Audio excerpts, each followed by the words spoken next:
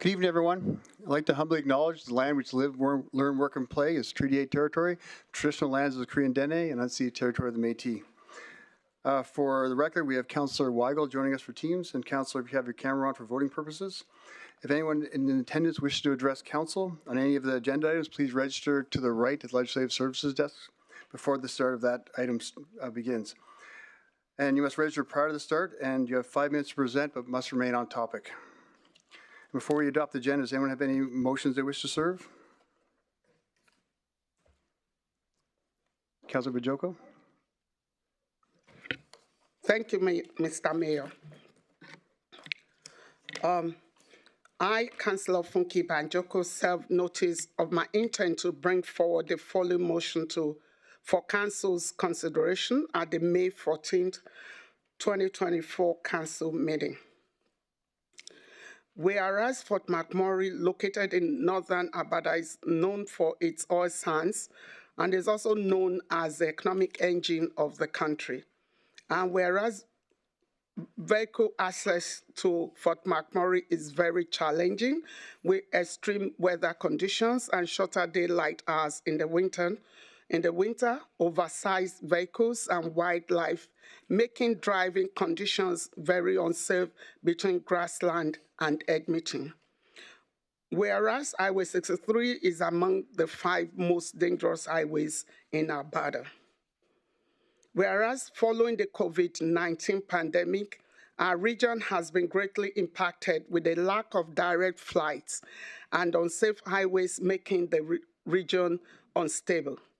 And whereas the tuning of the requested portions of Highway 63 and 28 has been in discussion since 2004, and other projects like Highway 686 should not replace the needed priority to complete the tuning of the remaining sections of the highways from Grassland to Edmonton. Therefore, be it resolved that the Mayor of the Regional Municipality of Wood Buffalo collaborate with other chief elected officials and the province of Alberta to raise awareness to this matter. Thank you. Thank you, Councilman Joko. Are there any other notice of motion anyone wish to serve? Okay. Yeah, you have to turn your light on. Councillor Dover. Thank you, Mr. Mayor. My motion concerns about meals provided during council meetings.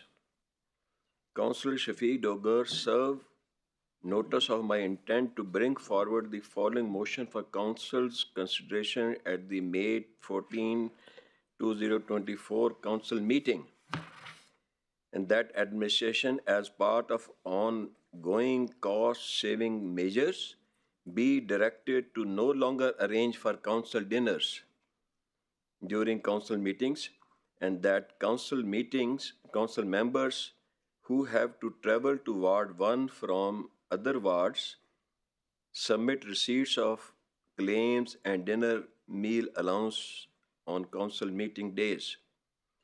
This motion has been presented as a symbolic, and this amount doesn't matter much, but leadership always plays. Sure. There's no debate or anything right now. You just present the motion, you bring it back okay, at fine. the 14th you know, and talk normally about it. It is that whenever the motion is sentenced, few sentences of, okay, fine, thank that's you. when it's brought back. There's no motion today. Okay. Thank you. Can I have someone make the motion to adopt the agenda as presented?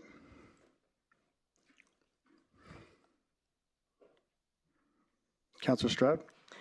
Thank you, Mayor Bowman. I move that the agenda be adopted as presented.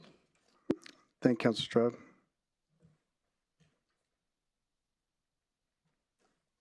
Can I have someone second that motion?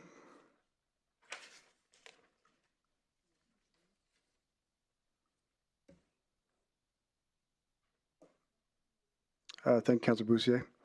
I'll call for a vote.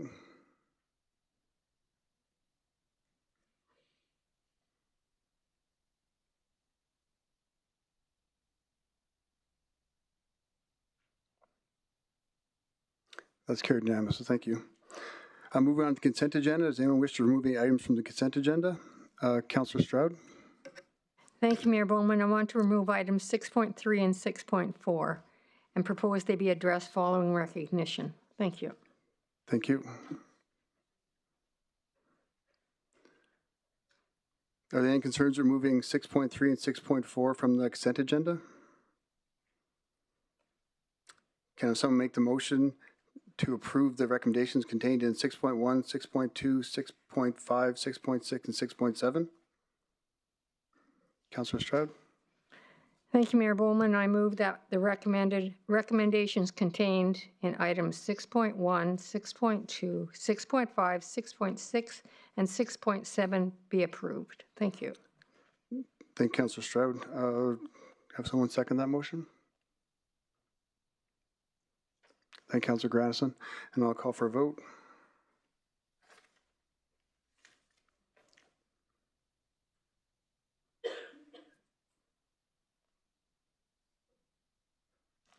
That's carried unanimously. Thank you. So, Council will get those items that are being taken off the consent agenda following recognition this evening.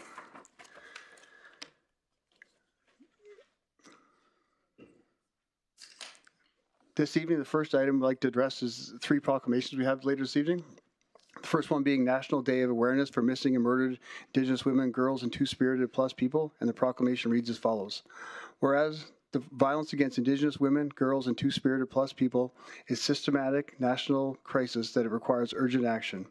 And whereas Indigenous women and girls are 12 times more likely to be murdered or disappear, and more than 6 in 10 Indigenous women report having been sexually and physically assaulted.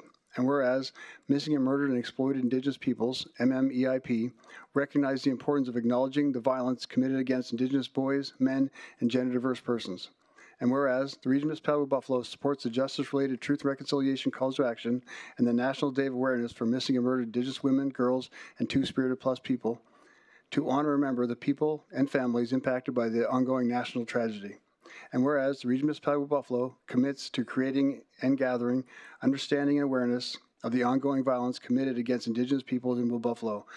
Now, therefore, I, Sandy Bowman, Mayor of the Regional Municipality of Buffalo, hereby proclaim May 5th, 2024 as National Day of Awareness for Missing and Murdered Indigenous Women, Girls, and Two-Spirited Plus people. The second proclamation this evening is related to Economic Development Week, and the proclamation reads, whereas Economic Development Week was created in 2016 to increase awareness of local programs that create jobs, advance career development opportunities, and improve the quality of life in communities everywhere. And whereas Economic Development Week is recognized and celebrated across Alberta, including this region. And whereas economic development organizations are important in promoting economic well-being while supporting conditions that encourage creation, retention, and expansion of jobs, business, investment, and visitation to the region. And whereas economic developers are engaged in a wide variety of settings and help contribute to the success of vibrant communities all across the region. And whereas it's important to recognize everyone playing a positive role supporting the local economy, including economic developers in Buffalo. Therefore, I, Sandy Bowman, Mayor of the Regional Municipality of Buffalo, to proclaim May 6th to 10th, 2024 as Economic Development Week. The final proclamation this evening is Victims and Survivors of Crime Week, and the proclamation is as follows. Whereas Victims and Survivors of Crime Week is recognized across Canada every May, with this year's theme being the power of collaboration.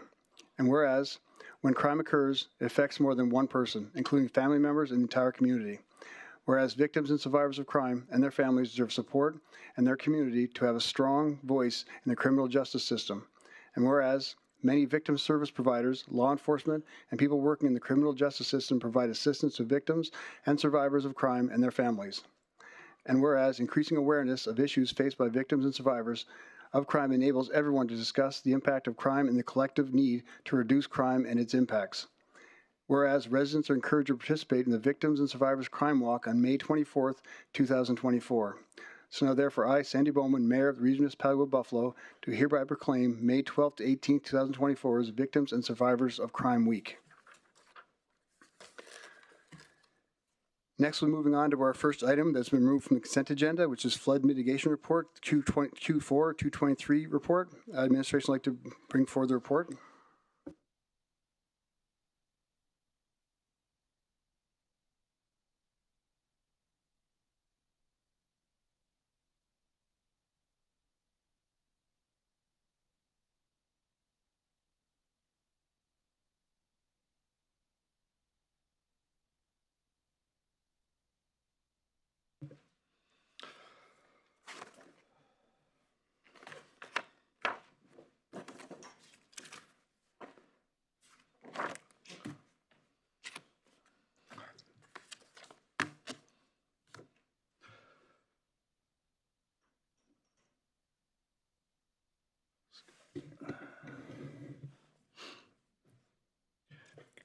Good evening, Mayor and Council. My name is Elliot White, Senior Manager in the PMO office. Tonight I will be presenting an update on flood mitigation. As flood mitigation is being approached as an organizational priority, we have additional members of Flood Mitigation Working Group who are also in attendance this evening to support if necessary. As we have done in the past, this presentation will provide an update on flood mitigation program, which is broken down by stages and includes a year-end financial update on the overall program spend.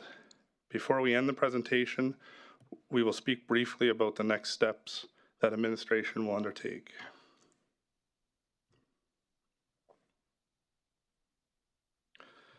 On May 23rd, 2023, administration presented the flood mitigation framework to council, where additional structure was introduced to support the required projects and activities as they relate to flood mitigation. The framework breaks down flood mitigation projects into 3 distinct stages. These 3 stages allow for the public and council to clearly track progress that is being made towards the conclusion of flood mitigation infrastructure investments. Stage 1 includes all original work identified within the 2014 flood mitigation program. Stage 2 includes all modifications and expansions to the program that was introduced after the 2020 flood. Stage 3 is the last stage, which includes mitigation, integrity review, and any additional work as identified through this review.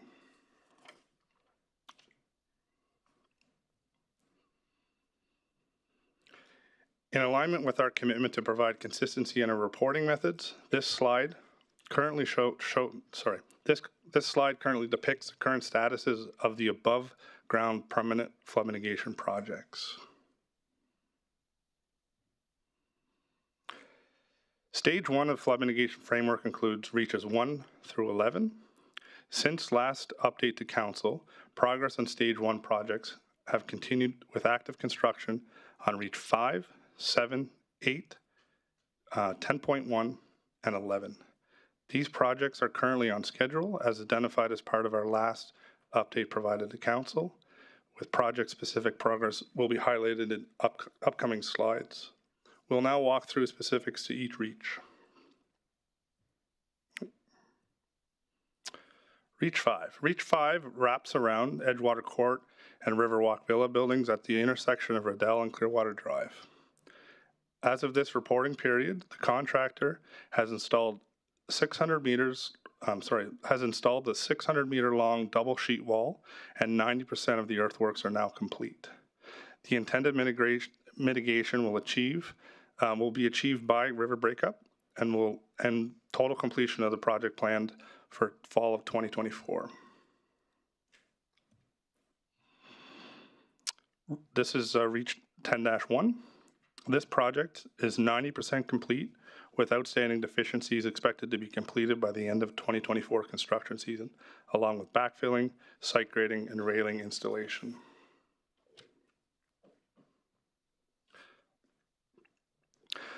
Total completion for Reach 7 was achieved in October of 2023, and Reach 8 and 11 were substantially completed in August and September of 2023, respectively. There are some minor works on Reach 8 and 11 that will occur this summer to achieve total completion. For ongoing design, there are currently 2 projects under design by consultants. With respect to Reach 6, 7 focused internal and external stakeholder engagements have recently been completed. Additional work is ongoing with intention to gather data to inform council decision on the next steps of design. We are currently slated to return to council prior to the summer recess. With respect to the design scope of Reach 10-2, it is currently being finalized with tender plan for Q3 this year and construction occurring next year in 2025.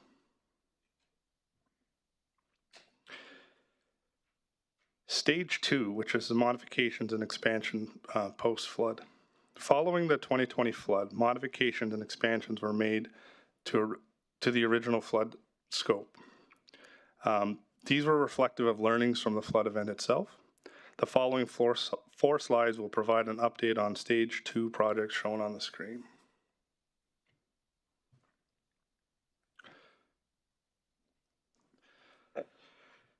So this is about seasonal mitigation update.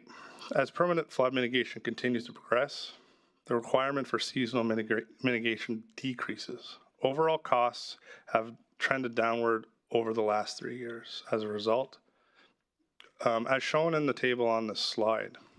So what we have here is various costs over the years from 2021, 2022, and 2023. For 2024 seasonal mitigation, the budget was set for $5.7 million. We are anticipating some savings for 2024 due to the progress associated with REACH 5. For this year's spend, as of April 1, which is associated with the setup cost, we have spent approximately $1.5 million.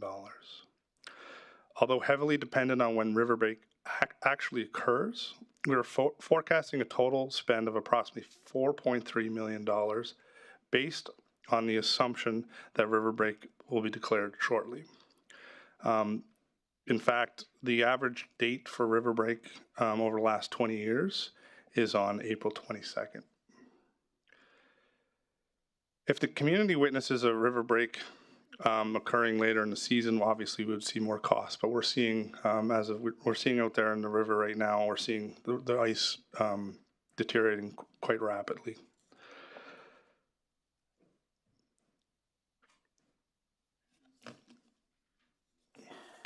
Taganova North. Thanks to the Support Council, funding for Taganova North was shifted ahead of the 2024 budget, which allowed us to tender early. The contract for the construction has been awarded, with construction started. In fact, we already had the kickoff meeting, and the contractor and the project is well on its way. Underground enhancements. The underground enhancements includes work associated with various outfalls along Reach 1 through 4. Also includes next to the bridge, the Athabasca Bridge has a storm fall to the right when you're crossing towards Timberley. We also have an upgraded King Street Bridge near Heritage Park, and we have a sanitary upgrade at Borealis Park. This project is currently on the market, and construction is planned to begin this year, and it'll extend into 2025. On the screen here, we have 2 examples. The one on the left is an example of a one-way passive valve. Those valves allow the water to pass without any human interaction. On the right, we see a sluice gate that requires human interface to close that gate. Hangstone expansion area. The Hangstone expansion area was prioritized after the June 2023 high water event. Design work is to begin in 2024, with construction anticipated to begin in 2026. Stage 2. So we have some ongoing design in Stage 2. For upcoming Stage 2 projects, Taganova South is in its pre-design phase. Design is anticipated to be finalized in early 2025, and construction anticipated to begin next year in 2025. Reach 1 through 4 and Reach 9 will be subject to elevation adjustments. This planning is in the works, with design starting this year. Stage 3, previously mentioned, was about mitigation integrity review. So a budget for design was approved during the budgeting process in December 2023 for work to begin on Reach 8, which is located in Longboat Landing. So what we're looking at there is a bank stabilization program. In addition, preliminary preparations have begun for risk assessments associated with the Saline Creek Parkway Bridge that we see here.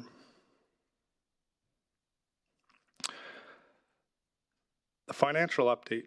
This is the financial update based on framework stages. On this slide, you'll see the financial update broken down by stage, activity, and highlights the changes in total costs from our last reporting period. Of note, there's a project spend of approximately $16.6 million since our last update to Council in September 20 September 26, 2023. Additional details related to finances have been included in the council report.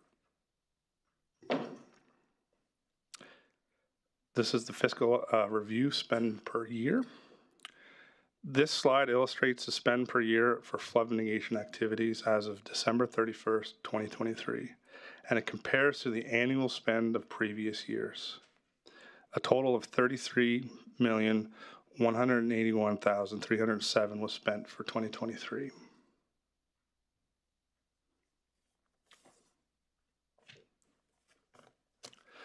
Next steps. As mentioned earlier in the presentation, we're committed to providing ongoing reporting on a quarterly basis. This reporting will provide updates on progress as well as costs associated with flood mitigation.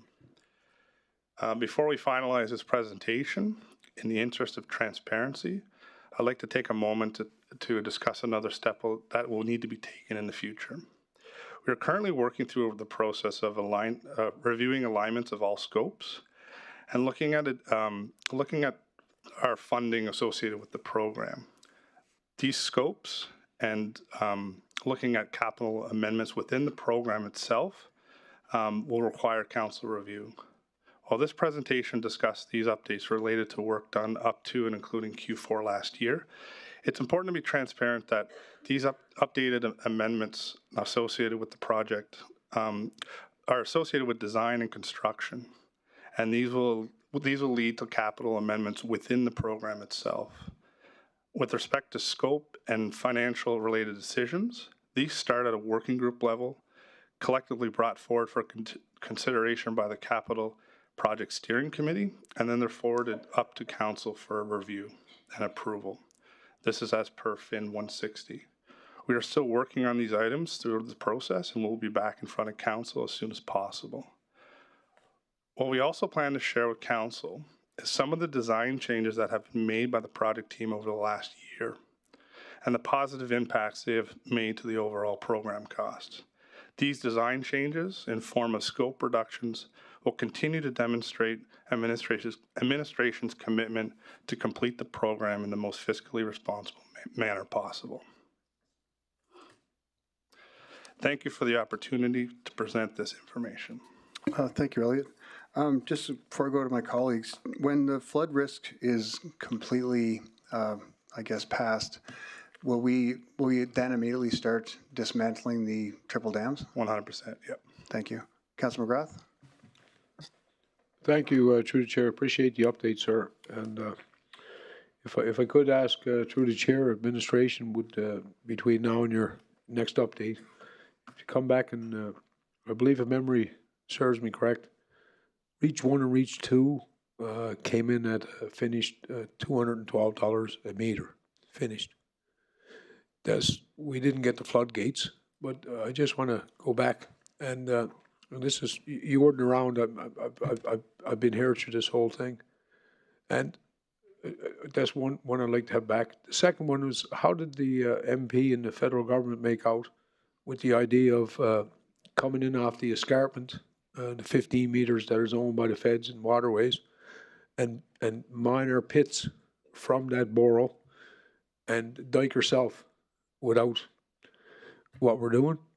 And the cost of, I don't see one cell, the cost of our yearly, I think we're up to about 25 mil with yearly balloons and, you know, doing what looks great and looks safe. But where's the other levels of government's funding at? And then secondly, I guess the third question would be, I'd like to know for sure who insures our assets at the municipality and with Buffalo. And I mean, that can come back to us. Mayor, where I'm going with this is we've built Clearwater Drive to the first 249 elevation. When we got that just about ready for a hardtop, we started lifting it up an inch or two because, you know, the government's going back and forth. And I think if we put all our prices together, we're bunkering on $500 million. And I hear lots of talk about how good the feds are to us and how good the province. We didn't cry about her once. We actually gave them good alternatives. and never have I sat in this chair and got anything back, because I don't see the earth. If we went and mined inside that 15 meters that nobody touches, we wouldn't be disturbing culture. I think we'd be actually building our own way. And then that spillway in front of that would cause, as a first intervener, you use the earth that we have, you would just shift it with the provinces, industries, and feds' help. But we never got nothing back. And I would just like to know where we're at today compared to our first two finished projects. And that was Reach 1 and Reach 2. And I've been here for 40 years and call it home every day. And I just think that if we're going to spend $5 million, and I know the price should go down, sure, because this summer or this spring, if we took all the snow we had from here, Saskatchewan, and I drove it, we wouldn't be able to flood downtown. Okay, I guess my question is, when do we say we're not going to spend $5 million this year because we know we use scientific evidence and evaluations to keep safe and not overdo it? And I guess they're not questions I need answers tonight, but I duly respect that I'd get them back before the end of April. Okay, thank you, Councillor McGrath. I appreciate where you're coming from, sir, because before you, this was going to be a $50 million project that we approved. Thank you. Thank you, Councillor McGrath. Go ahead, Elliot. Through the chair to Councillor McGrath, could I clarify some of these questions, because there's a lot to unpack there. So you're asking about who's insuring? Who insures our asset? Yeah, so for example, we have a facility, we'll call it a building on the Sny. Okay. That's ours. That's the citizens. So if that floods and damaged, who insures that? Who insures that? Okay. And then we have a housing arm that skirts Clearwater Drive. When the water comes into those places, you know, who insures those? And I hope that helps, because I need to understand, I guess, a little bit more. Okay. The second question was about more so the provincial and federal funding that has been made available to us to date. Like, I think the CFO can add to that. Through the chair to Councillor McGrath, the municipality insures all of its assets. That includes the assets within some of the Part 9s as well, and then we provide them with, well, it's a funding source for them. With respect to, I believe you suggested that there are residential properties that could flood. If we don't own the assets, then we would not insure them. With all due respect, I know that we have buildings, we have them insured. My question was, who carries our insurance? What company carries our insurance? What company carries our Par 9 corps down that way? I think, you know, I'm not fluent in English, but a lot in heart. And I'm sorry if you can't hear me over there, but I know that after almost 60 years, I know that we don't have these buildings uninsured. What I'm getting at is, I'm trying to get to the bottom of how we got this far.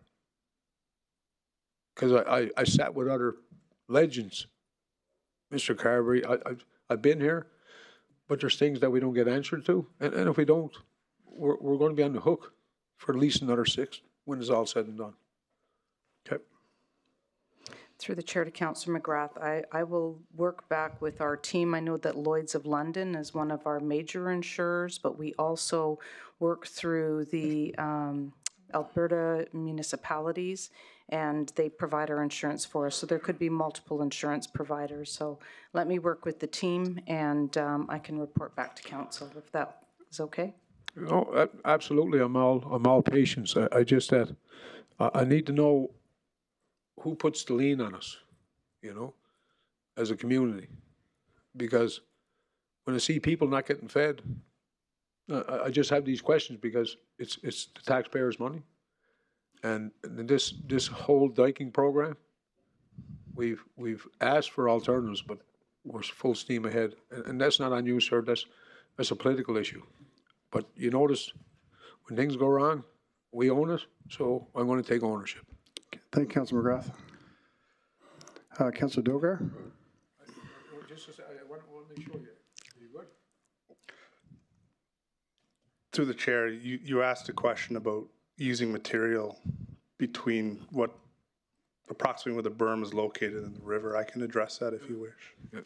Yeah, I appreciate that because I know that the Clearwater is a historic treasure, but the dikes we're building are well within grasp and it wouldn't affect what we put forward. And it would not the best news, I guess, a contractor want to hear, but I just like to know sometimes that we mean something here with some of the ideas we put forward and don't hear back. Yeah. To the chair, I believe you asked before in the past. I'll answer it in a way that I think is appropriate. We import the material from other locations from downtown. In general, the material in downtown is not suitable to build berms, clay berms in particular. When you're dealing with the material between sort of the alignment of the flood mitigation berm and the river, that material is quite saturated. It's also not suitable. It simply is not. It allows water to pass through. It's difficult to shape into a berm. So that's one reason from sort of the science side of things. From an environmental side of things, we do have restrictions, as you mentioned, from the province of approaching the river, the water's edge. So we try and actually stay away from that water's edge, simply from an environmental perspective. We're not actually allowed to go into that area that you referred to. I'm hoping that helps your... Absolutely, sir. Yeah. Every time you come, you give me education. Case to my point is the feds changed their elevation without notice. The province, we're going to insurers at 290. That changed. So the more they change, the more it costs the people. So I'd like to go back and maybe we got a home run and we don't know we got. And I think asking these questions, they make me feel uncomfortable. But I'd rather ask today than be laughed at tomorrow. Thank you. Okay. Thank you. Thank you, Councillor McGrath. Councillor Dogar? Thank you, Mr. Mayor, for giving me the opportunity. Thank you very much, Mr. White. Always treat to hear you and impressed from your competency, whether you are in environment or engineering. My question is a very small one, that what is the prime time? It has three portions. What is the prime time you get the flood? And how long before you can anticipate, or due to weather conditions, that flood is reaching us? Maybe, scientifically 2 days or week or 10 days before you may be knowing it. How about physical going? And I went twice, but I didn't have an appropriate man to explain me. So would it be possible that sometime I give a call to your director, or you or anybody can accompany me, even your supervisor who knows everything? Would it be possible? That is third portion. And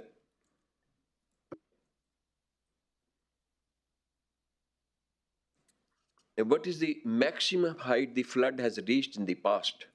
Because in 19 years stay of mine, I heard only once that water came to the downtown.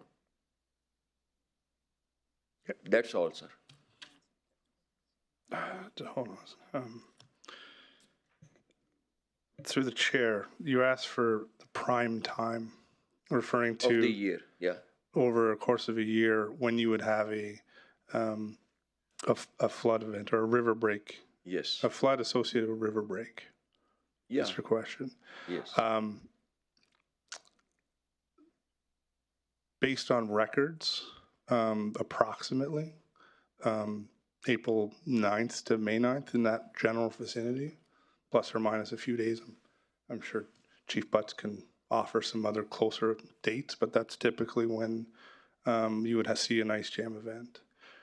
There's always a potential for overland flooding that could happen anytime you have flowing water.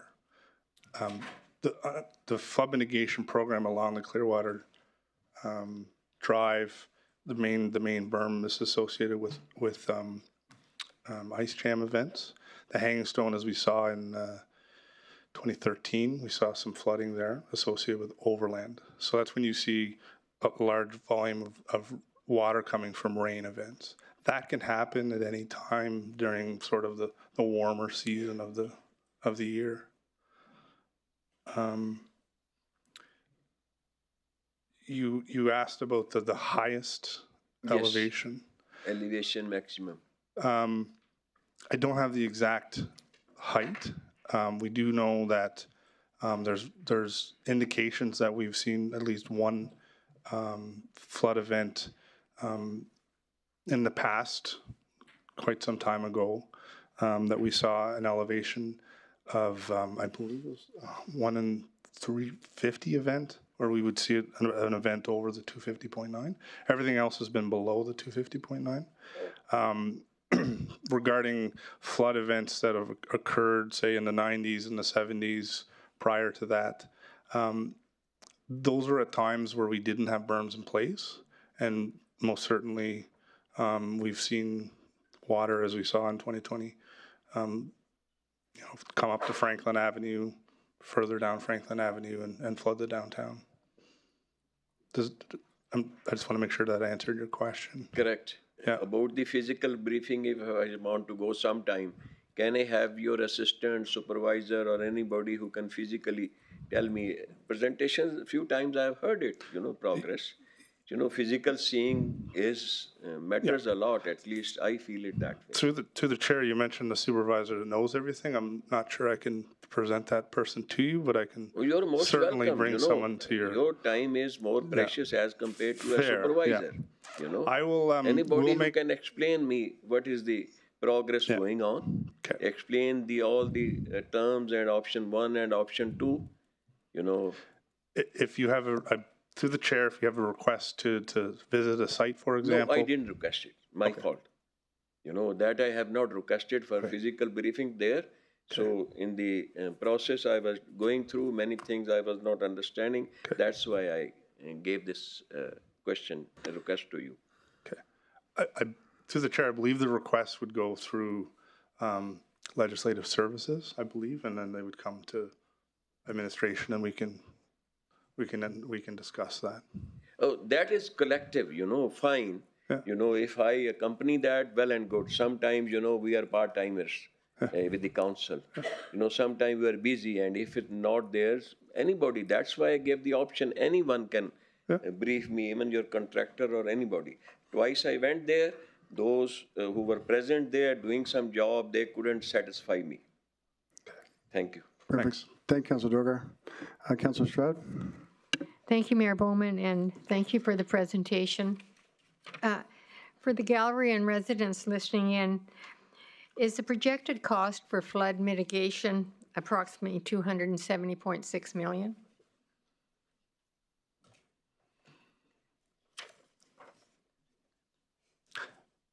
May I ask you to, through the chair, may I ask you to repeat that number? $270.6 million. Correct. Thank you. And I believe the funding, the provincial and federal funding received, that question has already been asked. Through the chair, it's been touched on by Councillor McGrath. I'll make a statement that the grants received to date is $19.8 million. Thank you. Thanks. Thank you, Councillor Stroud. Councillor Benjoko? Thank you, Mayor Bowman. Thanks for the presentation. So for the Taganova project, I believe the RFP closed not too long ago. May I know how much it closed for? Do you have that number? Through the chair to Councillor Banjoko, the Taganova tender closed at, I believe, $11.2 million. Does that include any contingency plans for changes and all that? So when I say sorry, through the chair to Councillor Banjoko, when I say it closed at 11.2 million, that was the contractor's bid price. Okay. But the projection or the original budget was for 18 million, correct? For Taganova. Through the chair to Councillor Banjoko, that is correct. Okay, so what is the plan for the difference? Is it going to be returned to reserve, or what is the plan? And I have similar question for Reach 11. I believe there's 2 million. Let me take this. The shortfall, I'll call it, or efficiencies or whatever. The difference. So what is the plan for that? Typically, or Through the chair. On my last slide, when I was speaking, there's plans to bring forward amendments, capital amendments, associated with the program as a whole. And those are some of the things that you will see. You'll see some reductions associated with Taganova. You'll see reductions associated with Reach 11 as well. okay.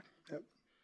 Yeah, and I want to also appreciate all the good works. I was a bit surprised when I saw the difference, and I thought maybe there could have been a missed figure, but if that is correct, that's a good thing, and I appreciate that. Thank you. Thank you, Councilor Bajoko. Councilor Weigel? Thank you, Mr. Mayor. Through the chair, thank you, Elliot, for the presentation. You answered the first question. So Taganova in total is going to be around 11 million? Through the chair, the current contract is valued at 11.2 million. 11.2 million? Yeah. Can I ask what municipal assets we're protecting in Taganova? Through the chair, we have quite a few assets, not only from the roads perspective, undergrounds. We have a lift station in Taganova as well. So there's the storm pond is there that acts as a quasi park as well. So there's quite a few assets when you consider the things that sometimes we forget about, like the roads and undergrounds. Yeah. No, absolutely. So there's a lift station and then the pond, the storm pond? There's a storm pond there, correct? Yeah. Awesome. Yeah. And there's also park benches and things that are underutilized, I would say, for sure. Yep. Thanks. Sorry, through the chair to Councillor Weigel, part of the Taganova alignment also extends onto the wastewater treatment plant site. And I would note that flood mitigation for Taganova North was a specific resolution of council after the 2020 flood. We were specifically directed to provide flood mitigation for Taganova. Thank you. Sorry, can you repeat that resolution? Through the chair to Councillor Weigel, after the 2020 flood, Taganova was listed as a specific neighborhood that administration was to provide flood protection to. There was a resolution specific to Taganova. And that came in 2020, the previous council? Through the chair to Councillor Weigel, that is correct. Thank you so much. Thanks. Thank you, Councilor Weigel. Do you have any other questions from council? Councilor Banjoko? Thank you, Mr. Mayor. I just want to clarify that the spend per annum that we can expect for seasonal maintenance or seasonal spend will be about 5.3, or let's just say 6 million every year when this whole project is completed? Or would it be lower? Through the chair to Councillor, it's an assessment that hasn't been done to date. Every year until we are complete, you'll see that cost reduce. There will reach a point where we'll plateau, where we'll have a standard program using standard operating procedures, using staff to go out every year. That'll be reached when we complete the project, but we haven't done an analysis on the exact costs associated with that. Okay, thank you. Thank you, Councilor Bajoko. Councilor Ball? Thank you, through the chair. I was certainly glad to hear about some of the reductions in potential projects coming forward. as you finish them up, but let's talk about Reach 6. I mean, it's a big reach, and there's, what I understand, a couple of options, one being a berm and one raising the road. One's significantly more expensive than the other. What have we budgeted for to date? Moving the road or just building a berm? And will we be expecting I mean, I assume there's a decision that will happen on what we're going to build, but if it becomes the road, are we going to expecting another $100 million increase? Through the chair, I'm going to allow Maureen to speak exactly how the budget was aligned associated with Reach 6. Okay. You are correct. There will be a decision coming forward. The plan for council's awareness is to come before summer recess so that we're set and we can proceed forward. It's a big decision. Give us more than 3 days. So Pardon me? It's a big decision. Give us more than 3 days. You'll have time to Okay. to review. Yeah, Maureen? Through the chair to Councillor Ball, the budget, we used a placeholder using the berm as the cost estimate for just to have a number to put in the budget for the time being. So you're correct, if council decides to go with raising the road, we would need to adjust the budget accordingly.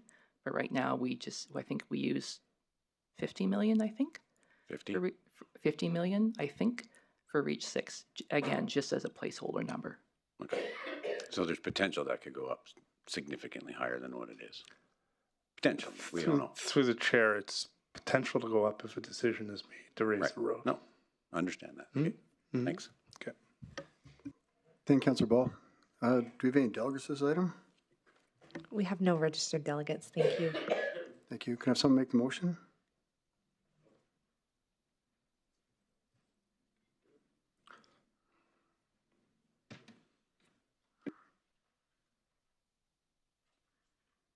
Councillor Stroud? Thank you, Mayor Bowman. I move that the flood mitigation update be accepted as information. Thank you, Councillor Stroud. Can I have someone second that? Thank you for the second, Councillor Weigel. Are there any other discussion or comments or questions from council? I'm not seeing any. I'll call for a vote.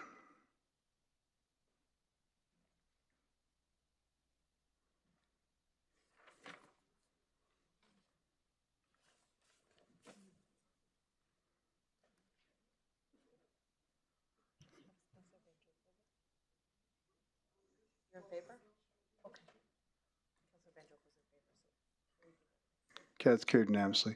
So thank you, Thank you, Maureen. Next, we have the report in the 224 Q1 progress report and council strategic plan.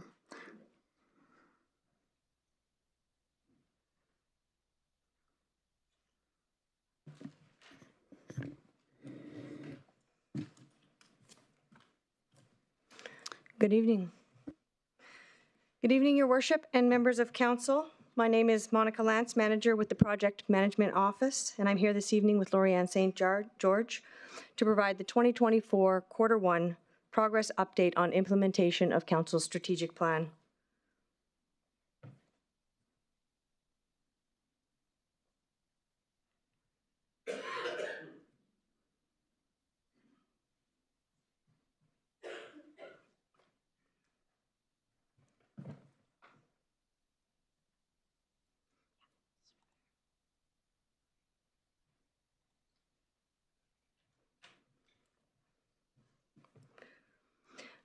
Outlined on the screen are the 5 components of this evening's presentation. I'll complete a review of our established commitment for reporting, review the implementation approach, highlight new and notable additions to reporting, review the Q1 council highlights and progress report highlights, and next steps. As previously confirmed, showing on the screen is the 2024 annual reporting schedule. The approach to implementing council's plan remains the same as previous reporting, with working groups made up of lead department representatives working to complete tasks that contribute positively to plan progress. A copy of the task list is included in Attachment 1, Appendix 3 of your agenda package, and the status of each task has been updated to reflect progress between January and March 2024. A new and notable item this quarter is updates to the lead divisions responsible for each task within Attachment 1, Appendix 3. The updates align with recent organizational adjustments. The Quarter 1 progress report includes the following council contribution highlights. 13 council decisions positively impacted plan progress. Council advocated to other levels of government 11 times. Council was scheduled to host 16 meetings, and 42 meetings were scheduled in Council's calendar. 3 meetings were Indigenous focused, 3 proclamations were made, and $163,000 net new capital and operating funding was approved. Now, on behalf of my colleagues that co-create the content for this report and participate in working groups, I'm pleased to share just 1 to 2 highlights from each value that has contributed to advancing Council's plan. For fiscal management, the KPMG Organizational Review Report was completed. Members of Council came together to recognize Pink Shirt Day, and Fire Smart Wood Buffalo made several contributions to making communities more resilient to wildfire through vegetation management. For building partnerships, members of Council attended the Fort Chipewyan Winter Carnival, Winter Play, and Council's Excellence Awards ceremonies were held. For rural and Indigenous communities and relationships, members of the RMWB attended the Missing and Murdered Indigenous Peoples Gathering in Edmonton, and National Ribbon Skirt Day was recognized. For local economy, the RMWB administration attended the Indigenous Economic Action Committee Conference or Summit, along with the Indigenous Tourism Alberta Summit. The TELUS Pure Fiber Rural Broadband was completed in Chard Métis Nation and Chipewyan Prairie First Nation, Janvier. For downtown revitalization, the signed bylaw was updated. Downtown Revitalization Incentive Program engagement was completed. Seasonal flood mitigation measures have been installed, and detailed design progressed for the Snai area east of Hardin Street project. As part of next steps, and in addition to the information, as part of next steps, we will continue to monitor and report progress. There's also a wide range of additional work well aligned to Council's values in your package, and we encourage everyone to review the progress report for further details.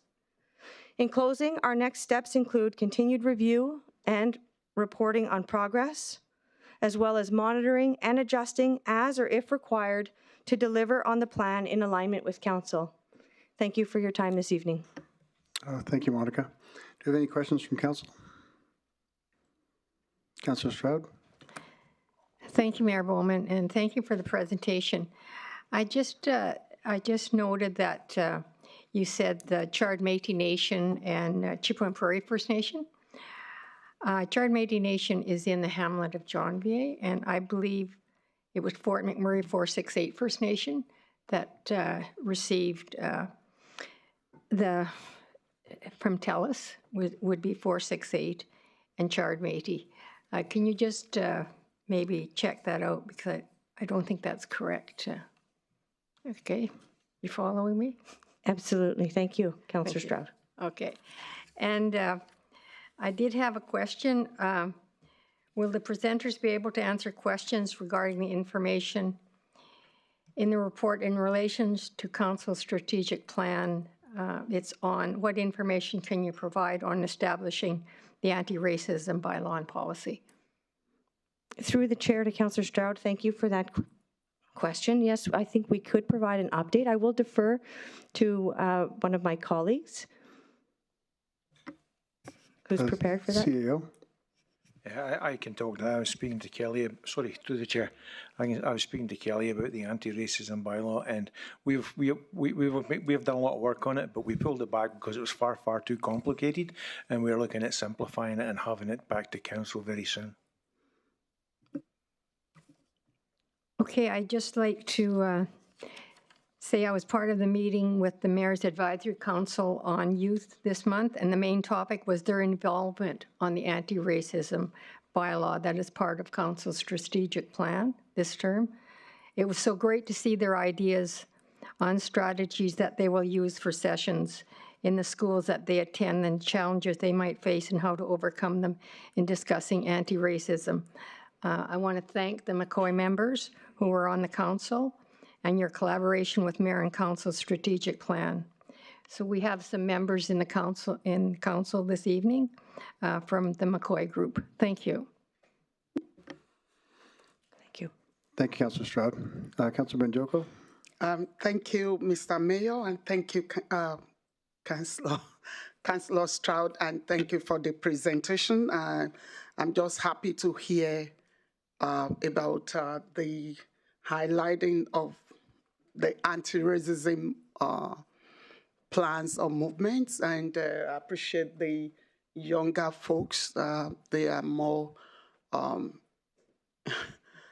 they are champions indeed because they relate with people as people. So I applaud them for that, and I would certainly will be looking forward to more works on more discussions, and I would, if possible, be happy to be a part of the discussion, if it's possible. Otherwise, I'll be bringing my own feedback. Thank you again. Thank you, Councillor Banjoko. Councillor Dogar, you have a question? Oh, get your light on, Councillor. There you go.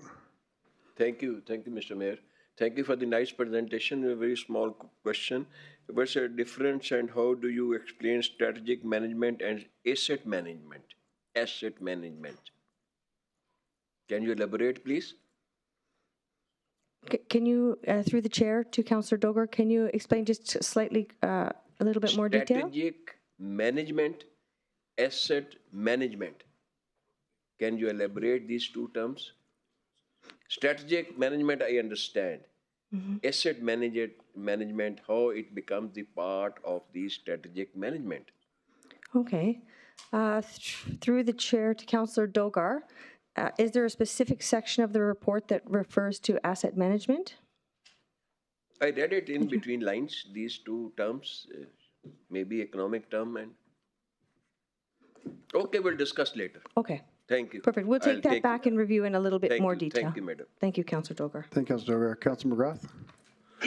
Thank you, through the chair. First of all, I'll say to Lady J, she should know about the broadband because she was a champion in the province for helping other First Nations out long before, and I can tell you that being around the reserves, the broadband is out in Chipon Prairie, in Chard, 468, and Jane.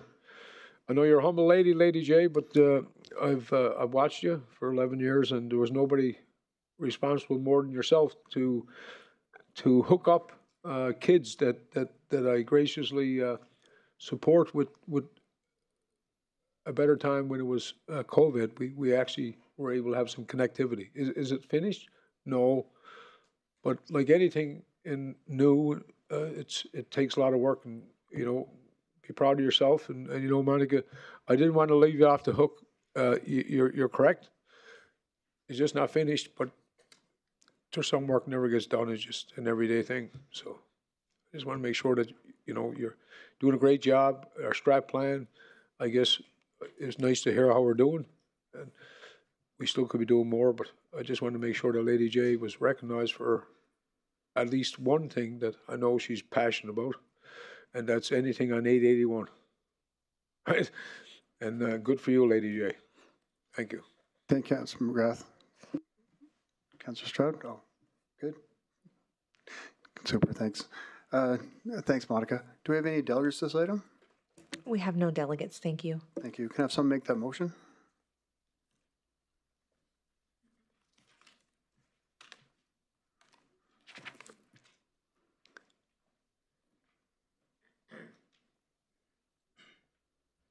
Can I get someone to make that motion? Councillor Weigel? Thank you. I motion that the 2024 Quarter 1 Progress Report to be accepted as information. Thanks, Councillor Weigel. Can I have someone second that?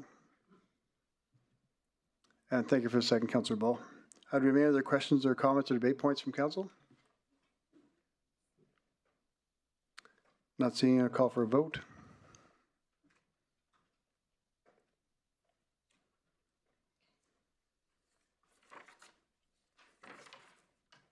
Thanks, Monica. Thank you. And that's carried unanimously. Thank you. Next, we'll move on to the report on the 2023 audited consolidated financial statements. I'd like to invite Laura Farquharson, Corporate Services, Andrew Geary, and Sanjeev Rajay from Deloitte to introduce the report, please.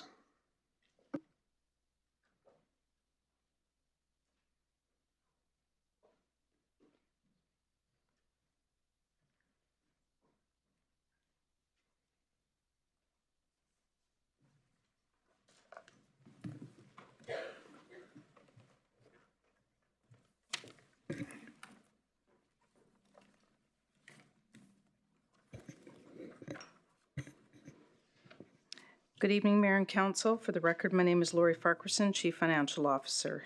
Here with me this evening is Andrew Geary and Sanjeev Rajani, representatives from Deloitte, our external auditor.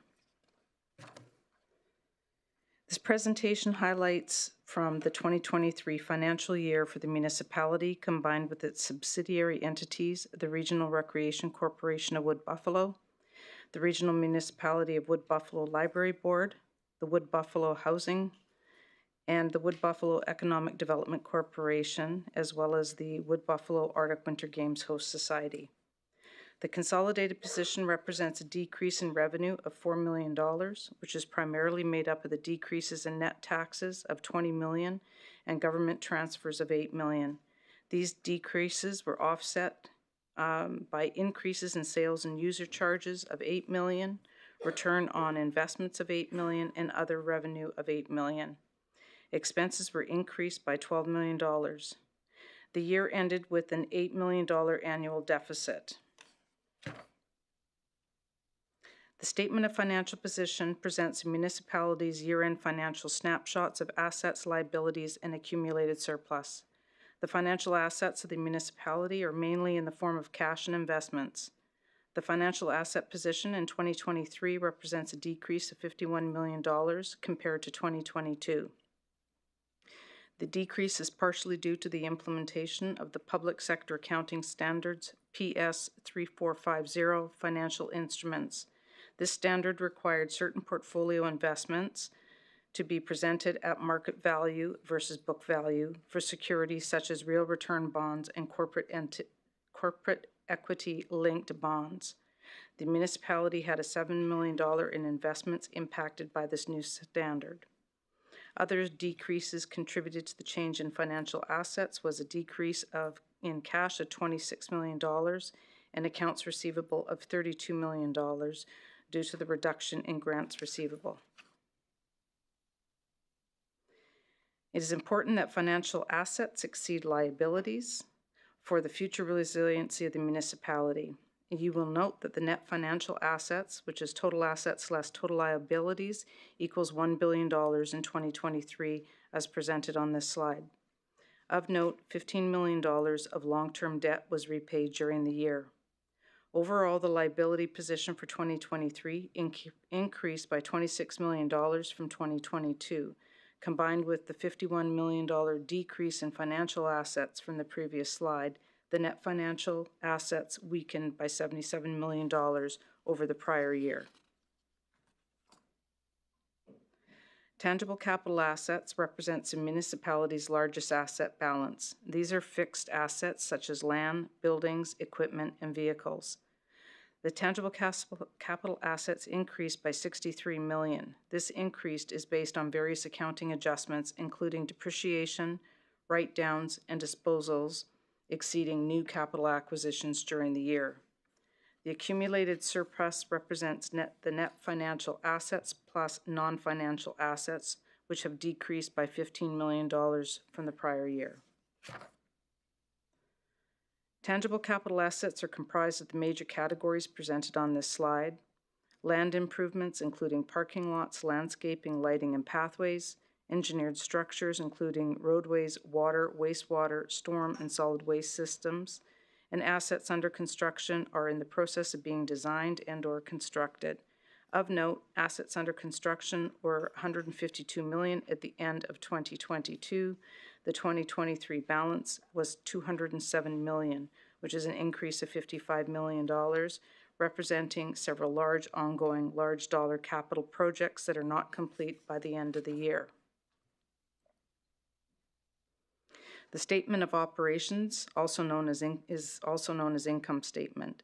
It summarizes the municipality's revenue, expenses, and the excess of revenues over expenses.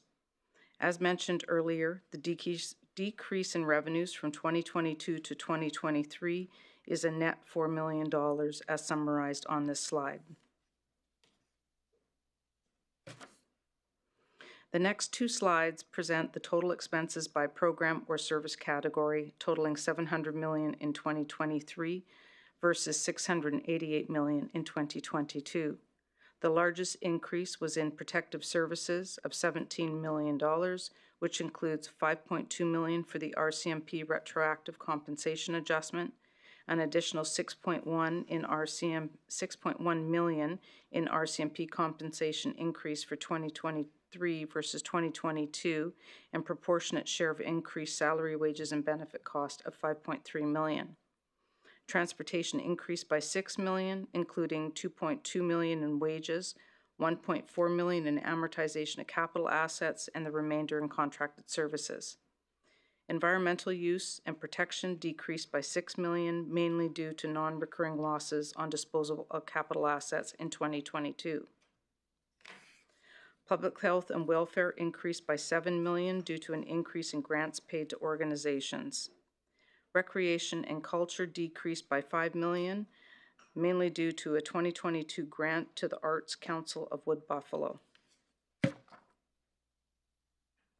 Fiscal services expenses increased by $2 million, which is related to an increase in bad debt expense for growing property tax arrears.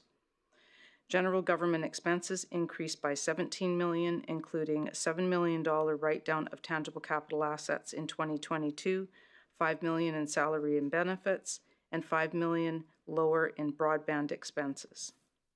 Expenses of subsidiary entities increased by $7 million, including $4 million due to the Arctic Winter Games event in 2023, $1 million with the Wood Buffalo Economic Development Corporation, and $2 million in Wood Buffalo Housing and Housing.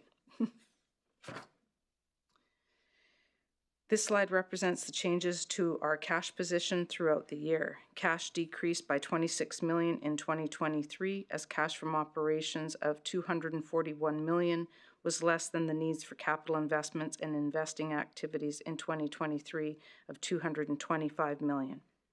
Repayment of long-term debt was $15 million in 2023 versus $12 million in 2022. In summary, the municipality's net financial assets have decreased by $77 million in 2023 due to an annual deficit of $8 million. The implementation of the PS 3450, recognizing change in valuation methods for the investments of $7 million, coupled with a greater need for the acquisition of tangible capital assets in 2023 of $63 million. Acquisitions of $212 million exceeded amortization and loss on capital, which was $149 million. This concludes our presentation. We're happy to take any questions. Thank you, Lori. Do you have any questions from council?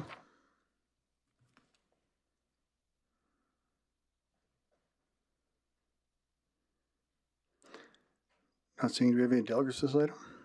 We have no delegates, thanks. Can I have someone make the motion?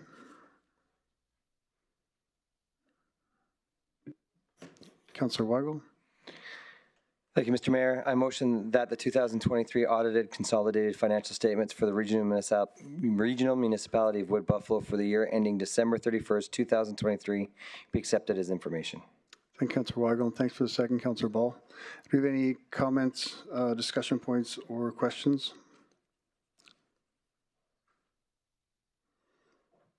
Councillor Stroud. Thank you, Mayor Bowman. I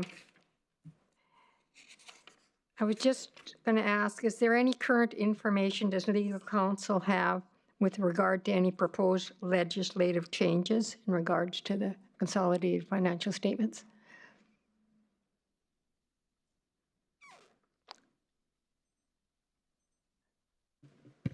Through the chair to Councillor Stroud, not that I'm aware of. Okay, thank you. Thank you, Councillor Stroud. Do you have any other questions or comments or debate points from council? Councillor Banjoko?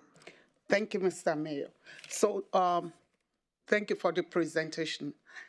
Yeah, talking about finance services, so you talked about increase in bad debts by about 2 million, from 4 million to 6 million in the last year. And I was wondering, is there anything that can be done about this? Is this normal? Maybe they can answer. Through the chair to Councillor Banjoko, the increase in bad debt expense is to recognize the growing number of property tax arrears. So the team does everything that they can from a recovery perspective. I would have to speak with them to confirm exactly what is driving the 2 million. Okay. Okay, thank you. Thank you, Councillor Majoko. Councillor Weigel? Mr. Mayor, through the chair, we were talking about in the budgeted statement, we started with a surplus of 124 million and then ended with a negative 8 million. We talked about a lot of that being amortization. Do we not budget? How do we budget, or do we not budget cash dollars for amortization? Through the chair to Councillor Weigel, when we are presenting the budget for decision from a tax revenue perspective, we don't tax for things like amortization. So when we come to council with that, like for last year for the 2024 budget, we're strictly talking on a cash basis. But there is a line item in there for the amortization. We just don't see it when the budget's proposed. Correct. Okay. Thank you. Thank you, Councillor Weigel. Councillor Stroud? Thank you, Mayor Bowman. This question is for the CAO. What actions can the CAO report with regard to follow-up on the auditor's management letter? Thank you. Through the chair to Councillor Stroud, the items that were identified in the audit management letter, we already have addressed those, and we have a plan in place for correcting those issues going forward. So they have already been addressed. Thank you, Councillor Stroud. Councillor Bussieres? Yeah, thank you, Mayor Bowman, and through the chair, Laurie. Laurie, I know you and I have discussed this lots, but I guess for someone watching or looking at the audited financials, and it's further to what Councillor Weigel said, so we as council approve a budget, and I'll use the most recent one in 2023 with revenue of 616 million and expenses at 514 million with a surplus, a budgeted surplus of 102. And then we budgeted 22 million in government transfers. But then when we go to the public, or when we have the audited statements, we end up with instead of 124 million, which you've explained somewhat up there, but for someone watching, we end up with an $8 million loss, which anybody saying, well, what are you guys doing as council? You're not stewarding our money very well. And then, not to pick on the folks behind me, but if you just take Parks and Rec, they have a budget of 68. It was 95. And the other one that jumps out is the one road, streets, walks and lighting at 32, but it was closer to 70 million. So is there a different way we can report this, so at the end of the day it doesn't look so scary? Like, can we budget for amortization and depreciation? Because anybody watching probably thinks, wow, these guys missed the budget by a long ways, right? Through the chair to Councillor Bussieres, there are numerous transactions that we don't budget for. For example, we had liabilities that needed to be recognized, the designated industrial properties, that we recently received an interim decision from the tribunal on are estimated at $100 million. So we actually booked approximately $24 million out of our surplus funding towards that liability. There are also various transactions that are non-operating cost centers. So all of the events with the fires under the DRP, that's almost $5 million. There were various other revenue reductions as related to grants. There's operating, the transfers to operations for the reserves are also an item that gets confusing. So we transfer $123 million for from reserves for operations, and then we fund, then the amortization expense is adjusted from that of $138 million. Almost $139 million is the amortization expense. And then there are additional items to be recognized that were outside of the budget process, so that would be through various council motions. So some examples are the Draper buyouts, increases in DRIP funding, there was a Rotary Club grant, Wood Buffalo Housing Grant, RCMP retroactive costs, and the home equity program payments were over and above what we had set up as a reserve. We also had 2023 expenses that were budgeted in prior years. So that would be your capital adjustments of $16.6 million. So I do have a comprehensive reconciliation, and perhaps in future it would be wise to include that with the package so that people can see between the Q4 and the audited financial statements, because it's not something that our auditors actually had confirmation of, but they do review all of the various transactions. Yeah, because just, I mean, just a quick glance, I mean, our revenues were pretty close. It was just our expenses like 30%, right? Which, when you're talking $500 million, it's fairly significant. I was just, more curious if there's something we could do as an organization when we report these, that it doesn't look so bad at the end of the year, right? Mm-hmm. So, no, I appreciate your work on this, and it's just, it's difficult when you pass a budget with 124 million surplus, and then at the end of the year, when you come back, we're $8 million in the hole. Yeah. Through the chair, if I may, to Councillor Bussieres, the budget, the rules that we talk about, the public sector accounting standards which govern the preparation of the statements, they require the budgeted numbers to be in. They require the budgeted numbers to be the numbers that were approved by council. You then have a separate set of rules about how the budget has to be put together. Unfortunately, the rules are different. And so that's why you're never going to get apples to apples with this. And to your point, there's nothing administration can really do about that. They're bound by the two different reporting rules. So every set of municipality statements has the same issue where depreciation is not included in the budget. And so it is inconsistent. But there's really no way around that, the way the rules are set up. Okay. No, and I appreciate that. And I certainly recognize that, we're very fortunate when it comes to our tax base and where our property taxes are compared to other municipalities or cities across Canada. But it's kind of disturbing when you look at the final audited papers, how far off the numbers are. Not necessarily what we are, but yeah. Okay, no, I appreciate that. Thanks. Thank you, Councillor Bussieres. Does Council have any other questions, comments, or debate points? Councillor McGrath. Thank you, through the chair. Just the transportation number. What would that be inclusive to, besides the public transit that we have set up and the bus barns and the green tip program? What else would that include?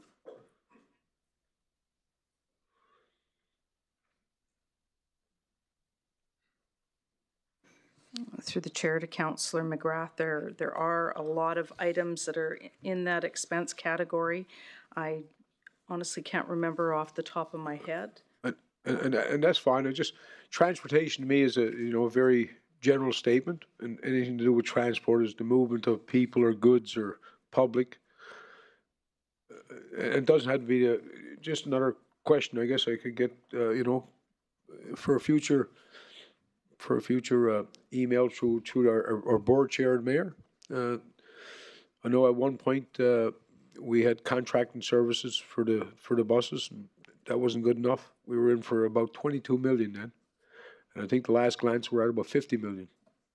With a ridership, we're just not good bus drivers or good bus riding citizens, because we all we come here, work hard, like a nice car, like a nice truck, and I think at some point in time, as an old colleague, Mr. Carberry, said, we need to right size people that do use it, and there's some low hanging fruit to give back to the region. So just a breakdown of transportation.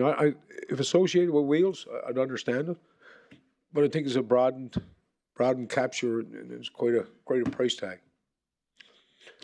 Through the chair to Councillor McGrath, we'll get you a confirmation of everything that is included in that segment disclosure. Based on what we have here, it includes bus, roadway, and parking services. And to what extent roadway, I'm not 100% sure, but I will find out and get back to you.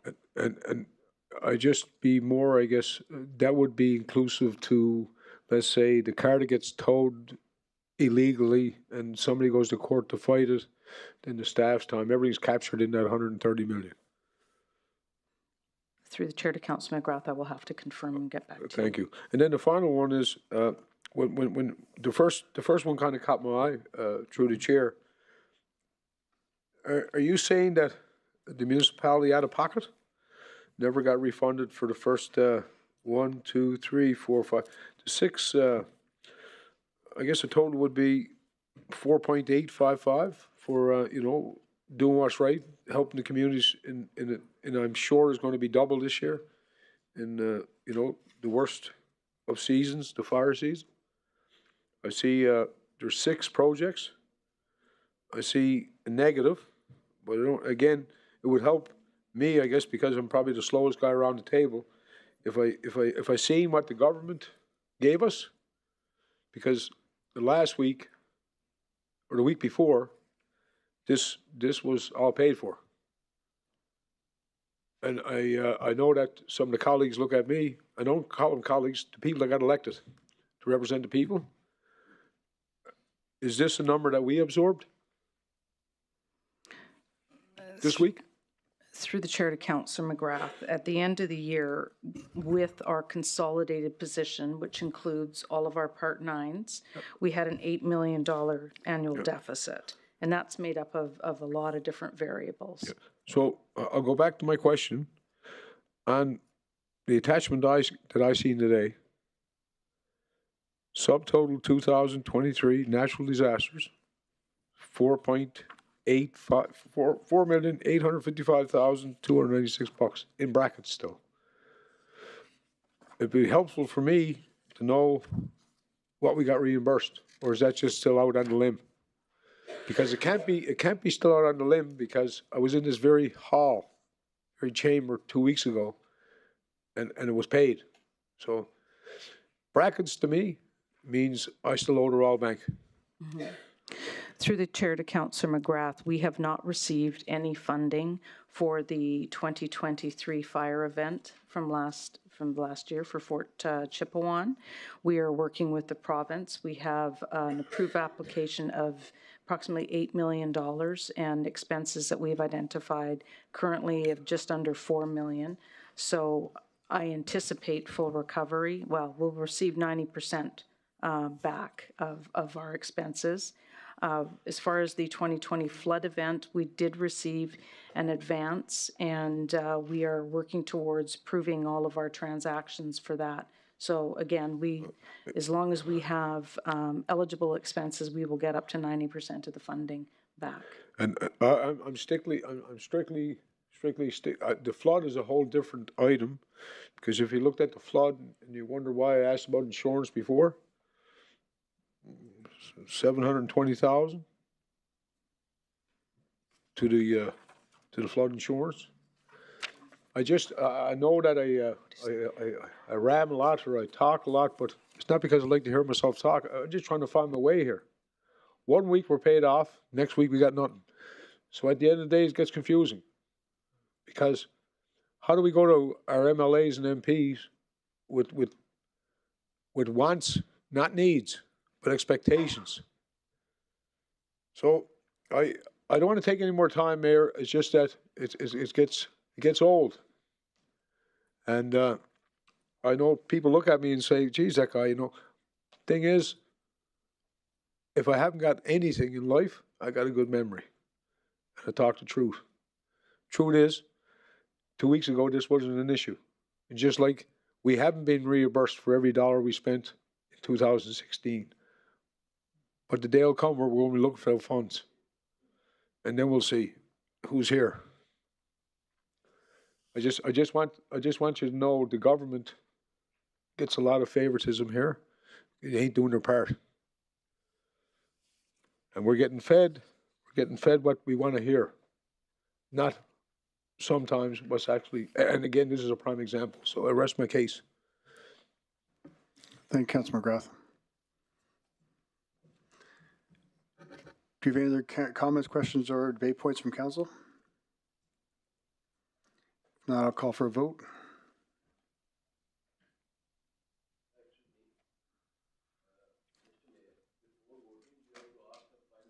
I did. No, we're already voting.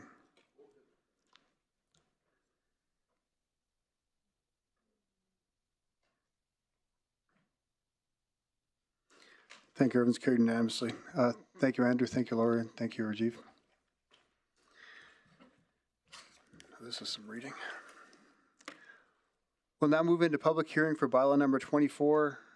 Actually, let's take a 5-minute break and then we'll come back for this because this is going to be a long one. So have a 5-minute break and right back, everyone.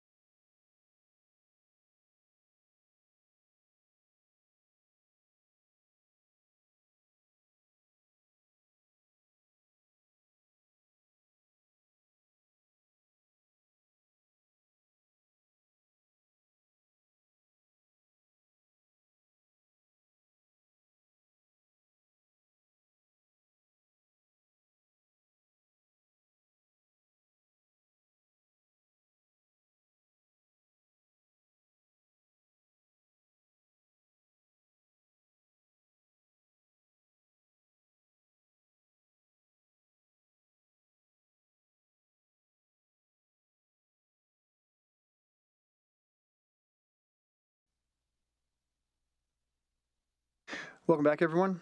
Right now, we will now move on to the public hearing for bylaw number 24/006, land use bylaw amendment for redesignating Lot 1, Block 1, Plan 0223773 from Parks and Recreation District to Highway Commercial District.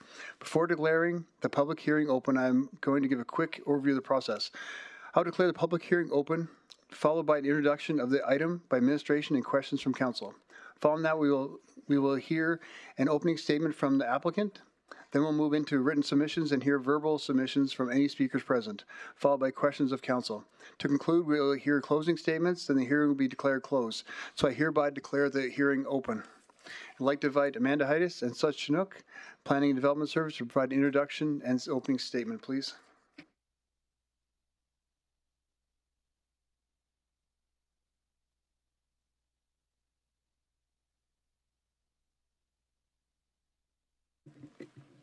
Thank you. Good evening, members of council and administration. For the record, my name is Amanda Heides, Director of Planning and Development Services.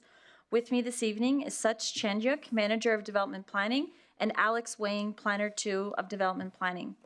We are here to inform you of a land use bylaw amendment being requested by the landowner and campground operators of Sentinel Campground.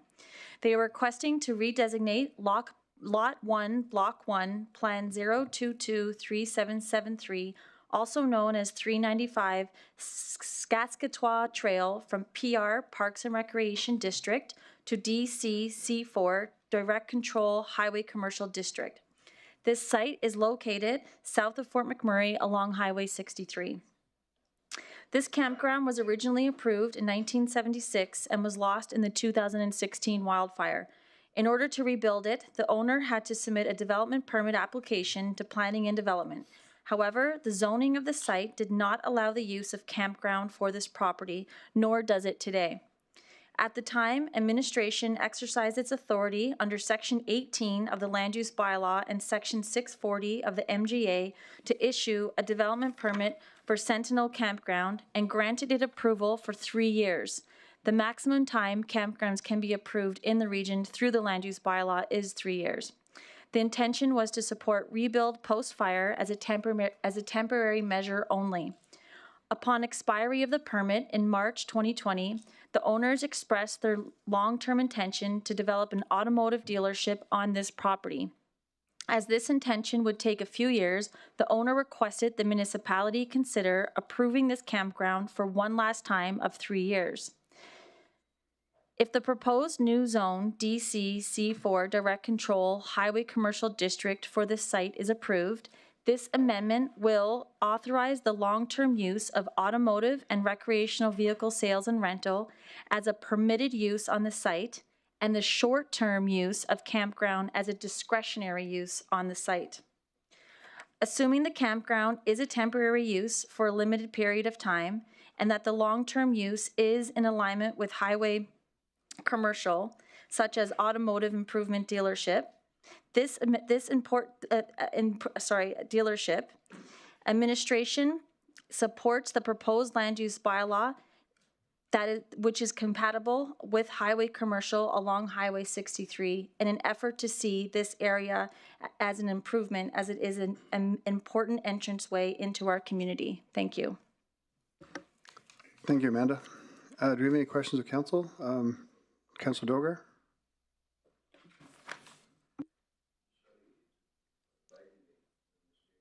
Okay, thank you. Do you have any other questions from council for administration? I'm not seeing any, so thank you, Amanda. Thank you, Sut. Now we'll move into opening comments from the applicant. I'd like to invite Shane Stafford with Stantec to come forward.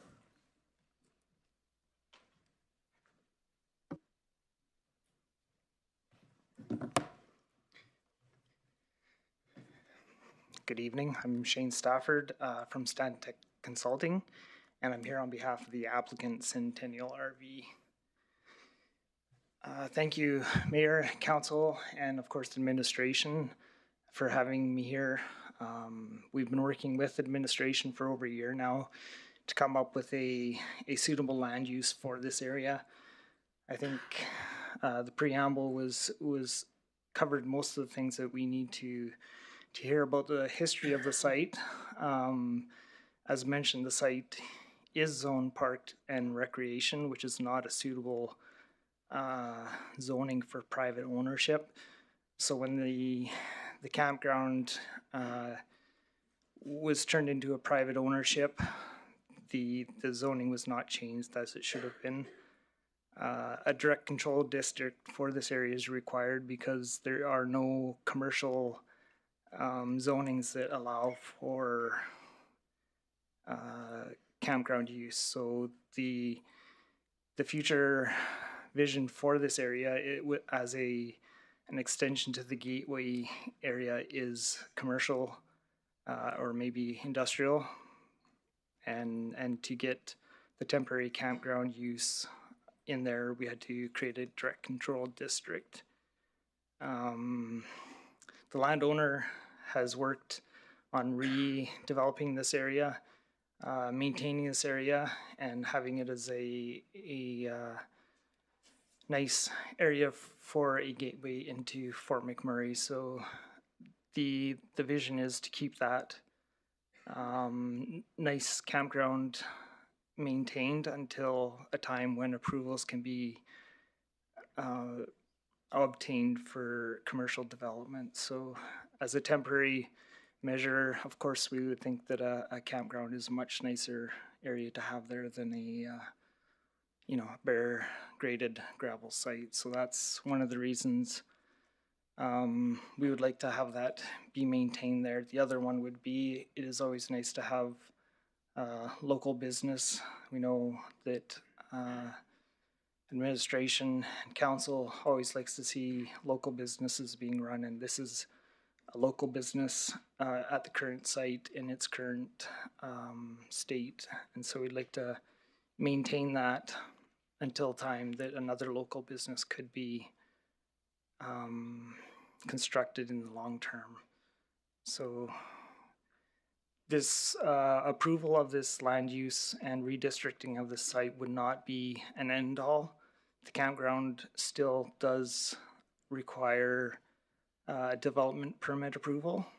And then after that, any other development on this site, whether it be a car dealership or other commercial uses that are outlined in the direct control district, do require it to be approved separately. So we'd like to thank you for your time and effort in creating this district that the RMWB and the client is happy with, and I would like to continue with that. So if there's any questions, I'd be happy to answer. Thank you, Shane. Councillor Dogar? Thank you, Mr. Mayor, for giving me a chance. Thank you, presenter. Shane, probably your name. And welcome that you came here and you are telling all pricing the situation. I think, is it the same land which was with the Shell gas station truck stop previously? Before it was a campground, I can't answer that. No, you are talking about the trailer park? Centennial RV Park. Which one? Centennial RV Park. RV Park? Yeah. No, I can't understand this, but I have seen physically all the land. That is RV trailer park. Past Flying J. Okay, past Flying J. So are you including Flying J also in it or no? No, it would just be this one parcel of the Centennial RV. So what have you offered it to the municipality for getting that land? It's a private piece of land. It's been private. The municipality hasn't owned it for quite some time. So this is your land? Or you have talked to the owner? It is the owner's land, yes. This is not to take it from municipal land to private land. It's already private land as it is. Owner is with you? He has given you the consent?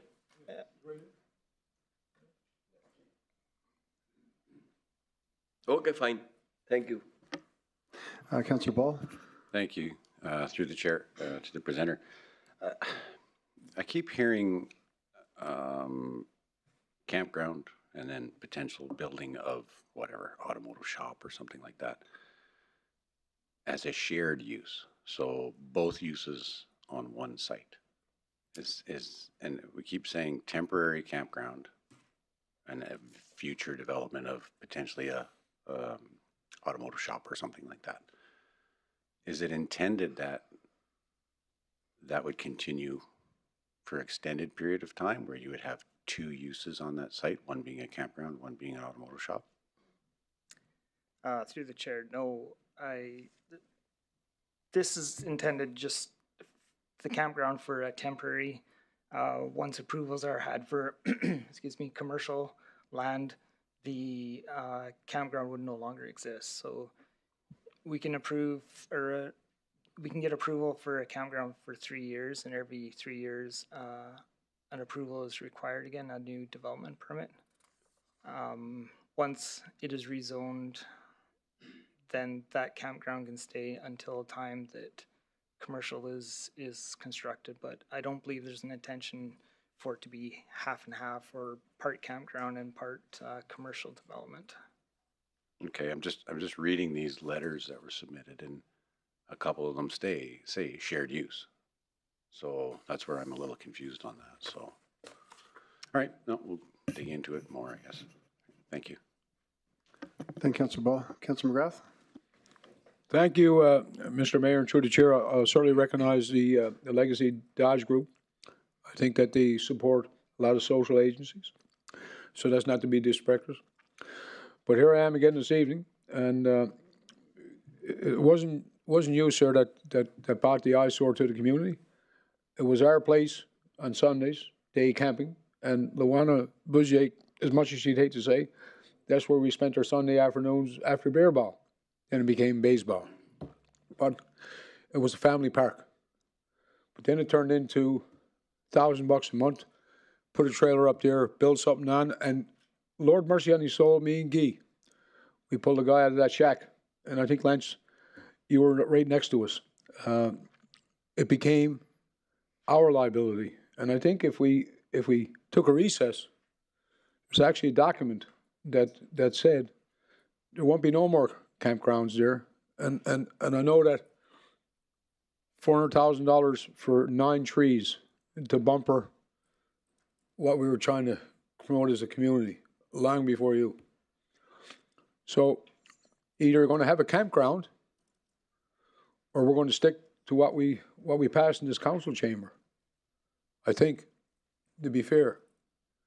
And Councillor McGrath, do you want to the question, I guess the question is discussion in a minute. I'm sorry, Mayor, but I appreciate you keeping me on track. I get thinking about what was to be.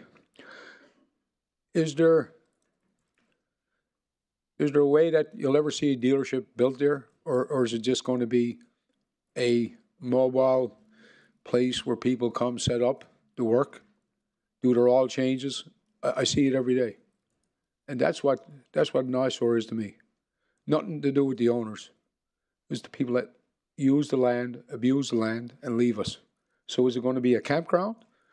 Or are we actually going to zone it the way it was about, 7 years ago, when we said there was no more camps, no more parks, it was going to be this land use?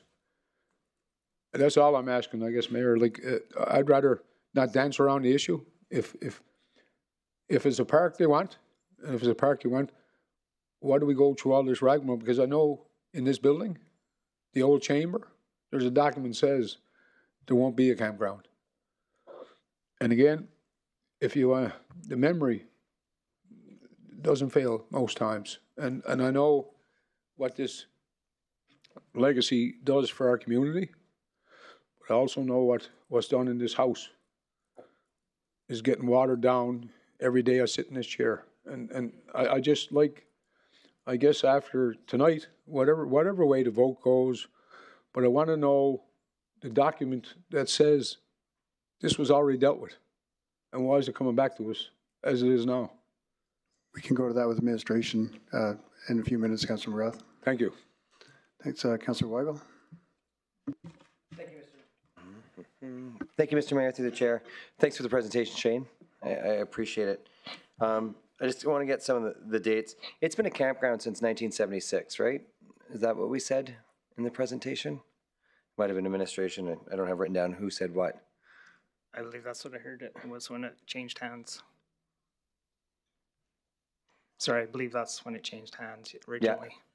So in 1976, so all the way to the present, it's been a campground and or RV park.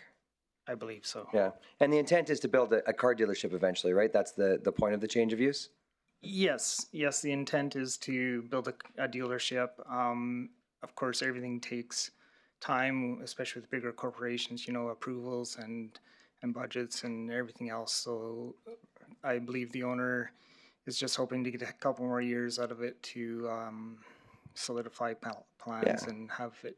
And this plan's been in the works for a while, but we've had fires, we've had floods, we've had COVID. Like there's a lot of backlog, right? And we know that planning and development is overturning, and Director Hiatus is doing an unbelievable job getting things moving through there and doing a great job, fast forwarding permits. But they've been wanting to do this for a while, and it's just hit a lot of roadblocks, I do understand, right? Yes, I believe that's correct. Yeah. And so, and the discretionary use for the campground is just because that's what's existing, so they would have to stop the use and not collect any income until they're able to do the dealership. That's kind of the understanding? Yes, the plan would be that if the campground wasn't approved again, it would sit vacant as a gravel lot until the time they could get approvals to. Right, but a vacant lot would cost money, right? Like it's still maintain maintenance, and so with no income, they'd lose any income, and it would actually cost them more money in the meantime to be able to do it. Yes, and taxes lost by the municipality as well. So. Right. Awesome. That's all my questions for now. Thank you. Thank you. Thanks, Councillor Weigel. Does council have any more questions for the presenter? I'm not seeing any, so thank you, Shane.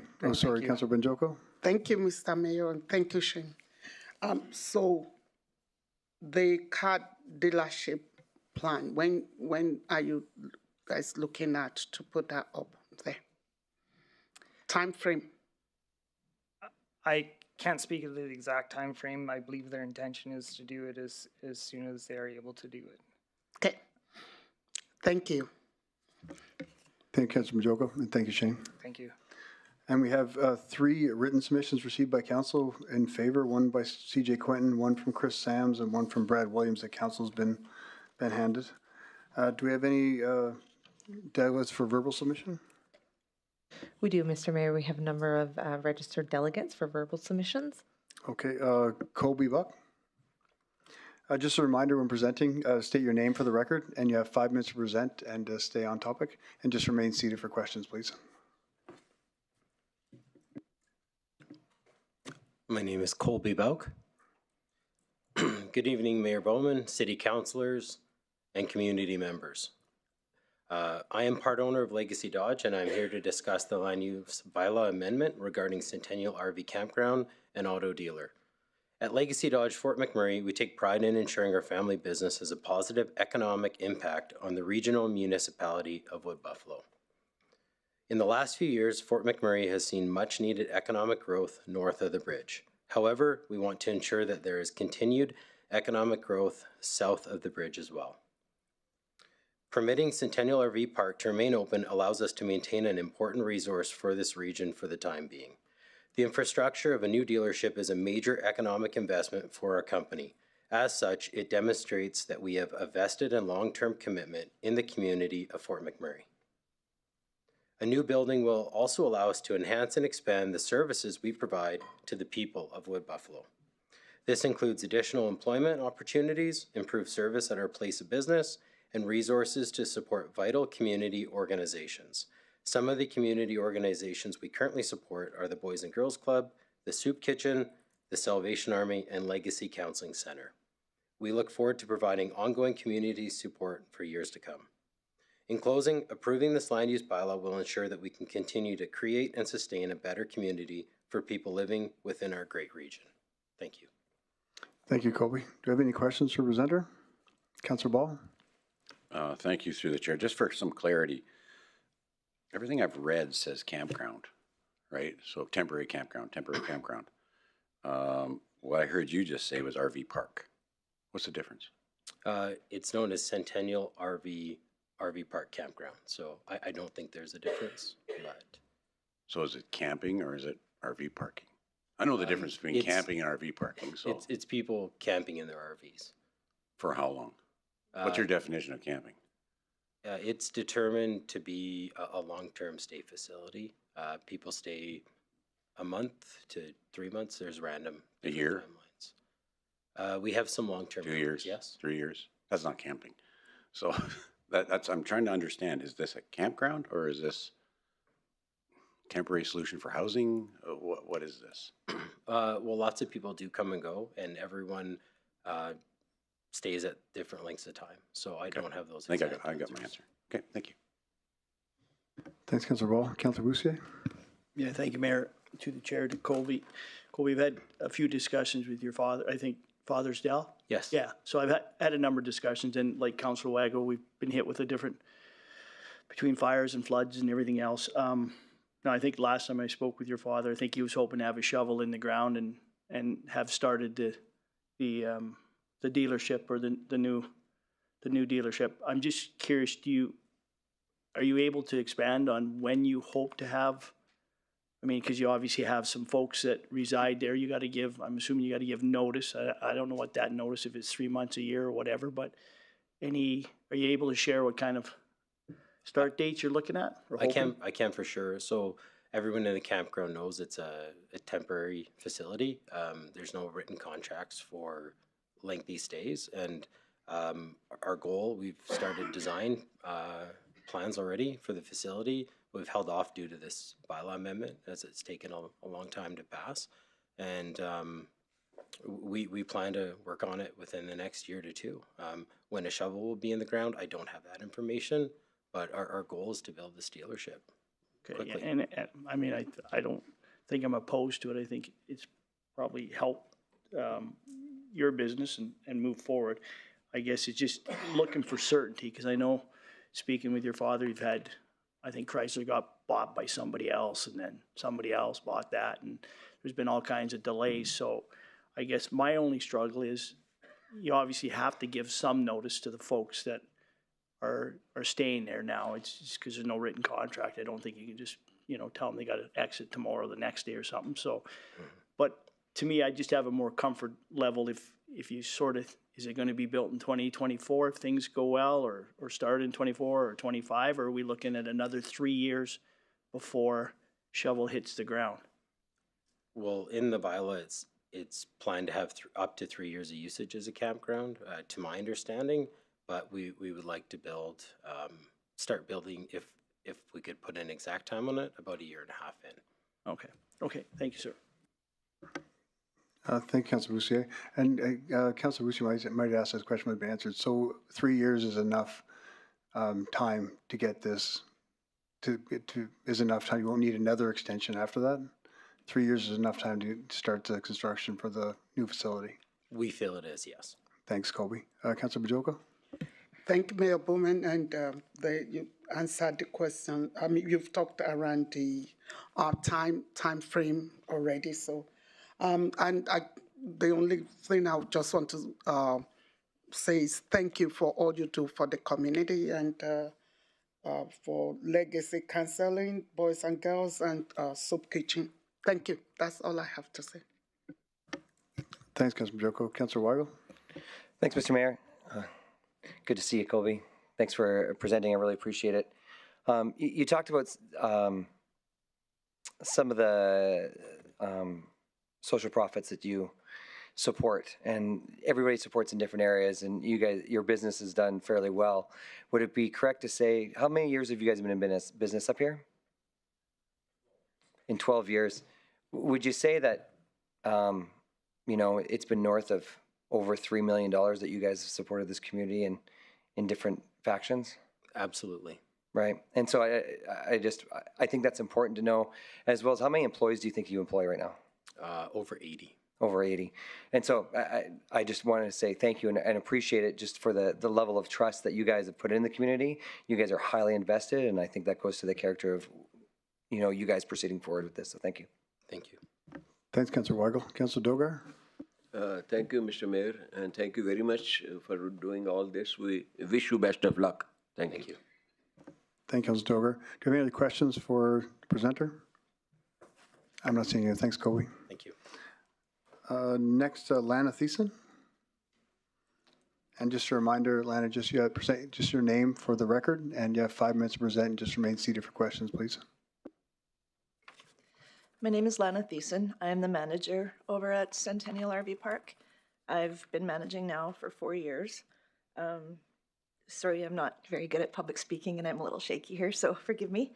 The park it's my heart and soul. It really is. I work extremely hard at keeping it clean. Anytime the bylaw or anybody has ever asked for us to do anything, it's always done right away as soon as possible. I'm out there every day picking up garbage. I don't allow parties. The people that we bring in are here to work in the area. That doesn't just include the blue-collar workers. We've had traveling nurses, doctors. We've had all kinds of people stay with us, and they become family as well. They become part of our community up there.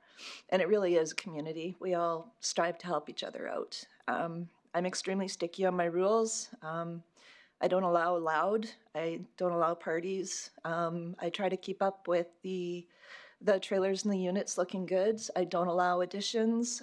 Small decks I've allowed, but only small, but very small. It has to look like it's just temporary.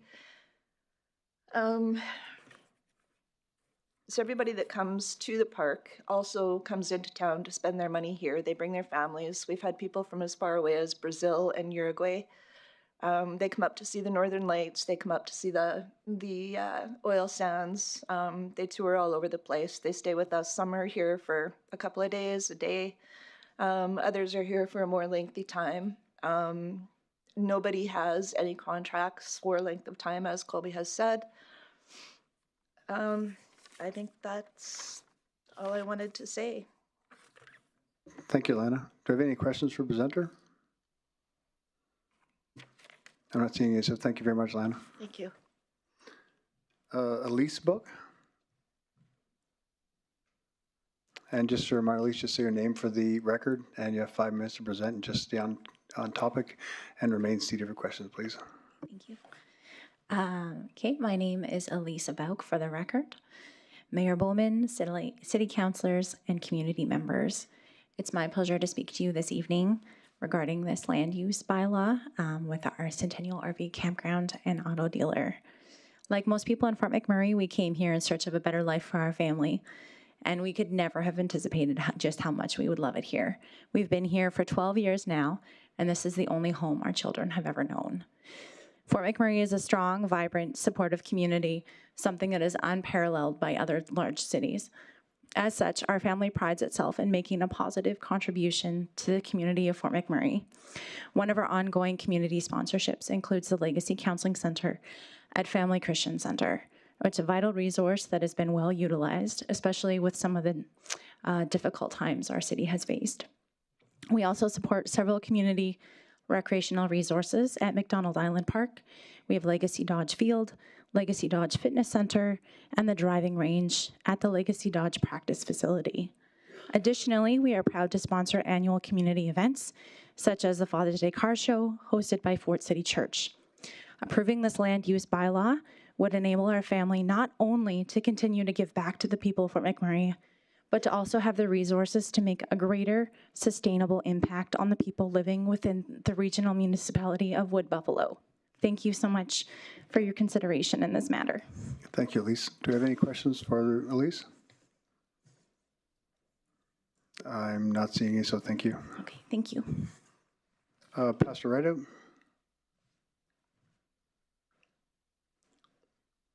Should you say your name for the record, and you have 5 minutes to present. If you remain seated for questions, please. Your Worship, Mayor, Bowman Council, members of the community here. My name is Edwin Rideout. I'm the lead pastor at the Family Christian Center. I also chair the Legacy Counseling Center Board of Directors. I know Dill and Colby and the team, at least the entire team, very well. I've spent many hours talking with them about their future plans for the development of that site. And I believe I can say this with great conviction that they're not trying to manipulate or distort the facts around this case. It is their intention to build a dealership. Dill has spent many many weeks working with the design teams and his own cooperation to put the plan together to execute that. And has been already indicated in this chamber, the setbacks have been setbacks that have set everyone back here. I've been in this city for 16 years now, and we've watched so many people, good people with great intentions, but this family is determined, and they've been determined to stick with it. And they've had many options, many off ramps when they lost their house in the fire. It was a season of great turmoil for them, but they were determined to stay in this city, to invest in this city. They love it. Their kids love it here. And so I'm confident saying there will be a dealership built on that property, and it will be a first-rate, first-class dealership. It will add to the entry point. I often bring guests into the city from around the world, and I hate driving that section of road as I'm trying to introduce them to the city and help them realize how vibrant and great this city is. But then you have to drive that section of highway that's, looks less presentable than the city actually is. I long to get to the valley so I can begin to show them the vibrance of the city. So I'm looking forward to that dealership being built there. And how it's going to contribute to the city. But in the meantime, as they've indicated, they do need a season to get that program together. So I'm certainly in support of that. You asked a question if they have given $3 million. I would say probably 3 times that, because I know that through our organizations, it's been much more than that. So this is a business that gives back in a huge way to this city. Thank you for your time. Thank you, Pastor. Do we have any questions from Council? Councillor Dogar? Thank you, Mr. Mayor. Thank you, Pastor. Nice welcome to the Council Forum. Nice hearing you. I would welcome you, and I would suggest and advise that in future you also come and be a motivational speaker, as I've heard you on different topics. And it is always we have to develop the community. The way you have come today, you are welcome for developing a business. For other moral values, you are welcome, sir. Thank you. Thank you, Councillor. Do we have any questions for Pastor Rideout? I'm not seeing any, sir. Thank you. Thank you. Trevor and Sydney Sakry? And just say your name for the record, Trevor, and then just remain seated after you present, please.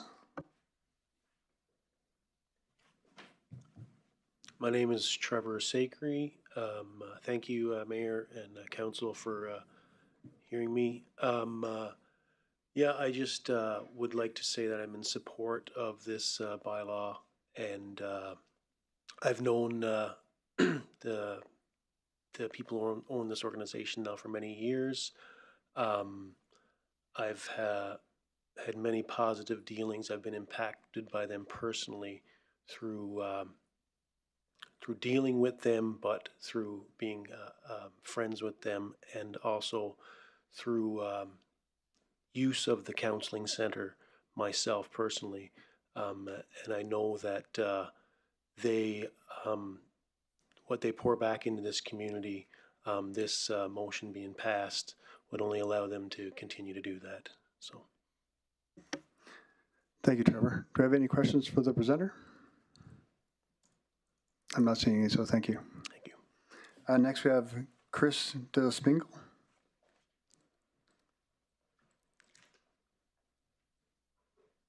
And just want to say your name for the record and just remain seated after you present, please. You have 5 minutes. All right. My name is Chris Vandespiegel. I'm a service manager at Legacy Dodge. I am just here to show my support for the Bouks as well as the dealership and the community. Not much more to add to the way the dealership supports the community, several different ways. My family, my wife and I, and my 4 children, we call this Fort McMurray home. We plan on being here long term as well. And I really hope that we can get this passed to just continue the growth and the support for the community and the dealership. Super. Thank you, Chris. Do you have any questions for the presenter? I'm not seeing you, so thank you, Chris. Next, we have Brian Bussieres.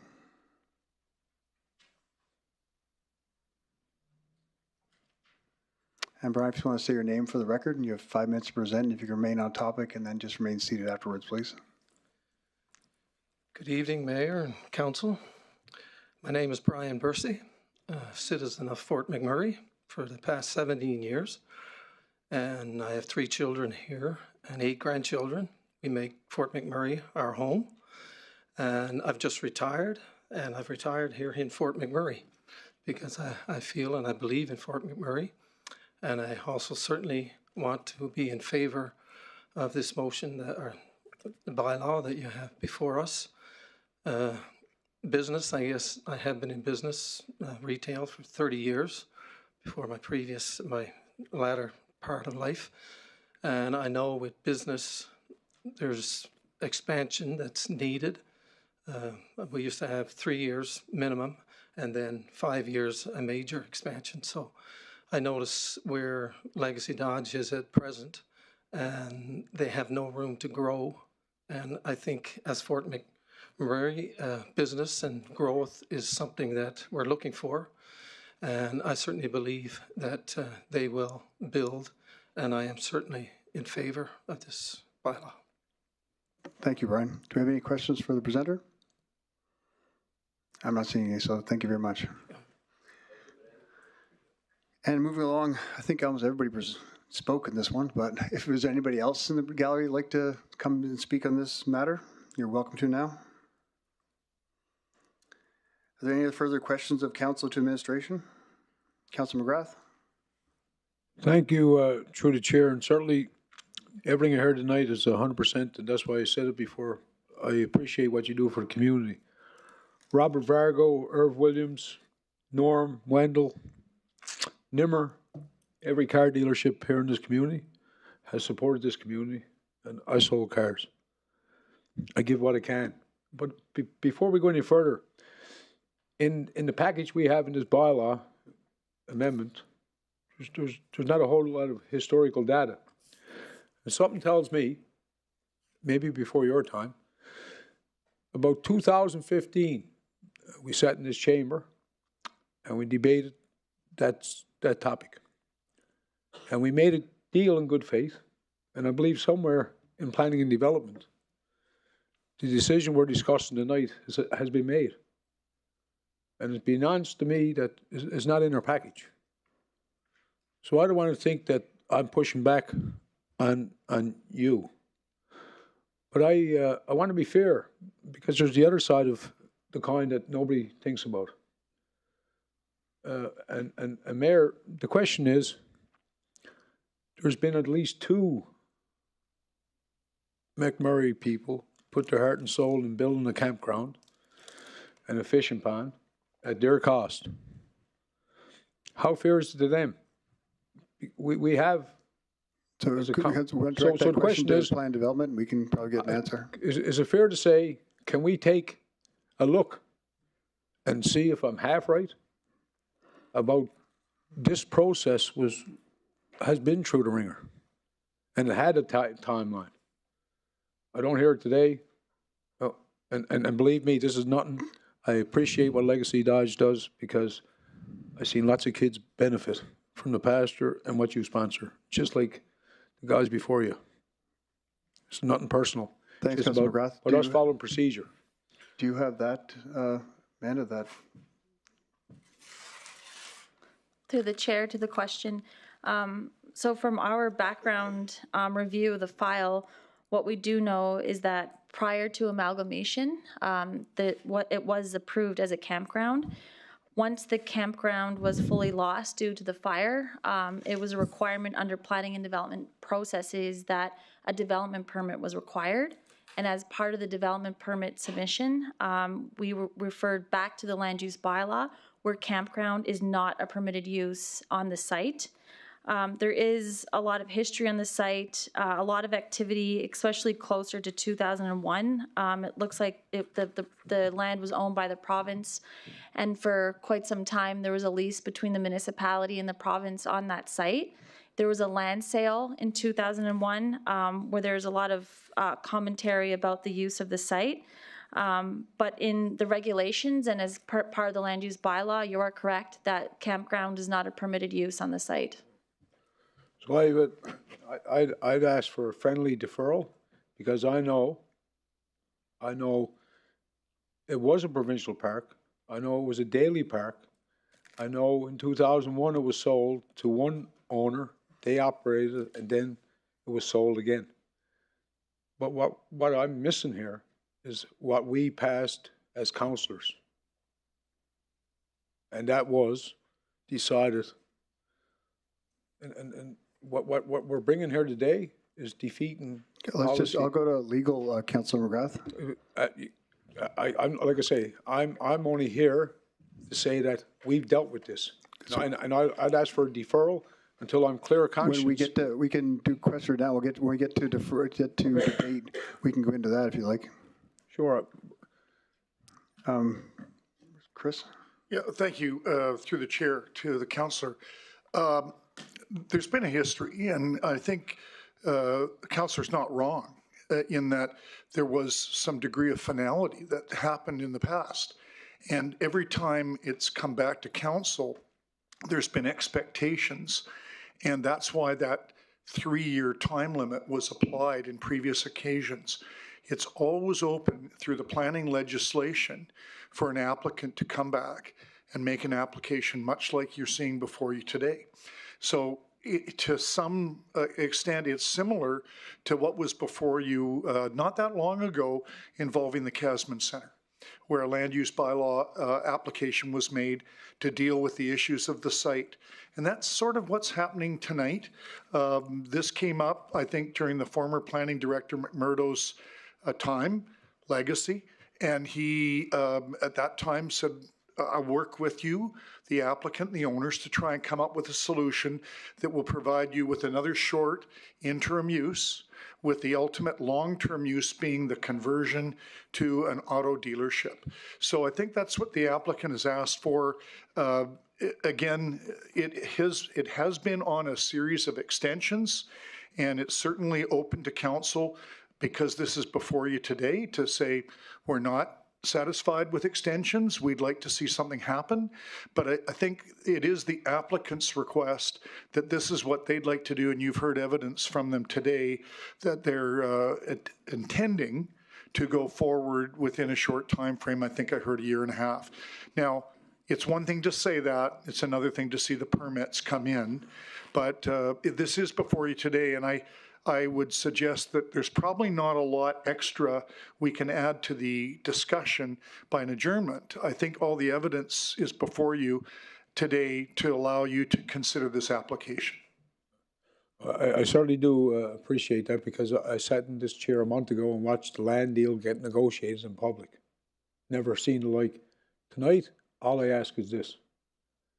We made a decision as a council, I would think, somewhere in 2017, that said, we don't want a campground, but they cleaned it up, absolutely. We still have what I see, unsafe people changing oils, stuff on the property. Like I'm just saying, Mr. Mayor, when are we going to start looking at ourselves and holding ourselves to account? I think it's fair for someone to come back and ask, but I think we all should educate ourselves to how we got here and how long it's been. And this is not personal. This is about how watered down we're getting as elected officials. Yeah, I appreciate that, Councillor McGrath. And when we get to debate, we can go into those different things. My question is to legal, if I may, through the chair. Did we not take that land and say, this is it? No more camps, no more tents, no more mobile homes. It's going to be industrial business.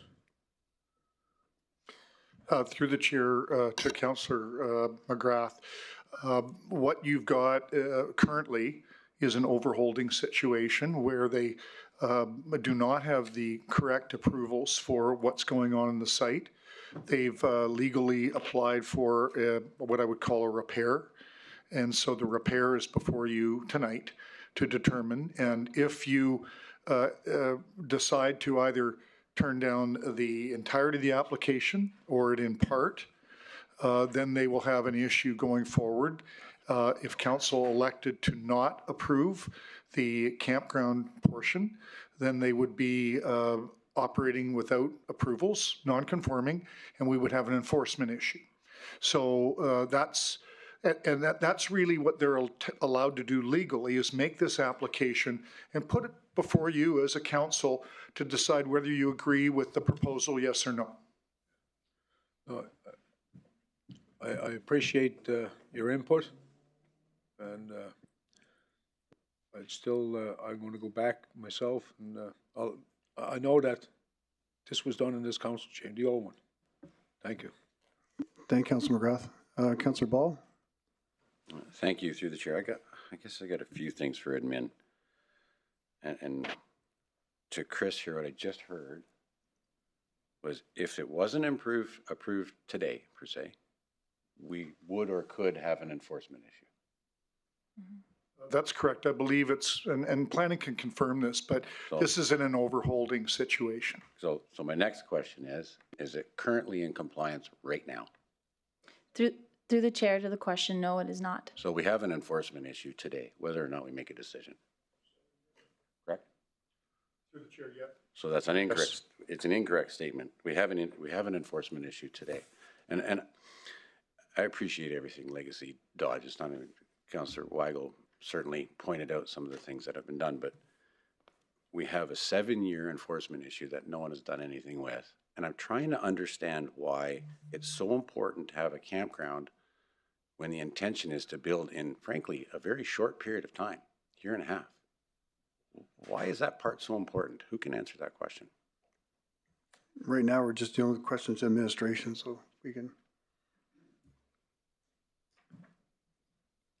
Well, and I've got 3 supporting letters here. We didn't get to speak to those. You said we had 3 letters, but we didn't speak to them. Yeah, we've. So I got these 3 letters, and all 3 of them state the rezoning of the campground with flexibility to accommodate both recreational and commercial uses. That means at the same time. So is that the intention of this application? I know I've asked the vendor, and they said no, but. Through the chair to Councillor Ball, that may be semantics in the sense that I don't think the intention is to have both occurring concurrently. I was told 2 years ago when I was approached by legal counsel for the dealership that they were looking at, rather than come at this with 2 applications, they were looking for a solution that would allow them to address the current issue and to address the long-term issue and to show commitment to the community about a long-term solution. Because they told me at the time that their current site was compromised and they had to move. It was just a matter of time, and their proposal was to allow a transition. So this direct control land use, and this is what direct controls do, they're kind of site-specific built, and it's designed to allow a short-term use as a campground or whatever the correct use is, and then that would transition to the commercial use as the ultimate final use for the site. So they wouldn't both be happening at the same time. There would be a transition, and this council could put a term limit. The direct controls are actually crafted by council. It's based on a C4 highway commercial district. That's the base district, but it has the unique characteristics that council's being asked to consider. And if you decided that something was important to you, that you felt you needed a time commitment, you could build that into the direct control. You could ask for language in the direct control that might solve your concern. No, I understand all that. It's just, I'm confused as to why it's so important. And I think after the motion's on the floor, we get to discussion and debate, we can ask the presenter again to come forward to ask some questions, Councillor Ball. Okay, and the fact that it isn't currently in compliance, it almost seems like we're doing what we can to fix the non-compliance, and then in the future, we're going to build something else. And I absolutely support building a facility there for Legacy Dodge. Great spot, wonderful spot, way better than what you have right now. But I could invite Shane back up to answer some questions if you like, Councillor Ball. I'm trying to figure out why that part's so important. Shane, if you would come up. Why is it important? There's not a reason. There, Councillor Ball. So I need clarification. I think it's an error that they're 7 years not compliant. I think they're only 3 years. Okay. They received one in 20.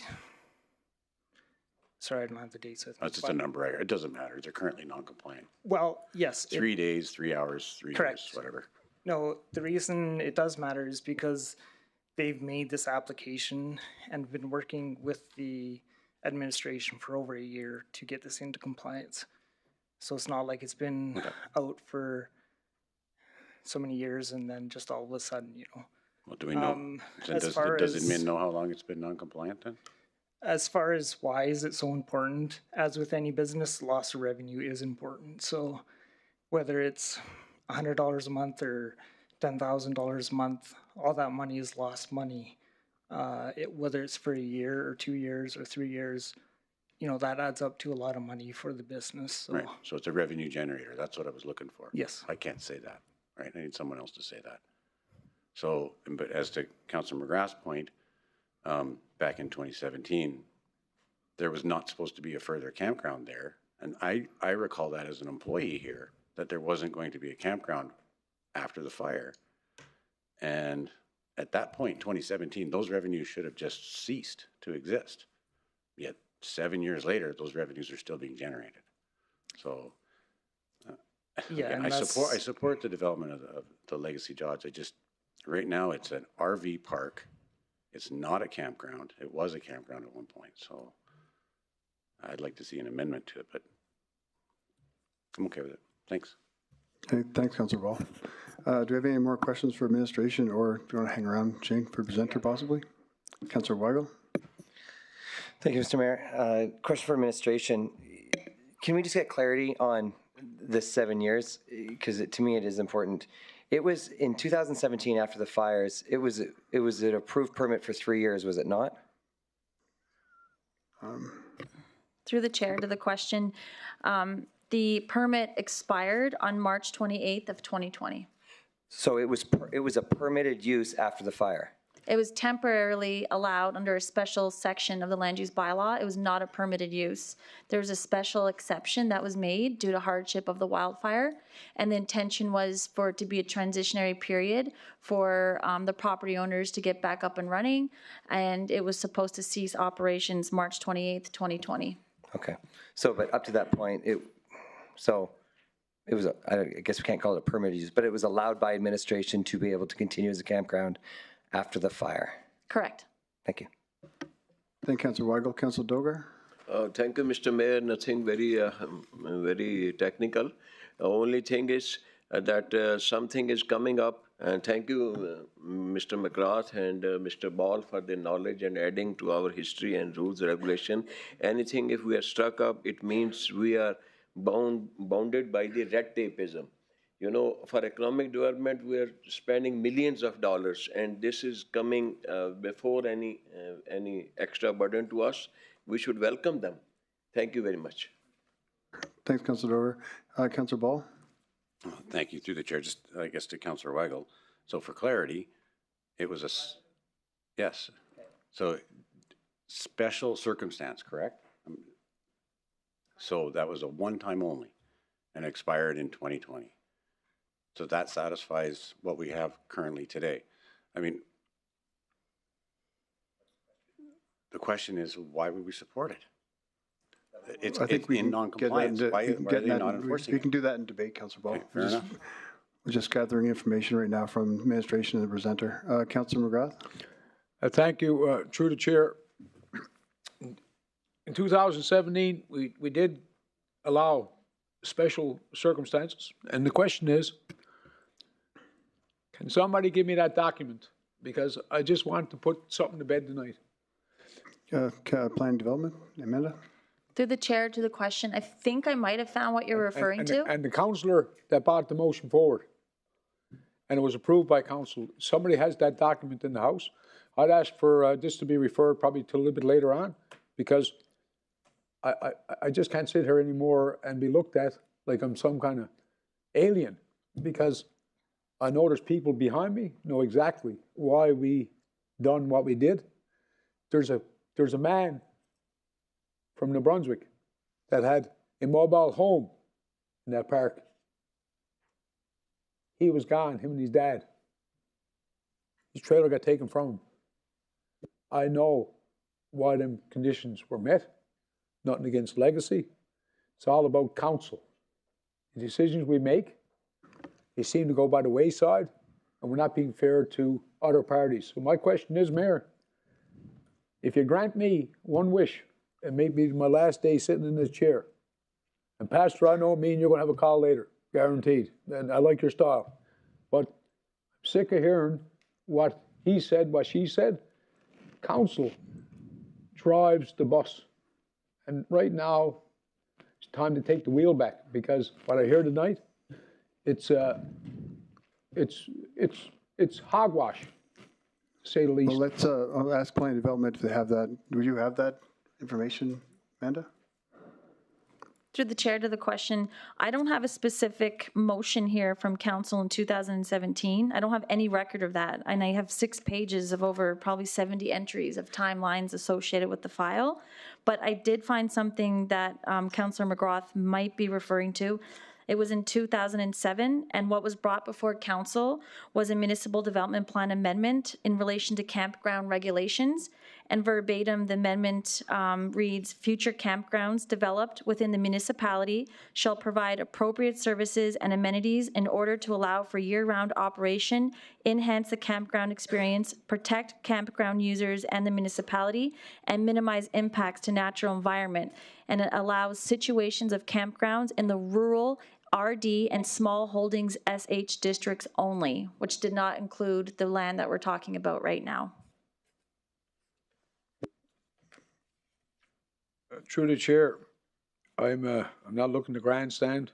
All I'm looking for, 2007, I was over at the school with a happy man. I can tell you that it was in my time, and it came from my lips, because I met that family that had nowhere to go.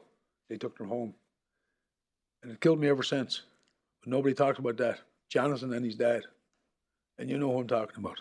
So it's not all sunshine up the hill. Mayor, I'm just asking, before I can vote on this, I want to see the truth. And the truth is, I'm not hearing it right now. And I know I'd dig far enough. If my buddy Guy was here, he'd be able to put his finger on it for us. Okay, so let's take a 5-minute recess, and we'll see if we can find that document from 2017.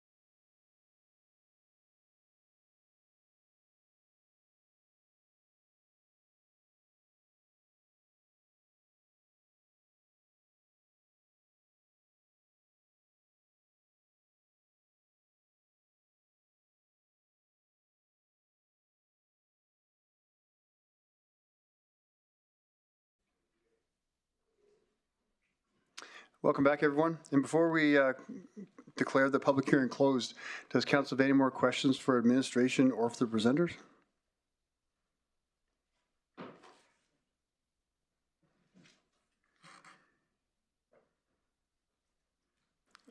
Councillor Bussieres? Yeah, just curious if we were able to track down the information Councillor McGrath was seeking. Only thing that was tracked down, I believe, is the what's it called? The Wildfire Rebuild Committee? Through the chair to council, we did search back through our records. We haven't been able to locate a specific decision of council specific to the site.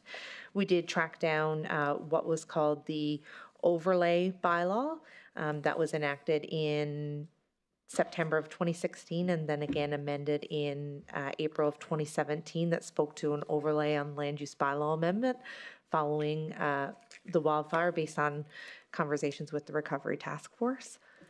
But again, we weren't able to track down any specific decisions. I also did search the recovery task force minutes from 2017. I wasn't able to find anything particular in the minutes. However, that's not to say there weren't conversations held in camera with respect to these items. Okay. And do you have anything to add, Amanda?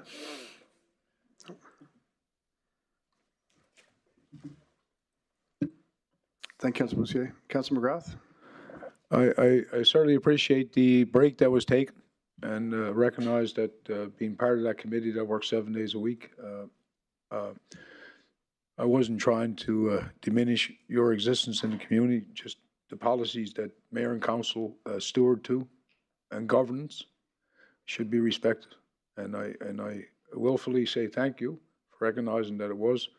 And I have no further, but I do have an upcoming motion to be considered. All right, thank you, Councillor McGrath. Once we get out of close the public hearing, we'll go to the motion. Thank you. Councillor Weigel? Thank you, Mr. Mayor. I guess the question for, planning or development and or legal. It's my understanding in conversations with the applicant that through the whole process, even though they were not, it's not a permitted use, they've been working consistently with the administration, not only until 2020, but also have been in discussion since 2020 on a direction forward and trying to figure out a situation. I know this has come to council at least twice, if not 3 times, that we've pushed forward as well. Is that not correct? I just want to take away the idea of that, like, it's just been left for 4 years. Through the chair to the question, there has been a lot of interaction between planning and development and the applicant over the last few years in relation to this application. More so, when we did receive an application, there were a number of uses that were originally proposed that weren't necessarily in alignment with conversations that were had, and we were trying to get to a point where we could come to some sort of resolve in order to move forward and to put the best zone or district on that property that's best aligned with the community. There's a lot of history on the file that goes back and forth between planning and the applicant over the last few years. That's correct. Thanks, Director Hiatus. And would you say that all of those conversations have basically brought us to this point? Through the chair to the question, yes. Thank you. Thank you, Councillor Weigel. Councillor Stroud? Thank you, Mayor Bowman, and through to Amanda. So it's always been a Parks and Recreation District over time. Is that correct? Through the chair to the question, yes, our understanding is from amalgamation forward, it was Parks and Recreation. So around 1995 onwards. Thank you. Thank you, Councillor Stroud. Do you have any more questions for administration or the presenter before we close the public hearing? Councillor Bussieres? Yep. Through the chair, I was going to ask, is it Shane from Stantec? Shane, yes. Shane? Just a quick question regarding, you've obviously done some testing. Is there any issues with slope stability in that hill? Do you want to come up to the microphone, Shane, please?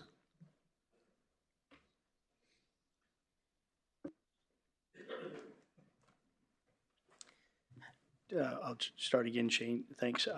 Just given the fire and everything and the work Stantec's been or has done in there, slope stability has been an issue, whether it's Ski Hill or Draper.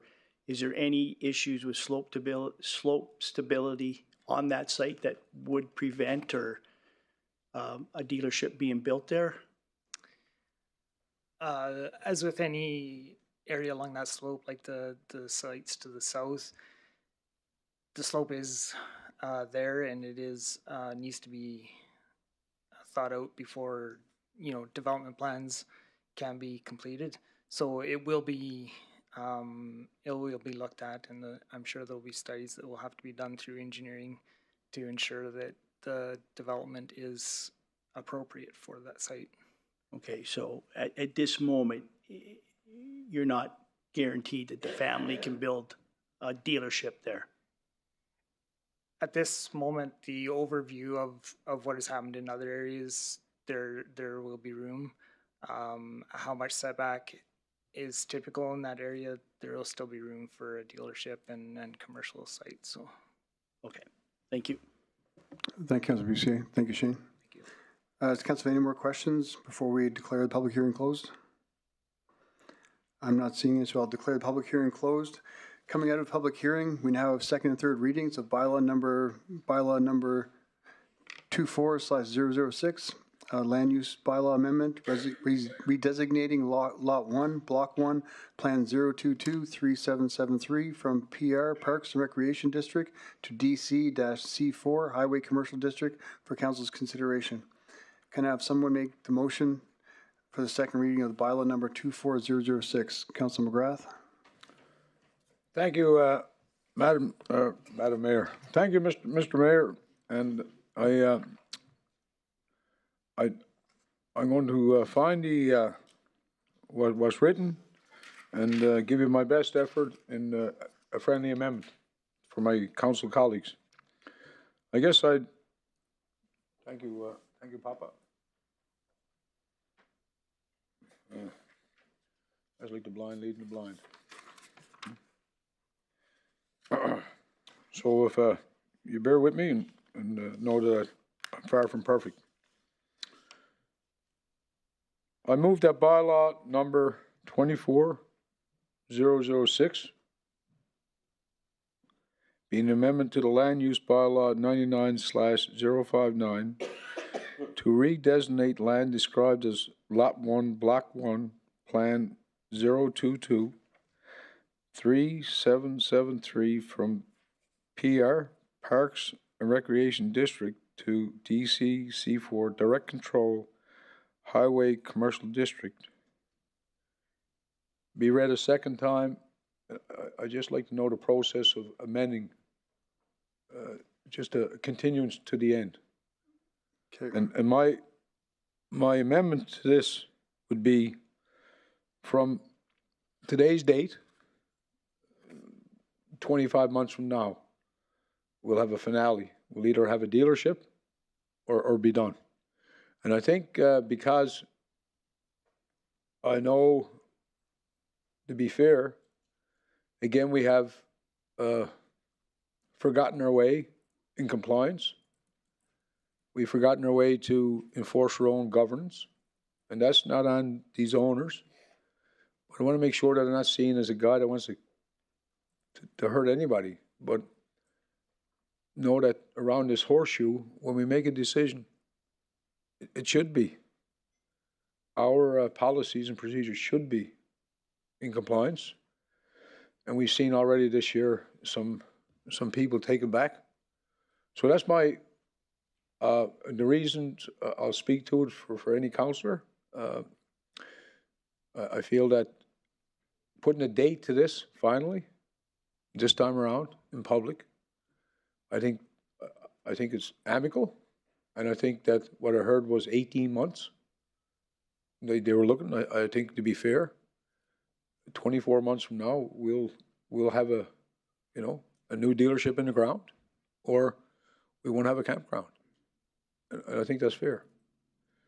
So that's what I propose. And you don't spite off your fingers to bite your toes. We've been down this road, and you're doing a lot of fixing. So I appreciate your input. I'll take any questions. Okay, we'll just get a minute to get that.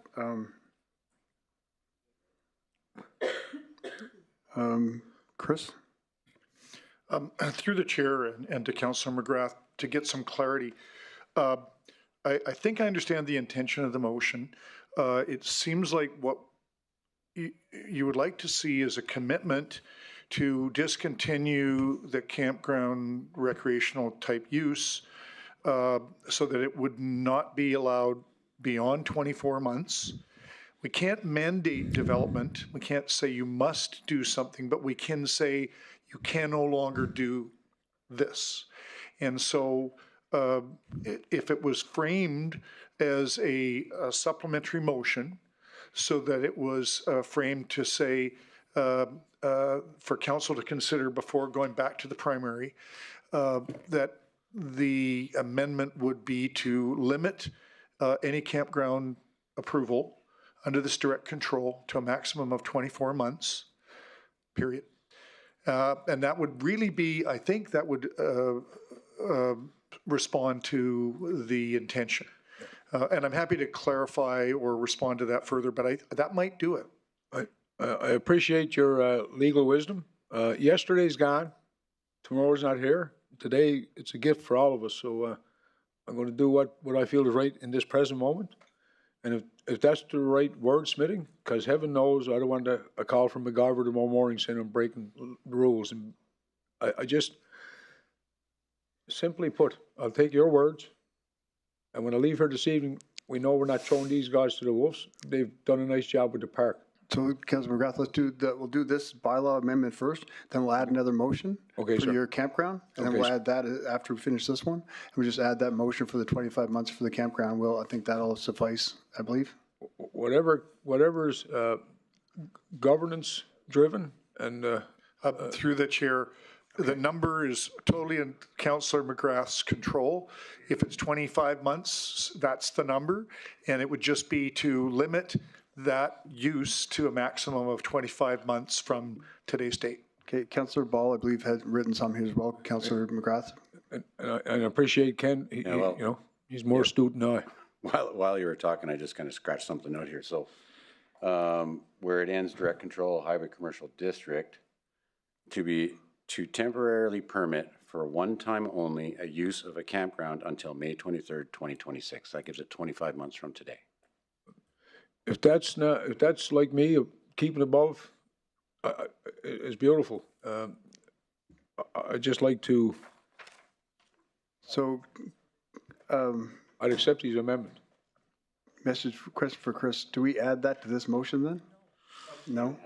My recommendation would be to listen to what Shade's going to say. No, I think you want to deal with it first. Thank you. And deal with it as a new motion, and then vote on that, and then you'll decide what to do next. Okay, thank you.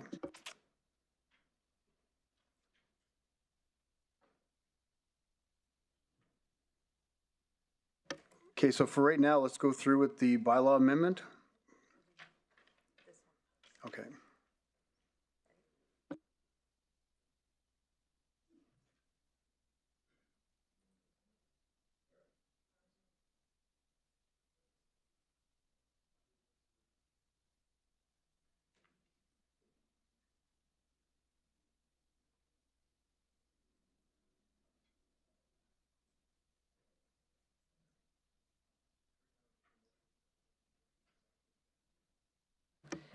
For clarification, who's reading the motion? This is Keith's amendment. It's a separate motion. So this is a separate one.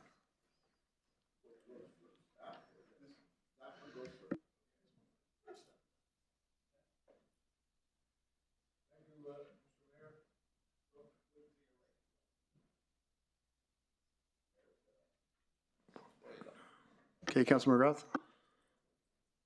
Well, this is Ken's, but it's just worded. Okay, for one time only, to temporarily permit use for a campground until May 23rd or May 23rd, 2026. Thank you, Councilor McGrath. Can I have someone second that?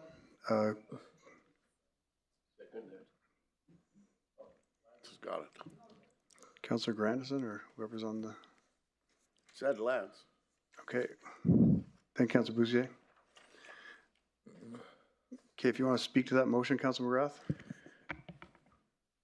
As I get older and come to the end of my public life here at the city, I want to go away as a champ of the people and hear your plight and understand that my role as elected official is, I guess, bring up what's been bought in the past and make sure you're looked after. But we have a non-compliance to a lot of stuff here in the city, and you're just another example. So, to be fair, I came here with nothing, and I know the guys that bought that park.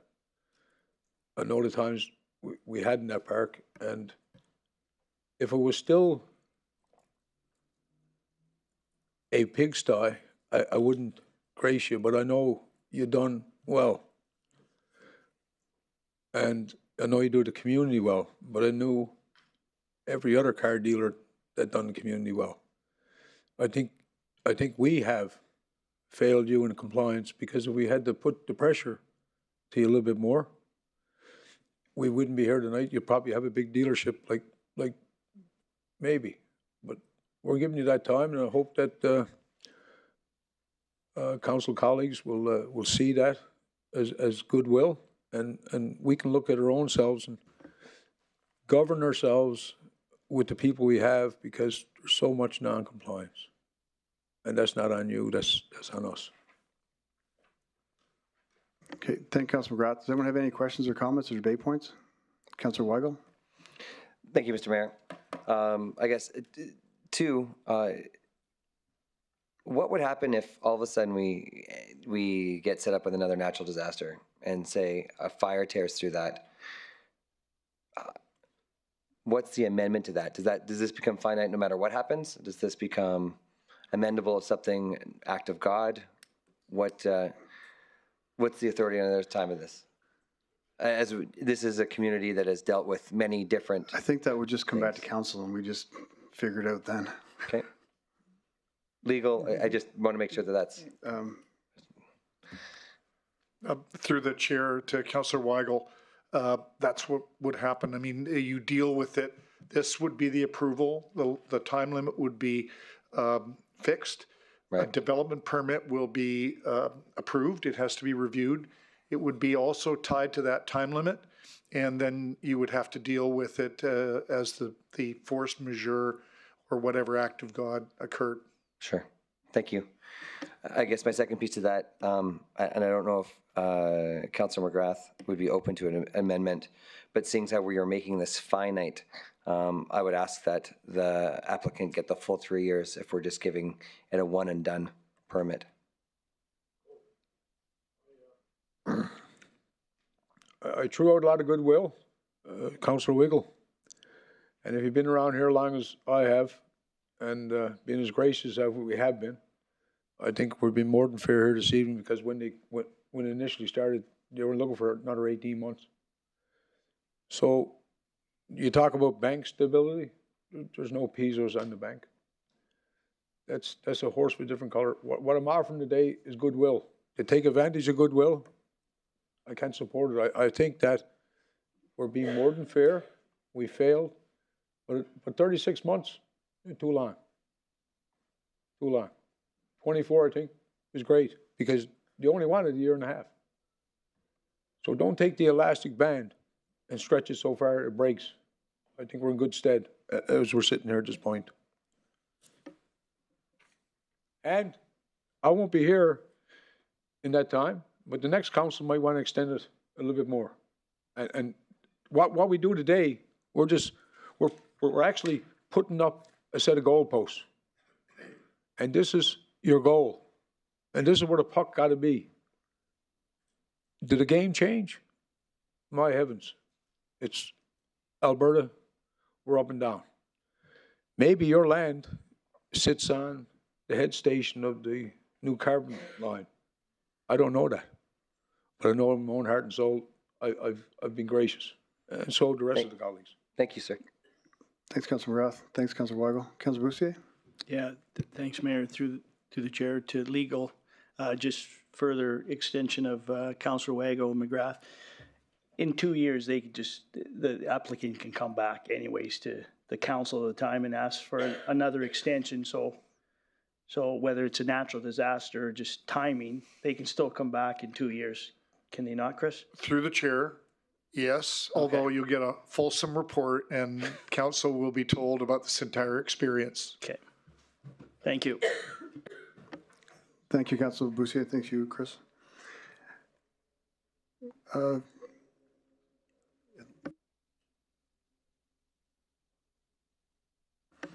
If there are no other questions, we'll call for a vote. Yeah, that's it.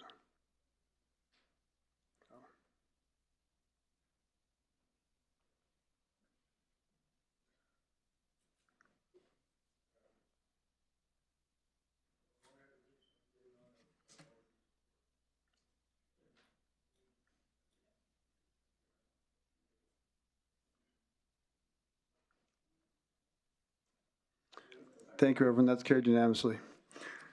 Now going back to, I need someone to make the motion for the second reading of bylaw number 24/006. Councillor Grandison.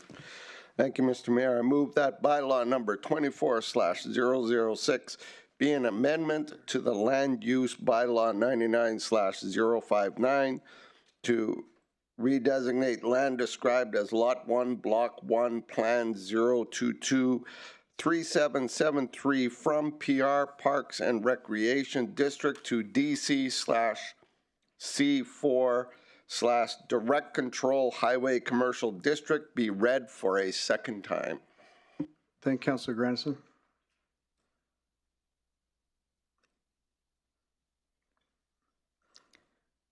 And thanks for the second, Councillor Weigel. Do we have any discussion, debate, or comments of council? I'll call for a vote.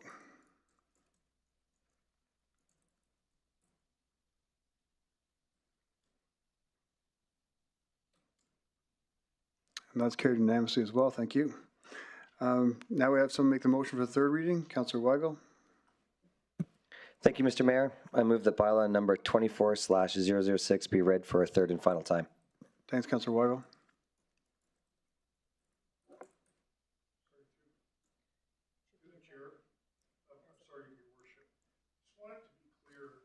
Because you were dealing with a direct control bylaw, and it's very specific that amendment that you just made becomes part of the direct control. So I think it's important that you add the words in your approval that this bylaw as amended is approved, because you want to make sure that that amendment that you just approved becomes part of that direct control. Okay. So just as amended. Do you have it amended? Okay. So I move that bylaw number 24/006 be read a third time and final time as amended. Thank you. Have someone second that? Thanks, Councillor Bussiere. Final time, do we have any debate, discussion, or comments from council?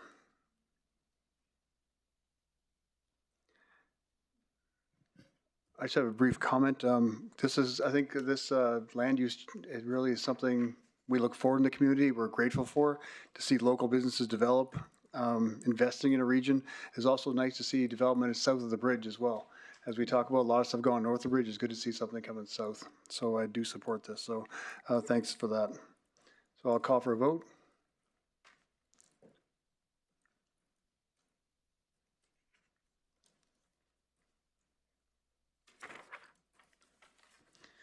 And that's carried unanimously. Thank you, everyone.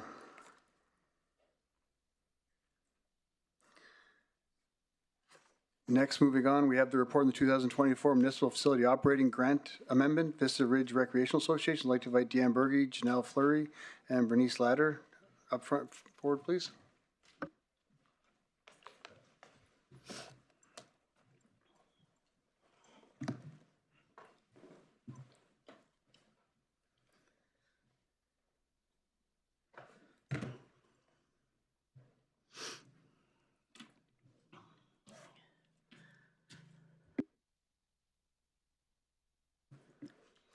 Good evening, Mayor and Council. My name is Deanne Berge. I'm the Director of Community Services. With me is Janelle Fleury, Manager of Community Partnerships and Initiatives. And joining us online is Bernice Lader, General Manager of Vista Ridge. The Vista Ridge Recreational Association holds an operating agreement for Vista Ridge, which is a municipally owned recreation facility. This agreement includes provisions for capital maintenance and improvements. During the 2024 budget meetings, Vista Ridge Recreational Association received a municipal facility capital grant for $694,600 for capital projects, which included the purchase of equipment, life cycle projects, stability projects, and parking lot repairs. The Vista Ridge Recreational Association is requesting an increase of $275,000 to their 2024 Municipal Facility Capital Grant for two critical projects that have been identified through inspections of the chairlift and the aerial park. If the work isn't completed, a permit will not be issued to operate the chairlifts, and the aerial park will not be able to operate. As of March 15th, 2024, Vista Ridge Recreational Association was running at a loss of $110,938 for the fiscal year. The ski hill opened 3 weeks late due to an unseasonable warm winter, which had a negative impact on revenue. In addition, the association has completed a significant amount of unplanned, unbudgeted maintenance in 2024 that has affected cash flow. The organization is unable to fund the chairlift and aerial park projects within the 2024 grant allocation. Vista Ridge has been a successful operator of the facility over the years and has demonstrated fiscal responsibility. In 2022 and 2023, the municipal facility operating grant request was for 9% of the total operating cost. In 2024, the request increased to 21% of the operating cost, accounting primarily for an increase in wages to enable retention of trained industry staff. The administrative recommendation is that an additional $275,000 be allocated from the Capital Infrastructure Reserve to the 2024 Vista Ridge Recreational Association Municipal Facility Capital Grant. That concludes our presentation. Thank you. Thank you, Deanne. Do you have any questions from council? Councillor Grandison. Thank you, Mr. Mayor. Through the chair. Appreciate the presentation. What do we do? I recognize that any of these, organizations that we fund, support, own, et cetera, can come with requests. What exactly are we doing to ensure that the operation is as sound as they indicate? I know we get an audit at the end of the year, but are we exploring the operation? Do we have some kind of review that ensures that the operation is running as efficiently as possible to ensure taxpayers' dollars are being spent properly? So through the chair to Councillor Grandison, you're correct. We do an audit, and that comes through sometimes our annual audit process that happens through financial services. We also receive outcomes each quarter because they receive a grant from us. So we understand how many people they serve, what they're offering. So from that perspective, and their financial statement as well, are things that we look at. Okay, so at the end of the day, you're confident that the money is being spent properly and that this is what's required. That's basically what I'm asking. Through the chair to Councillor Grandison, yes, we definitely look at it closely. We have our finance department look at it as well. So we are comfortable. And often if there's a municipal facility that's not being operated to the citizens' liking, we often hear about it. Okay, thank you. Thank you, Councillor Grandison. Councillor Weigel. Thank you, Mr. Mayor. Through the chair. Thank you, Dr. Berge. I'm assuming that this has come forward as a new project because of the new operator, and so they've done a check. I know Bernice has an extensive background in ski hills, and so she's taken a look, or her team has looked over everything and found that it's the maintenance is needed, and that's why it's coming up after the fact. Through the chair to Councillor Weigel, that's exactly why. And actually, I'll turn it over to Bernice if you'd like to add anything since you've been patiently waiting online. Yeah, thanks for letting me come in remotely. I'm actually at the Canada West Ski Areas Association conference right now, so I appreciate the opportunity to join you this way. Yes, Councillor, you're absolutely right. We took a hard look at everything and identified some weaknesses that I think open Vista Ridge and the RMWB up to some liabilities. We had our inspection with ADERSA, which is the governing authority. They found some areas of concern on the chairlift side. Subsequent to doing those repairs, we had the manufacturer of the lifts come and audit the full lift, and this is a result of that visit where they identified some missed opportunities for preventative maintenance. So we're just trying to get things back on track. You know, the last budget I inherited because I started at the beginning of October, so I didn't really have a lot of input into what we're asking for, and I just need a little time to get my house in order, so to speak. But we're looking at a 5-year plan now, not a 6-month plan, so you won't see me coming to do this again. We're going to be a little more organized moving forward. Awesome. Thank you. Thank you, Councillor Weigel. Councillor McGrath.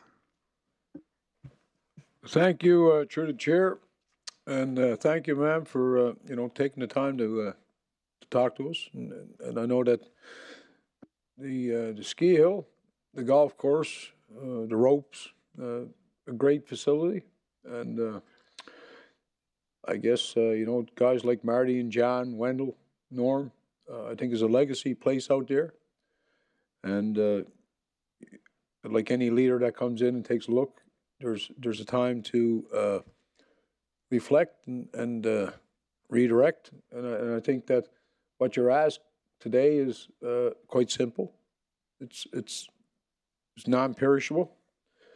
Money you need to probably take the nicest facility, and with the right people promoting it, I can see there's going to be some cabins along the escarpment someday, and everybody gets to play golf, raise their families. I think it's a great facility, and your ask, I certainly support, and also support. Council gets a lot of emails, and I'm glad that the rest of the elected officials they do what's right. Turn it over to our mayor, and let the board chair and yourself represent the municipality and look after our liabilities, because I think it's a pretty nice facility that they got going now from the time that Norman Wendell donated 2 snowmobiles. And I think Lance was around pushing the snow downhill with a broom. So we've come a long ways. And your ask is certainly a pleasant ask. Thank you. Keep up the good work. Thanks, Councillor McGrath. Councillor Dogar. Thank you, Mr. Mayor. I just want to ask you one question. Thank you for the nice presentation. Sorry I missed it. And I think Bernice is the name. Okay. I heard very good about you. That's why I had written your name. One of the point you have temporary workers for winters also and then summers also. Is it right? Yes, when I got here, the majority of the workers were temporary workers. That's been the model of the business for a long time because of the seasonal nature of the job offerings. Now that we can offer more full-time year-round employment to the local community, we've made a shift. I can tell you, going into summer right now, I have 2 foreign workers, and everybody else is now a resident of Fort McMurray. Our new golf course superintendent that we brought in has actually relocated with his young family from Ontario. We have a couple guys from other provinces that have moved to Fort Mac to work at Vista Ridge, and I just posted 3 job ads, 417 applications from Fort McMurray residents. So we are definitely making a shift towards hiring local. Thank you very much. That is nice and nice of you. But there are 2 seasons. Winter employees are different and summer are different. Am I right? We're trying to move towards a model of just offering year-round employment to a core group of people so that we can have more institutional memory and more consistency. There will always be some seasonal workers because We'll need more ski instructors and more snowboard instructors and things like that. We can run the summer on a smaller staffing scale. But we are looking to try and change the narratives so that we're not 80% foreign and 20% local. We're really working towards changing that. Thank you very much, Bernice. Surely visit you sometime to discuss more and learn more. And thank you very much for the nice recreation and the facility for familied people and for all youngsters like East McGrath. Thank you very much. Thanks, Councillor Dogar. Councillor Bussieres? Yeah, thank you, Mayor, through the chair to Bernice. Just looking for some clarity, Bernice, this is money that would have been required before you transitioned into the new role. This isn't something that just came as a surprise, right? This is maintenance or inspections that's required every year or 2 years or 3 years. Is that correct? No. So a certain portion of it is certainly the NDT on the rope is required every 3 years, but that's less than 10% of the budget for the chairlift work. We're talking about annual maintenance and preventative maintenance that maybe hasn't necessarily been done because the lifts are newer and they're running smoothly. So if it's not broken, you don't need to fix it. But some of it's, our chickens are coming home to roost. We have to deal with this stuff, or we're going to have a catastrophic fail in the middle of the season. You know, we need to keep them running when the snow's on the ground. The chairs need to be spinning. So some of this stuff, in my professional opinion, should have been done in previous years. So we're just going to bring ourselves back up to par. You know, yesterday at the conference here, we were with the guys that installed the lift. The Lightner Palma guys are here. They said the infrastructure, that's $7 million worth of chairlifts sitting there. We have to respect that. We have to treat it well. We have to give it the maintenance so that they continue to be the workhorses that they are and keep our customers skiing. Okay, thank you. And you're comfortable with the ask will cover the need? Yeah, so Lightner Palma actually sent a mechanic and an electrician, and they climbed every tower and they went through all the list of parts we bought from them since we installed the lifts and everything we can do and have done and should have done, and made a very comprehensive package of parts and labor and time. And we added a contingency for all the crazy things that happen with chairlifts that you don't see coming. So yes, we are confident that this is going to get us back on track and we'll be ready to open next November. Okay, thank you. Keep up the good work. Thank you, Councillor Bussieres. Do we have any other questions from council? I'm not seeing any. Can I have someone make the motion? Councillor Stroud? Thank you, Mayor Bowman. I move that an additional $275,000 be allocated from the Capital Infrastructure Reserve to the 2024 Vista Ridge Recreational Association Municipal Facility Capital Grant. Thank you. And thank you for the second. Thank you for the motion, Councillor Stroud, and thank you for the second, Councillor Bussieres. Any other comments or discussions or debate points with council? Not seeing any. I'll call for a vote.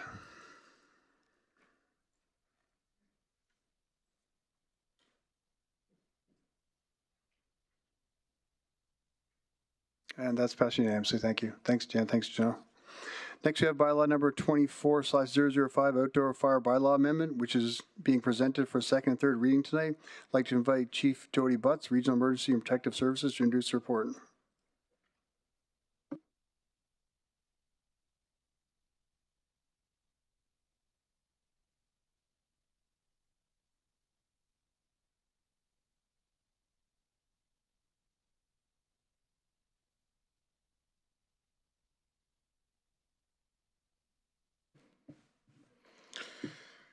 Good evening, Mayor and Council. For the record, my name is Jody Butts, the Regional Fire Chief.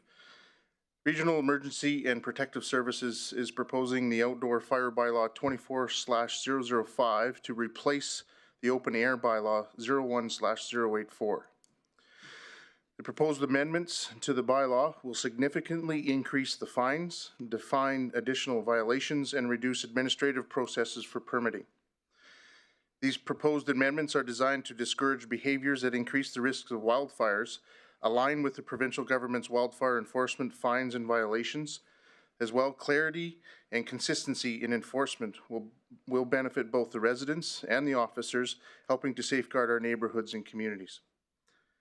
For awareness, the municipality oversees the urban service area of Fort McMurray, while the provincial Ministry of Forestry and Parks regulates all other areas of the region, excluding the Wood Buffalo National Park.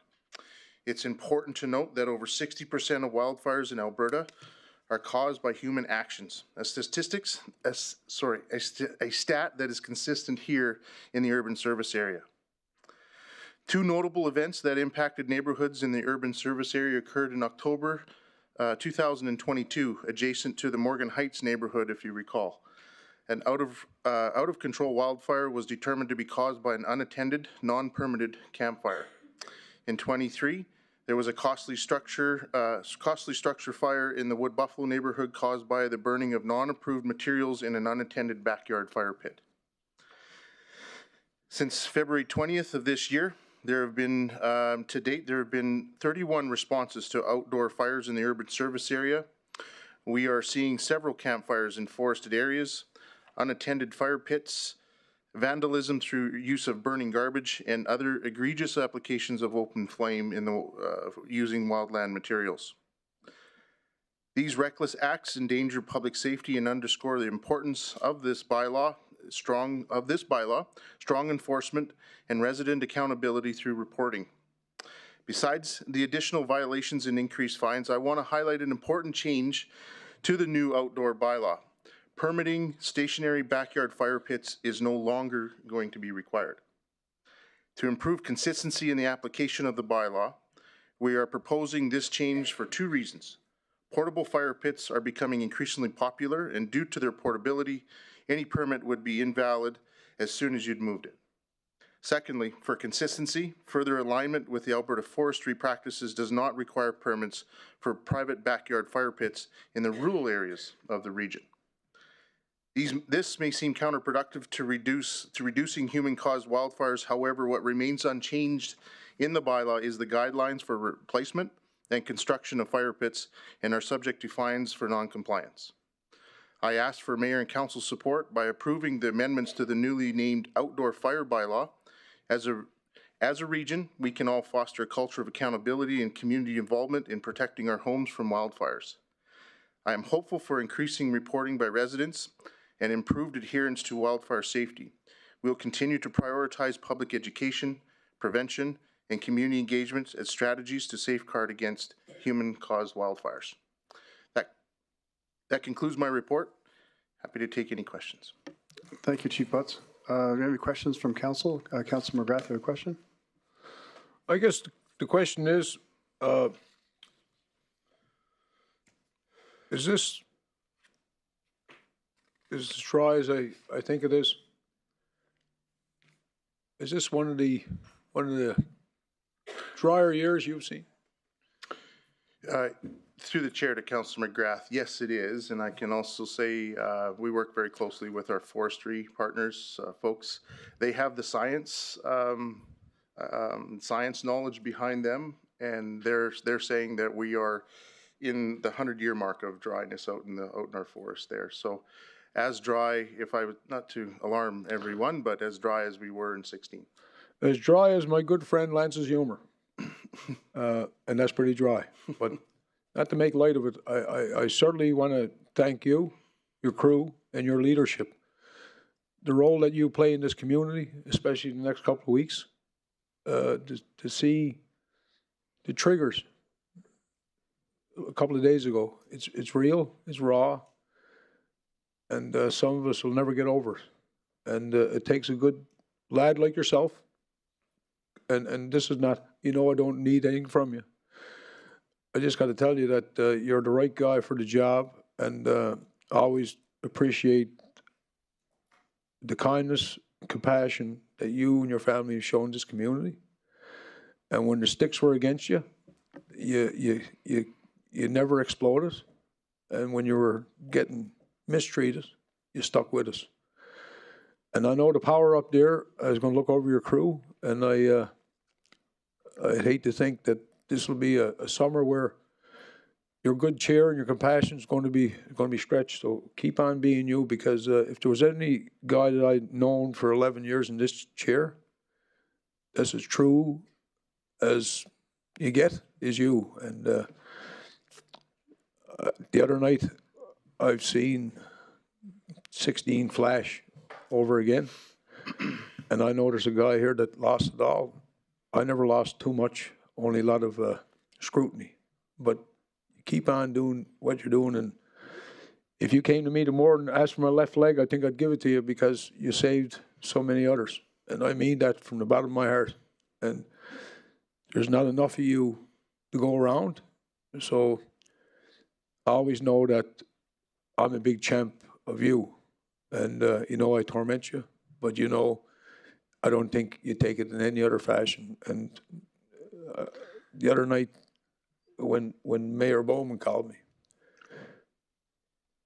I know his heart was in it too. And then I thought of my buddy, but he got his shoe phone, didn't work. But all I'm saying is, long-winded, I pray for you and your crews over the next 6 months, because I left the farm this morning and there was a fire on back of me.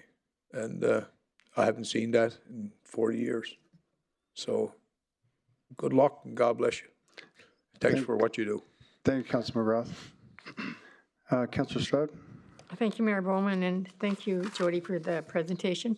If I understand correctly, the fire pit bylaw is that residents who have permits for fire pits before this bylaw will be grandfathered in. Residents who have built a fire pit without a permit will need to do so or will be subject to fines. Is my understanding correct? Or through the chair to Councillor Stroud, moving forward with council's approval, you will no longer need a fire pit, a permit for a stationary fire pit in your backyard. I'll specify in your private property. If you choose to take a fire, you would need a permit to go on municipal property. Okay, so this is municipal property rather than, okay, thank you. Thank you, Councillor Stroud. Councillor Dogar. Thank you, Mr. Mayor. Thank you, Chief. Always very nice to see you and to hear you, and remember you a lot with lot of prayers. And whenever we smell smoke, we always pray for you and for your crew. And since I have to ask a question that is mandatory, I'll ask the question, how are you? Through the chair to Councillor Dogar, that's an interesting question. I would describe that we're well rested. I would describe that we are very well prepared. And, you know, it's as tough as it has, you know, in our previous experiences, is tough to kind of push through. But once you get on the other side of that, that's experiences that are invaluable and that takes you forward. So, yes, we had a significant event there east of Sapri Creek, but I'll say that our team dealt it with calmness, and there was great coordination between forestry and our resources out there, and we're ready. That incident tells me that we're ready to go for this wildfire season. And to thank you again, Councillor McGrath's point, we are looking at 100-year levels of dryness out there this year. Thank you. Which can all be changed with some timely rains, but we can't control that. Thank you, Councillor Dogar. Do we have any delegates to this item? We have no delegates, thank you. Okay, thank you. As noted in the council report, administration is proposing amendment to the outdoor fire bylaw to permit and continued use of existing permitted fire pits, as long as they are constructed in accordance with the permit and have not been modified since they were approved. I understand that administration has included a red line version of the outdoor fire bylaw and with the proposed changes in the agenda package beginning on page 214. If council like to consider this amendment, we need to have a second reading put on the floor and seconded prior to someone bringing the amendment to consideration. We will then have debate and questions of the amendment prior to voting. Following voting the amendment, we will move into debate, questions, and voting in second reading. Can I have someone make the motion for the second reading? Councillor Grandison. Thank you, Mr. Mayor. I move that bylaw number 24/005 being the outdoor fire bylaw be read a second time. Thank you, Councillor Grandison. And thank you for the second, Councillor Ball. Can I have someone make the motion for the second reading amendment? Councillor Weigel. Thank you, Mr. Mayor. I move that the outdoor fire bylaw number 24/005 be amended by 1, in section 2A I, removing the words constructed in accordance with the bylaw, and 2, adding section 23 as outlined in the red line version in attachment 2. Thank you, Councillor Weigel, and seconded by Councillor Ball. At the end of the debate, points, discussion, or comments of council for the amendment. This is the final time to. For clarity, It's it's an L. 2AL of the bylaw. Thank you, Jade. Thanks. I'll call it the final Like my chance to wife. ask questions. If not, we'll call for a vote.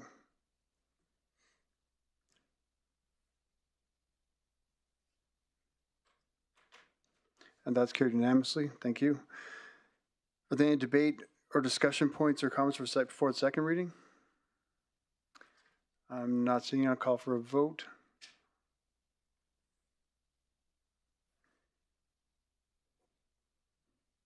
And that's carried unanimously. Thank you. Can I have someone make the motion for the third reading? Councillor Binjoko. Thank you, Mr. Mayor. I move that bylaw number 24/005 be read a third and final time. Thank you.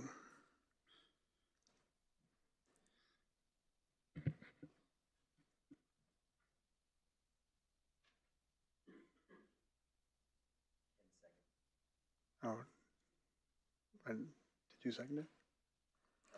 Okay, I didn't see it either, but okay. This is the final time to ask for any debate, discussion, or comments from council. If there's none, we'll call for a vote.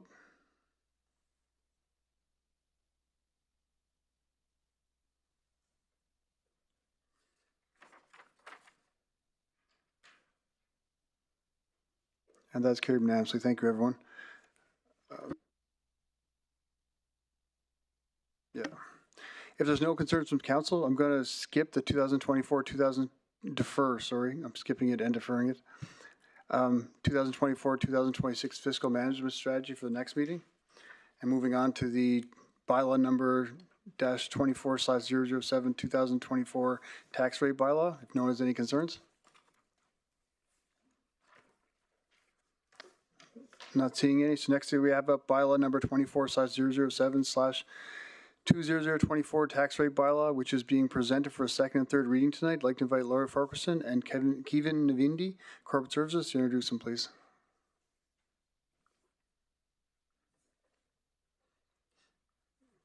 Let's go fast.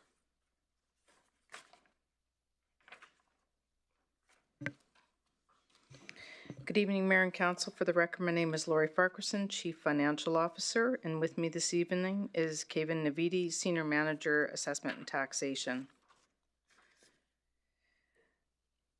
The Municipal Government Act, Section 353-1, requires Council to pass a property tax bylaw annually to raise revenue for the payment of the expenditures and transfers defined in the annual budget process for the municipality.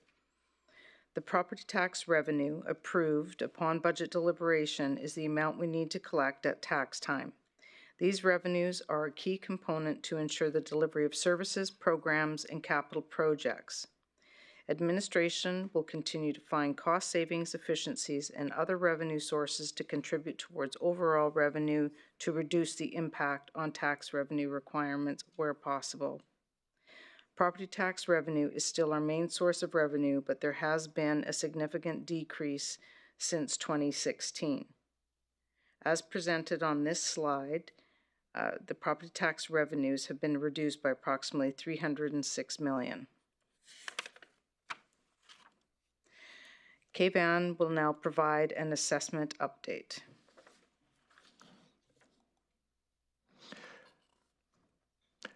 Assessment valuation standards are prescribed by the Alberta provincial government and are either based on a market value or on a regulated cost-based system depending on the property type.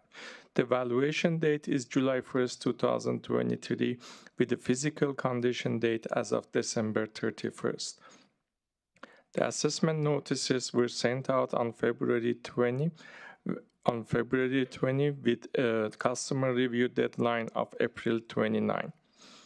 Of note, the designated industrial properties are assessed by the provincial assessor.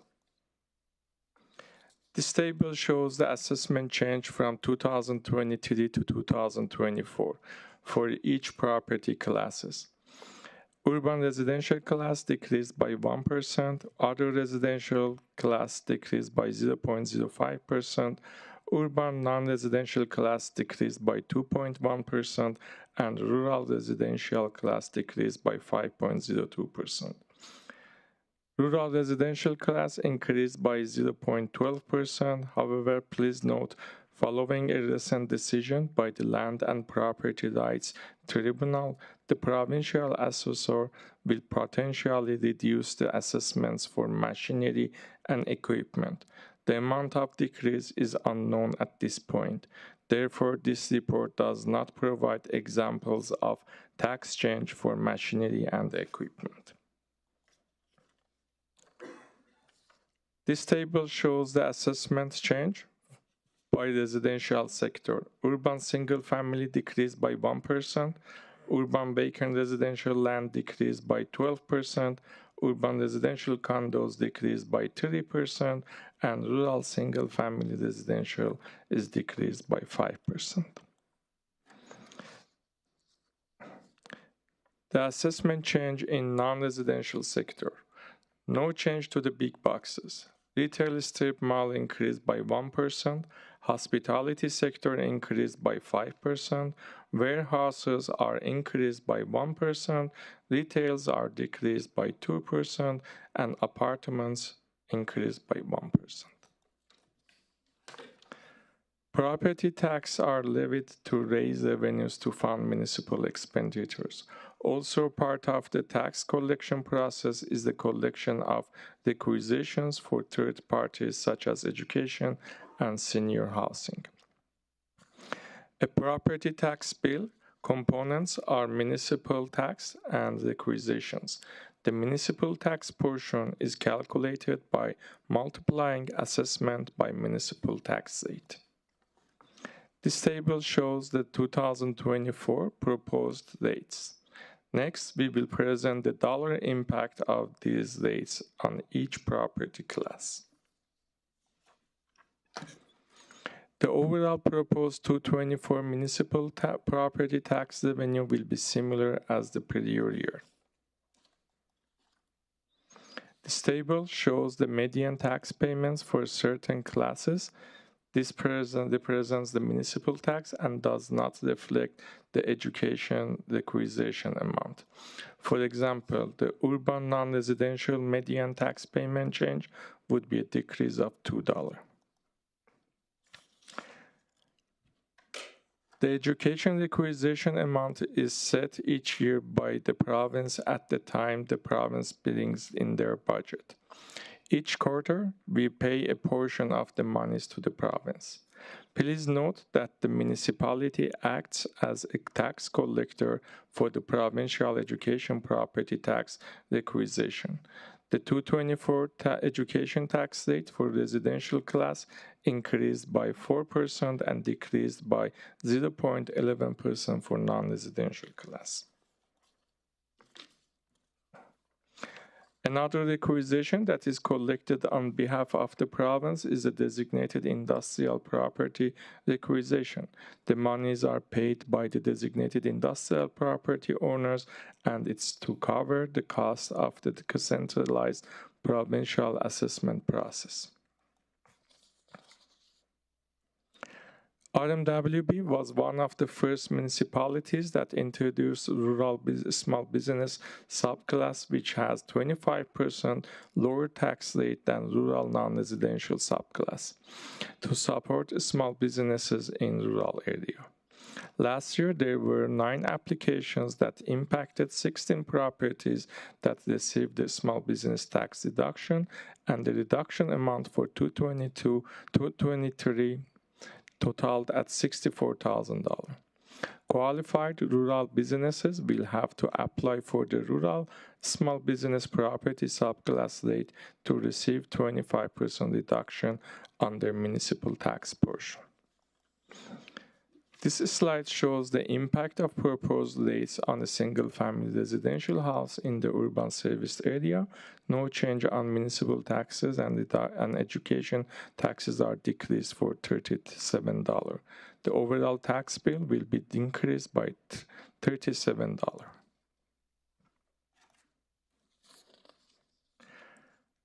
This slide shows the impact of proposed rates on a typical non-residential property in the urban service area.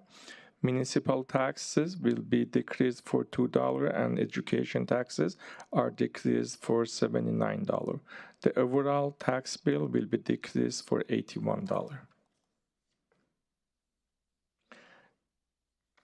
This slide shows the impact of proposed rates on a single-family residential house in the rural serviced area. The municipal taxes will be increased for $8 and education taxes are decreased for $8. The change on overall tax bill will be 0.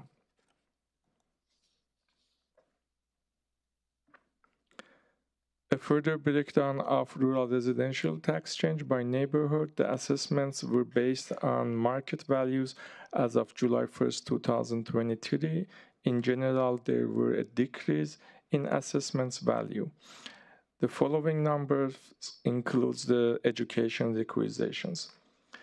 A typical single-family residential property will have a $30 increase in Fort Chip, $84 decrease in Draper area, $31 increase in Sapper Creek, $55 increase in Anzac, and $40 increase in Conklin, $162 decrease in Gregoire Lake. This slide shows the impact of proposed rates on a typical rental apartments in the urban service area. No change on municipal taxes and education tax are increased for $194. The overall tax bill will be increased for $194. Rental apartments consisting of 6 or more units are included in this class. This slide shows the impact of proposed rates on a typical non-residential property in the rural serviced area. Municipal taxes will be increased for $27 and education taxes are decreased for $31. The overall tax bill will be decreased for $4.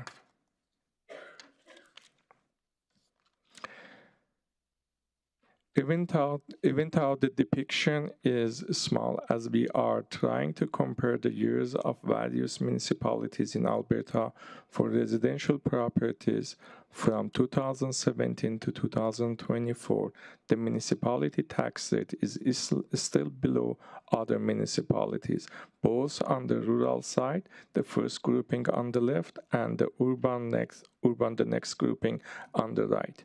2017 is the first bar of the grouping with the 224 rates, the last bar on, or the red one on the right.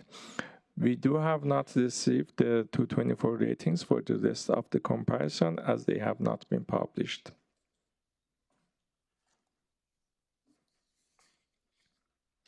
This graph shows the municipal tax rate comparison from 2017 to 2024 for the non-residential class.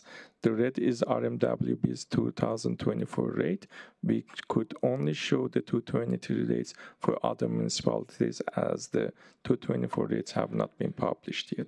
However, the urban and rural non-residential rates are still below other municipalities. The calculation for the tax ratio is based on the lowest residential tax rate versus the highest non-residential tax rate. Our lowest residential tax rate is rural and our highest non-residential tax rate is rural as well.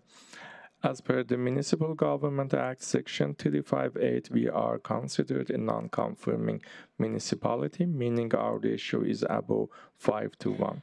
Since the 2016 tax year, the tax ratio has been decreasing from 18.1:1 to the current proposed ratio at 6.21:1. That's concluded my presentation. Thank you. Thank you, Kevin. Questions from council? Councilor McGrath? Thank you, through the chair, and yourself and such. Nice to see you guys. Appreciate the longevity of every bit of information you bought this evening. I think a rule of thumb was for every 1%, we lost 20 million. Going ratcheting down our get to 5:1, and I guess the question would be the MD of opportunity. I'm not familiar with that one. My question would be the highest tax, I guess, residential tax would be, you had it up on the screen, I think it was right in, it wasn't in the heartland, it was actually towards where the green energy is being built today. And I think we're still the only municipalities, that true, that were outside 5:1. To the chair, to Councillor McGrath, based on my research, there are other municipalities that they are still non-conforming municipalities. Right. So we're not the only ones. To the chair, to Councillor McGrath, that's correct. That's good. I appreciate that. And I don't know if you can go back to that graph. I could take a month, but never get back here. Yeah, so Lac La Biche, they during amalgamation, we had it all at one point, but then I think we severed off. The question would be, we severed off, I believe, at Meg, and then they took in Foster Creek, Synovus, the Bombing Range, so they had a whole bunch of tax money that they got. In lieu of, we were promised a lot. And I think that we're coming to a crossroads, because you can only do so much. We changed from having our own tax assessor to, work with the government. Now we get a slip, we get served. So I guess what's our way forward to get ahead of the storm? Because there's certainly a storm coming, and just try to make it right for, not me. I've always been broke, but somewhere where kids can stay in our community and not have what me and Lance had. We paid taxes here one time, 10. Sandy was part of it, 11 grand a year. And we had this amalgamation. It was good. We gave half of those assets to the south. Do you feel that, like, through administration, do you guys, you get many industry calls, to come visit? To chair, to Councillor McGrath, regarding the industry, business development, you're asking? No, just like on a tax purpose, like industry. Because I know that SUSH was a great asset to us when we started to go down this 5:1. From 18:1, like, you got to realize we've given up. We went from 1.3 billion to next year half, less than 500, and I believe that the 1% equals 20 million flat. So if you take away, we're going to be in a place where I think that our residents are going to be hard served if we don't go back and start pushing back. And that's not I guess I just look to you for, how many times do government or industry come to you guys and say, you know what, we haven't been fair with our taxes? Because I know there was a thought around here that it was okay to collect a little bit more, save it for a rainy day. Well, the rainy day is here. To Councillor McCart, we usually just need to budget for how much taxes we need based on the budget that is approved, and that's our goal. So if in the budget there are some reserve allocations, those will be included. Okay. Well, I appreciate what you do and the information you bring back. It's nice that we're still way over to the left, but you see how we're going to skyrocket. That's what scares me.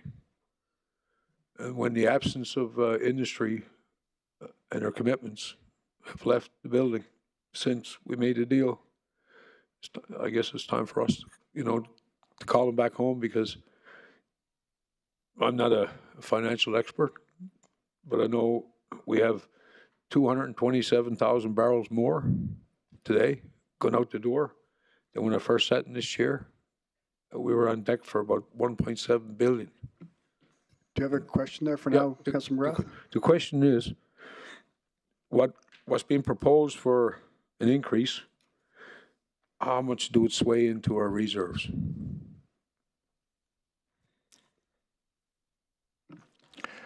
To Councillor McGrath, we basically, I'm not sure about the whole budgeting, how much is allocated, but basically I know that there are some tax appeals coming in. I have budgeted for those laws, and probably for some making sure that for this year we will not be short in due to those LPRT decisions. But how much of the money is going to the reserves, I'm not sure at this point. That will be just in the budget. the last question, when you take a facility at the Bridge of Nowhere, we had, I don't know, 5,000-6,000 temporary setup. There's another chunk of money that goes, but the service is still going out. So I guess the question is, are we doing enough as elected officials to make sure that we get back to where we're not going to have this big mountain next year?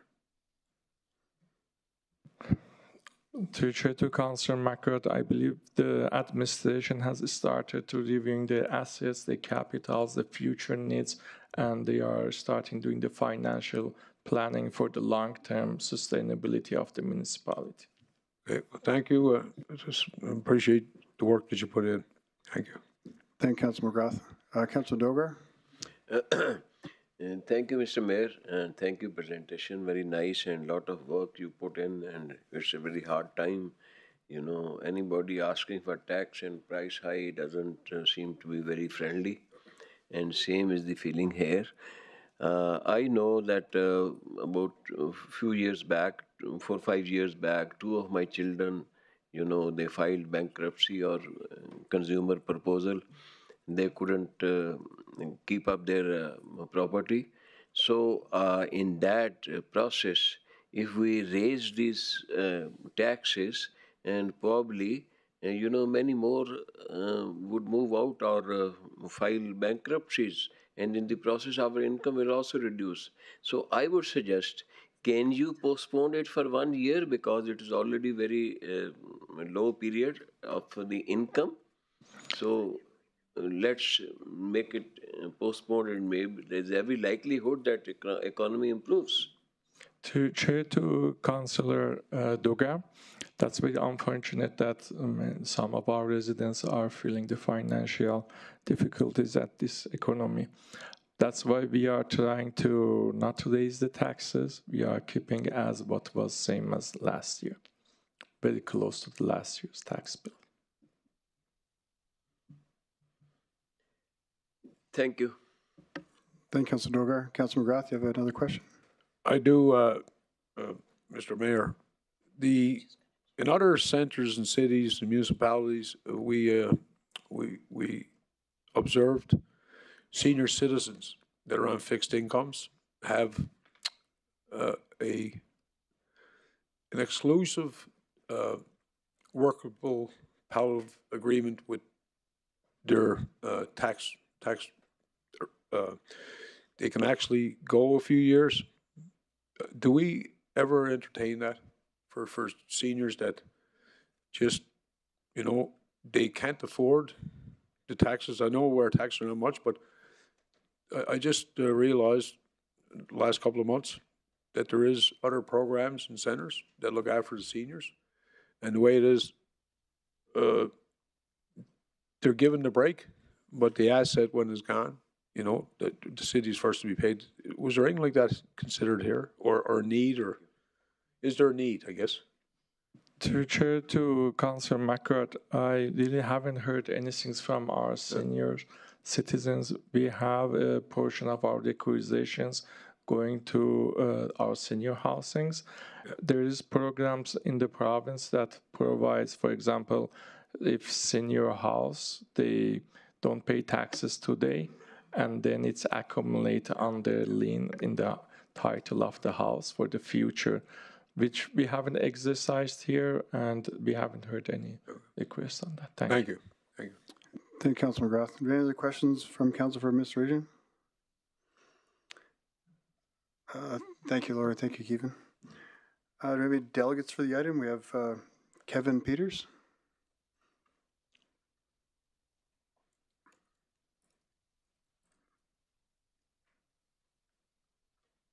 And Kevin, just a reminder, just say your name for the record, and you have 5 minutes to speak, and just remain on topic, and just stay there after your presentation for questions, please. Good evening. My name is Kevin Peters. I'm a longtime resident of Fort McMurray.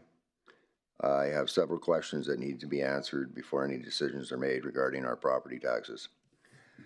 I'm a homeowner here in Fort McMurray, and the last few years have been exceptionally tough for many. This council acknowledged a sharp decrease in property value when council had decided to sell a chunk of land downtown at an 86% loss to the taxpayers. Referencing the same property, in 2013, taxpayers paid $8.1 million to expropriate a land where the old A&W stood on Franklin Avenue. And in 2022, this council voted unanimously to sell that land to SMG Builders for $935,000. Why so cheap? Take note that Councillors Kendrick Cardinal and Loretta Waquin and Dogar did not attend that meeting where the vote took place. So we're not sure how they would have voted. Back to SMG property purchase of $935,000, that translates to an 86% loss, which amounts to $7,165,000 loss to the taxpayers, the hardworking men and women of Fort McMurray.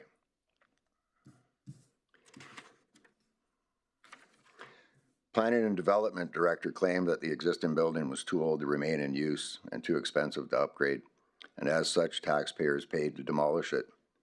My point is, when questioned about the 86% loss, this council referred to a drastic decrease in property values. After reviewing the documents before the council today, this administration claims property values have only dropped by a mere 1%, and I'm confused at the huge discrepancy and would like it explained. With relations to the use of tax dollars, I have the following questions. What amount of tax dollars is spent on the water balloon barriers along the river's edge? And what is the amount paid to the security guards that stand over these balloons? What scientific risk measures are used to determine the risk of the flooding, or do we just pay to place and fill these balloons every year, regardless of the risk level? The 2020 flood was labeled a once-in-a-100-year flood. We could physically see the river height, and the average fellow could see that there was a risk in 2020.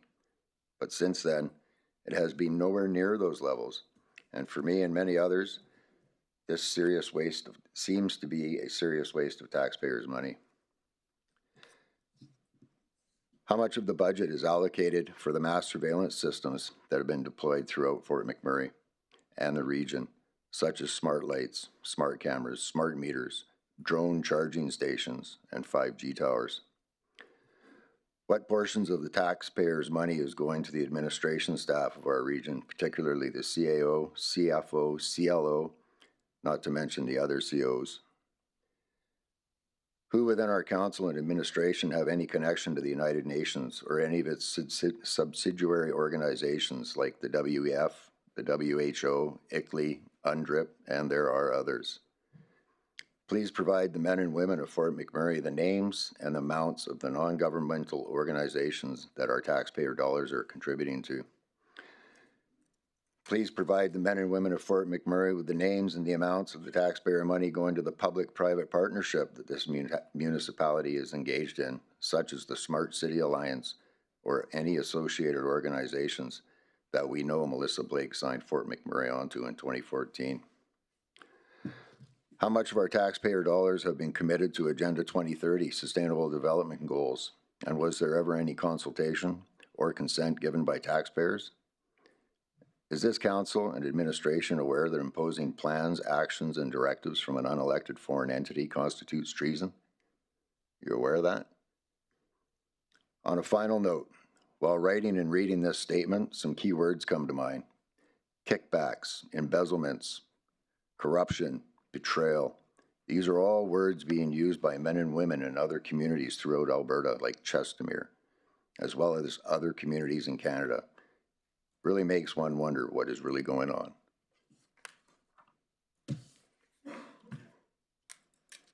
That's all I have for you. Thank you, Mr. Peters. Do we have any questions for the presenter, Councillor Dogar? Thank you, sir, Mr. Mayor, for giving me opportunity. Thank you, sir, for the nice presentation. First, my question that I fulfilled that protocol, or I can ask only question that, do you know why I was not here? Because SMG put me under defamation suit for 300. Okay, sorry, Councillor Dogar. Okay. And Sir, it no. involves my integrity. Now, let me explain. No. Sorry. No, there's a point of order. Point of order. Okay, Councillor Dogar, I'm calling a point of order. Okay, I'm calling a point of order, which that will. No, please stop. Please stop. I'm calling a point of order, so I'll need everyone to vote on that. I'm not talking to you. You very conveniently interrupt me, whereas others take so much time. So I'm calling a point of order. I'll need council to vote on that.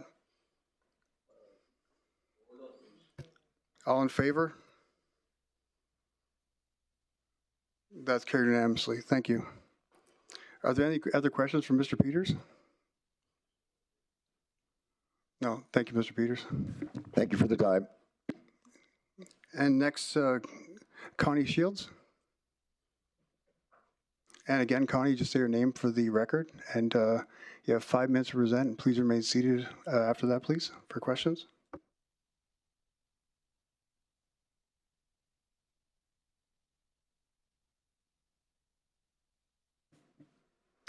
So my name is Connie Shields, and I'm also a longtime resident of Fort McMurray. I've had family up here since the 1940s. With respect to the motion before council tonight, the 2024 property tax bylaw, to be read a second and third time, I would respectfully ask that council vote nay at this time to allow closer investigation into issues brought forward by concerned residents. While the administration claims that the property tax has a net zero increase, it is evident that this assertion is a simple manipulation of numbers. The purported zero increase is achieved by adjusting the multiplier to compensate for the decrease in property values. This disproportionately affects homeowners who've already been struggling. According to the Alberta Real Estate Board, property values have plummeted by a staggering 8%. However, the assessment only reflects a decrease of 1.08%. This glaring disparity between reality and assessment figures exacerbates the financial strain on homeowners, especially those who purchased their homes during the peak of the market. Many find themselves in a dire situation with mortgages far exceeding the current value of their homes. Adding insult to injury, interest rates have risen multiple times over the past 2 years, resulting in significantly higher mortgage payments. Couple that with the exorbitant increase in utility costs has pushed many residents to the brink, some forced to make an agonizing choice between putting food on the table and paying their rent or mortgage. I implore this council and administration to shed light on some crucial questions. How many homeowners have been compelled to walk away from their properties in the past year alone? And how many more are on the brink of walking? How many mortgages are currently in default? Does this factor into the assessment of land values? The plight of these homeowners cannot be ignored or dismissed as merely statistical noise. It's a pressing issue that demands immediate attention and action. When we do a per-person analysis of operation costs, this region is close to triple other municipalities, and how do we account for that? Some more questions are, what was the unemployment rate in the region for 2023? How many new businesses came to the region in 2023, and how many businesses have closed their doors for good in 2023? Looking at the expense trend from 2016 to 2024, I have a few more questions. I would ask that the transfers that started in 2019 be explained to the public. These were transfers to the operating expense. We show over $255 million in salaries for wages and benefits. And I would ask that we see the actual accounting of this. Transparency of all departments. We technically are the employer, and we should know whom and how much. Transfers to individuals and organizations is allotted at over $27 million. We'd also like to see a full accounting with names and amounts. I also wish to address the matter of the education portion of our tax allocation. What is the total enrollment numbers in the schools here, and how does it compare in the last 3 to 4 years? How many parents have decided to pull their kids out of public school system, either to homeschool or put them into private schools? And while I acknowledge this aspect is primarily dictated by the provincial regulations, I propose that our municipality takes a proactive stance. I ask this council request from the provincial bodies the amount of tax dollars allocated to Alberta education that goes directly or indirectly to fund programs that have their origins within UNESCO. UNESCO's involvement is not limited to our educational programs. It would appear it also guides certain offices within this municipality. This organization has sparked controversy due to its perceived politicalization and promotion of ideologies that may not align with the values and beliefs of our community. By funding UNESCO initiatives, we may inadvertently endorse agendas that may not reflect the diverse perspectives and preferences of our residents. As such, I'm compelled to ask why, or what portion of our tax dollars goes towards UNESCO initiatives? How many staff within our council administration are affiliated with UNESCO or any other UN organization? How much of our taxpayer dollars go to consulting services such as social impact research and consulting? And what is this company's Sorry, connection? Connie, that's 5 minutes. I have to cut you off. Okay. Sorry. And thanks for the presentation. Do we have any questions for Connie? Councillor Dogar? Thank you, Mr. Mayor. Madam, I came in here UNESCO. What UNESCO has to do with property hike, and it is for education, you are saying? It's part of the education program. So you might remember the Million March for Children that took place here, Yes. where they marched around the city through the school boards. Yeah, so That was in protest to the UNESCO programs in the schools. They're put on by the United Nations Education, Scientific, and Cultural Organization. They're taking direction from the United Nations. And within this municipality, there are people who sit on the board at UNESCO. How come? How come? How come? I don't know. And one thing more, social impact. You said social impact. Social Impact Research Consulting. It's a consulting firm in Fort McMurray that I have reason to believe this municipality has used those services. And the CEO of that company was or is on the administration staff within the municipality, has been for 8 years. So what is the remedy for that? What is the curement for that? How can we prevent it? Well, we first need to know how many... I think we're getting off of property tax. Well, no, We're that's not exactly discussing what the property answer is. taxes. We need to know how much of our property taxes is going to programs run by UNESCO or people who sit on the board of UNESCO. How much of our property tax goes to consulting firms like this social impact research and consulting firm? That's money coming out of the public pocket. Thank you. Going to a private consulting firm. And for what? Thank you. Thank you, Councillor Dogar. Councillor Bussieres? Yeah, thank you, Mayor. Through the chair to Connie. Connie, I appreciate you staying this late to to speak. I guess Way past my bedtime. mine too.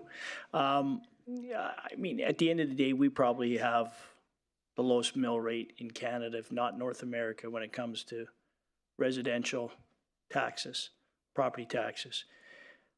What would be the answer that you're looking for when it comes, like the education portion, like you mentioned, we collect it, we submit it to the province.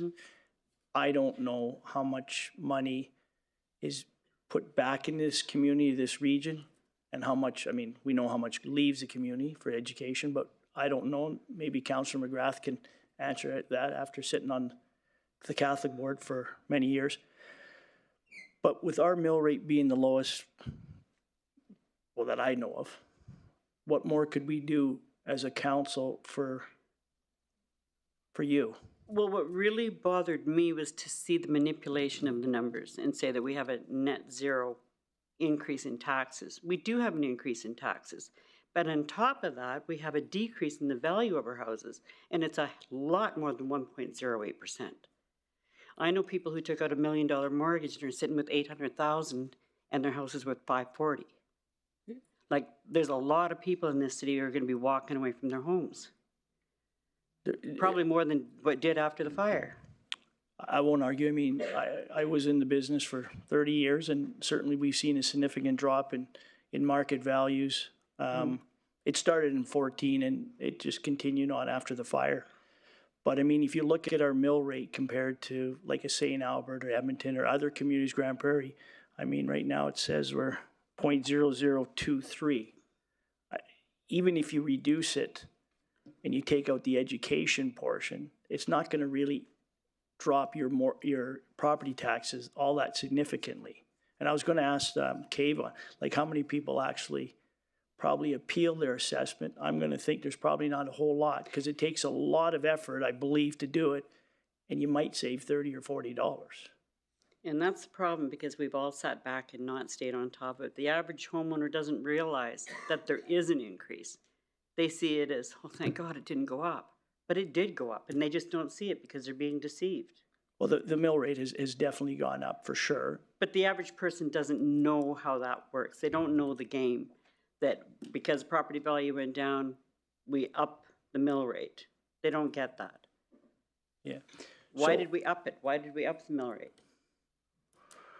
I guess I'm just asking, like, how much lower could we put our mill rate, though, really? Like, you look at it, like the 0.002, like. So then the other questions that have part of the budget that is required for this municipality, how much of that is wasted money?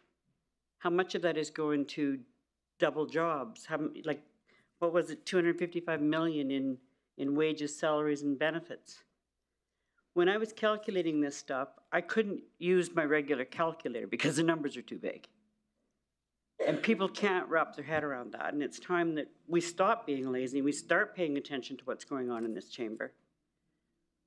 I agree. And I think Councillor McGrath has been saying it for many years. And could we do a better job? Absolutely. I like to think we're trying. Well, I think we need to, too. But it's everyone, right? Mm-hmm. No, I do appreciate your time, and I can certainly follow up with you after. Thank you. Thanks, Councillor Bussieres. Councillor McGrath? The first thing, ma'am, I owe you an apology, because I used to be pretty good at getting back to people, and that kind of set me on the road to disaster.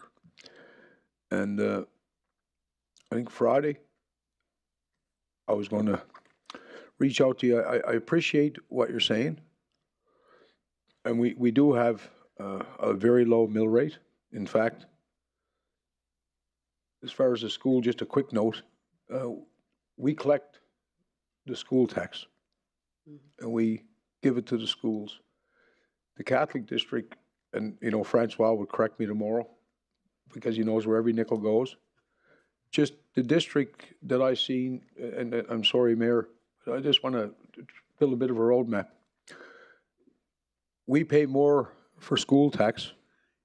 You know, industry don't pay school tax, they pay, you know, goods and machinery. So the 60 mil that comes to, you know, in my 19 years, and we grew from 3,400 kids to probably they're 9,000 now. And we have 3 main arteries of education. and I'm talking about secondary. Out of that 60 million, the government comes in behind that with about another 80. And we have some beautiful culture, kids that are very successful. I wouldn't change that for all the tea in China. And because I have, I guess, the luxury of the bank believing in me, I bought a property, a lake lot in Edmonton to furnish my own needs. And without a doubt, this year, I'm back to Birch Road, where Lance used to light up our neighborhood. I still live here. I can't believe the taxes I don't have to pay. There's, I think, 12% in the city this year. But I hear what you're saying, and we're trying to peel back the onion in a respectful way. And could I be doing better? Absolutely. I could have been better for myself, for my family. But I can't fix yesterday, but I owe you an apology. I owe you a phone call. But I'd rather, I respect my visits to A&W on Thursdays, the Legion on Wednesdays, because I want to look after the people looked after me. And I don't think there's anybody around this table that wants to serve more for the people. And yeah, we've tripped up, but reality is, if we were to extract the school tax from our tax bill and say, my God, we have 100 kilometers of paved trails, plants, hockey, the largest facility in North America. We have a beautiful community, and that's costing me, I think, 3 properties. Here, I think it's the highest is $1,200. School tax, though, is 24. And a good Catholic like myself, I probably should pay more because I've, stressed the system and stressed a few people out. But I'm asking, how could we be better for you? Because you're a boss, and the only other boss I got is my wife, and she's always right. And the MGA states that we have to be transparent. We fought for local spend. We got all that in place, but how do we make sure it's working? My answer to that is I think we have to work together, and we have to work with the Alberta government. Yeah. And show them, or ask them where it is. Where does the money go? If we don't know how much of that is coming back to our schools, that's on us. Like, we should know. We should know how many kids are enrolled every year. We should know how many pulled out every year. What dollar value goes to that school. But we don't know any of it. Thanks, Councilor Breath, and I think we can probably get the information from the school boards. What I'm identifying is our municipal tax bill is the cheapest in Canada right now. My worry is it's not going to be for long, but I appreciate the trailblazers, that made it good for us. My question is simple. If there's something that really burns, the fire, and you think is wrong, I think we're all here, and I commend you tonight for staying longer than I have, you know what I mean? Because it's draining, and I appreciate what this community's been through, because we're all in the same boat, except for the biggest question comes, how do we bring us back together? Because there's a pillar everywhere I look. And until we bring them silos together, then we'll have some synergies. I agree. So bless you, and I'll get to you. Thank you very much. I'll get to my family. Councilor McGrath. Councilor Dogar, your question? Thank you, Mr. Mayor. No question. I just apologize and sorry for the raising of the voice. I'm your team member, as I should be treated as good as affection, love, as Ellen and McGrath on my left and right. And please give me the same amount of time. Probably would be here till morning. Thank you.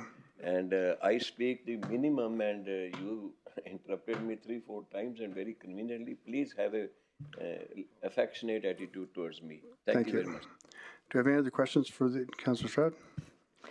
Thank you, Mayor Bowman, and I want to thank you for your presentation, Connie. And I understand what you're talking about is when they lower the assessment and then it isn't given the true value of your taxes. Thank you. Thank you, Councillor Stroud. Do you have any other questions for Councillor Benjoko? Thank you, Mayor Bowman, and thank you, Connie, for your presentation. And couldn't agree more. The times are hard in the region, and I also want to state that it is difficult for us as well because our revenues are going down and we still have to stay afloat. But definitely I agree with you, it's tough for residents when the value of properties are going down. For me, I always say I don't even want to know how much my house is worth. I just want to sleep peacefully and wake up and all that. So it is hard, and we can all relate to that. And thanks for coming to speak for the people. Thank you. Thanks, Councilor Benjoko. Do you have any other questions for Connie? I don't see any, so thank you, Connie. Thanks, Kevin. I can have someone make the motion for the second reading. Councilor Grandison. I move that bylaw number 24/007 being the 2024 property tax rate bylaw be read a second time. Thanks, Councilor Grandison. Thanks for the second, Councilor Benjoko. Do you have any other final opportunity to ask questions or debate points on this item? I'm not seeing any, so I'll call for a vote.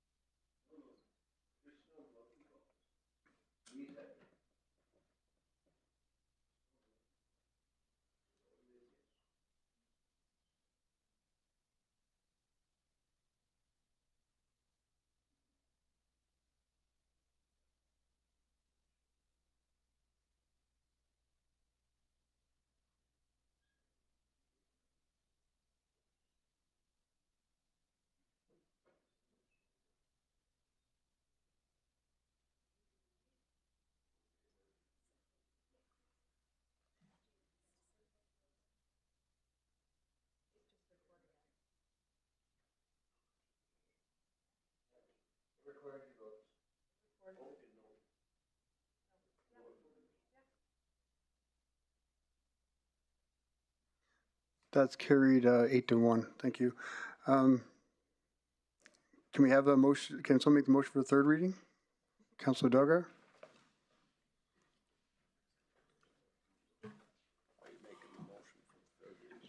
I move that bylaw number 24/005 be read. Sorry, it is 222. And thank you, Councilor Duggar, and thank you for the second, Councilor Benjoko. Is there any other debate, discussion, or comments from council? Not seeing a call for a vote.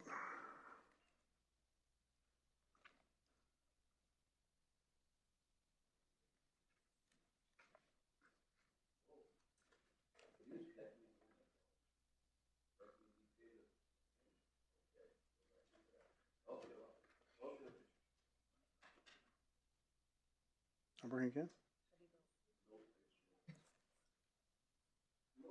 How do you vote? Favor.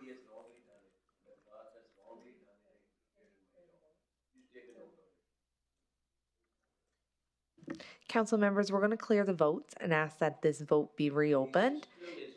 Okay. Councillor Dogar, you do have to click yes or no and then hit submit. So that is how the electronic voting works. I can absolutely show you how that works. You have to click yes or no and then hit submit.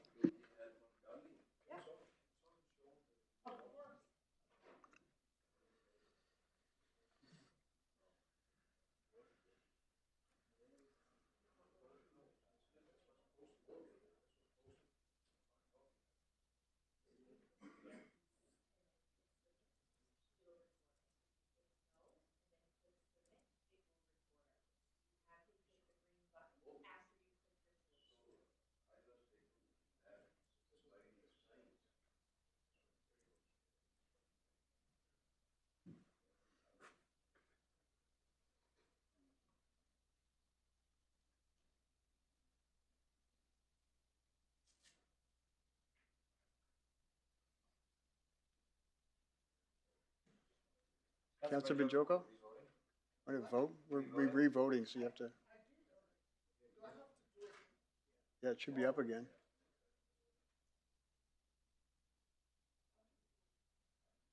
And that's carried 8-1. Thank you, everyone.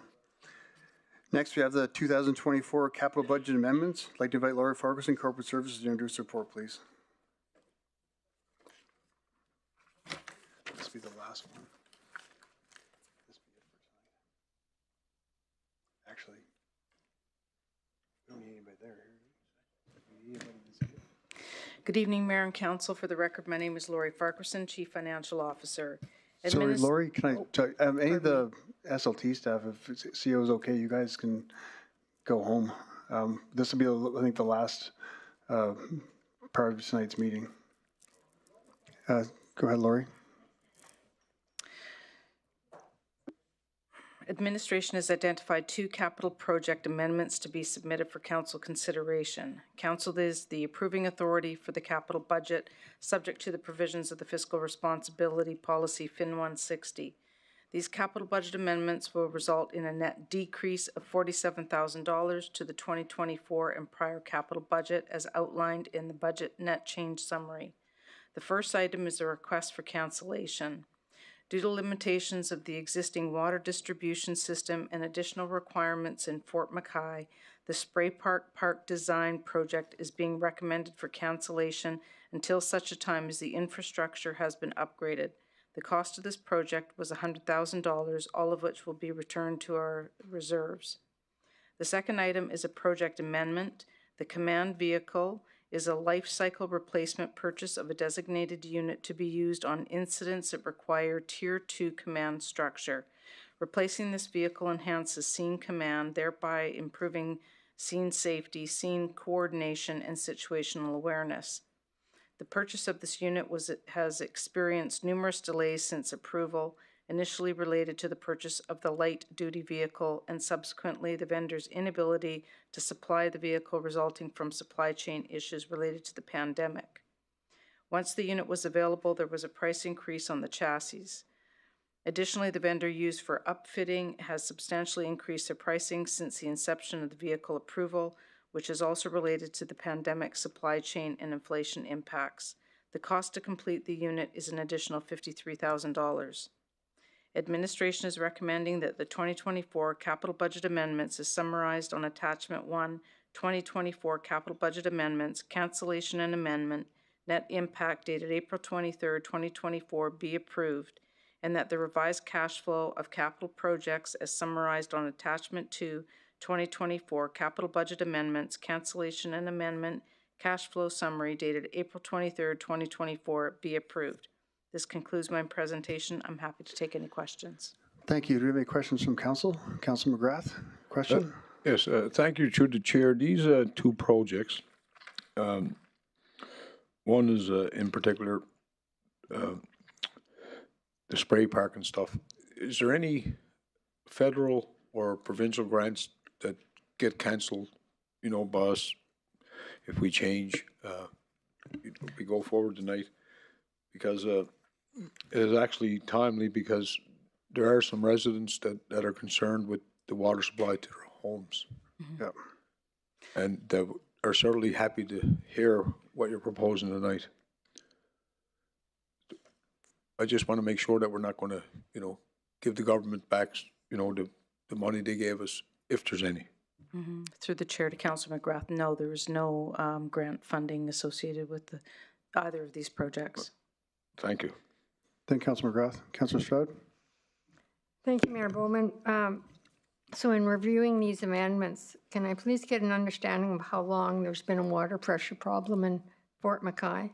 I was at a council meeting there in 2018, and there was lack of water pressure, for example, in the Elders Lodge. I will ask my colleague, Director Remp, to respond to that question. So the chair to Councillor Stroud.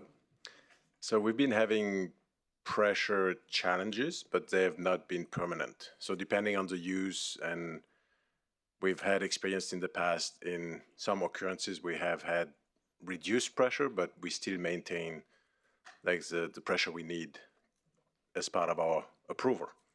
So we are making upgrades in our system, and we're working on improving things, but the demand that a spray park would have on our system are just too great to be achieved with the current setup. I realize that. I've heard that for many years. When did the placemaking project begin in the region? Maybe Keith can tell us. Through the chair to Councillor Stroud, this specific placemaking in Fort McKay was 2017. However, the community did not want placemaking. They wanted administration to explore the spray park. So it originated in 2017 in Fort McKay. Yeah, and their placemaking, began in about 2012 throughout the region? Through the chair to Councillor Stroud, that would be handy about my recollection, but it's different timeframes for different communities. Right. So, and I guess my concern is this is all Fort McKay ever asked for placemaking, and now it's being canceled. It's really challenging to hear this in comparison to other placemaking projects throughout the region, which, as we realize that the placemaking started probably in about 2012, and it's now, what year? 2006? Yeah. Yeah, I agree with you. Thank you. Thank you, Councillor Stroud. Are there questions, administration? Councillor McGrath? Thank you, through the chair, Lady J, with all respect, and the water issue has been since we put the lagoon north of. Once we get to debate, we can kind of go back and forth, Councillor McGrath. So, the placemaking that's been cancelled, I guess through administration to Dennis, is there any feedback from the community? Did they have a heads up before tonight? Through the chair to Councillor McGrath, yes, we had engagements with the Fort McKay Métis, and they are aware of the water issues and the cancelling of the park. The placemaking. The placemaking. Not the spray park. The spray park was that's very fresh. The placemaking that Fort McKay is, I'm talking not the Métis, the nation. Do they have a heads up what we're talking about tonight? Your microphone, thanks, Dennis. Through the chair to Councillor McGrath, it is my understanding they have been.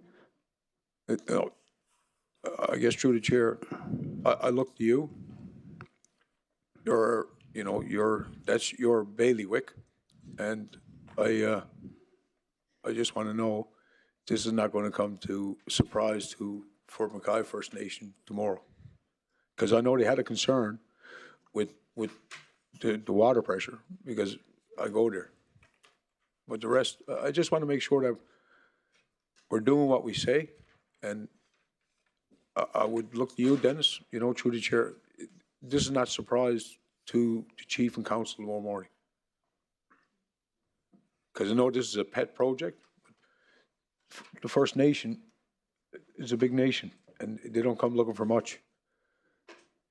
So I think that my question still stands, because unfortunately, our rural councillors are not here this evening. So I guess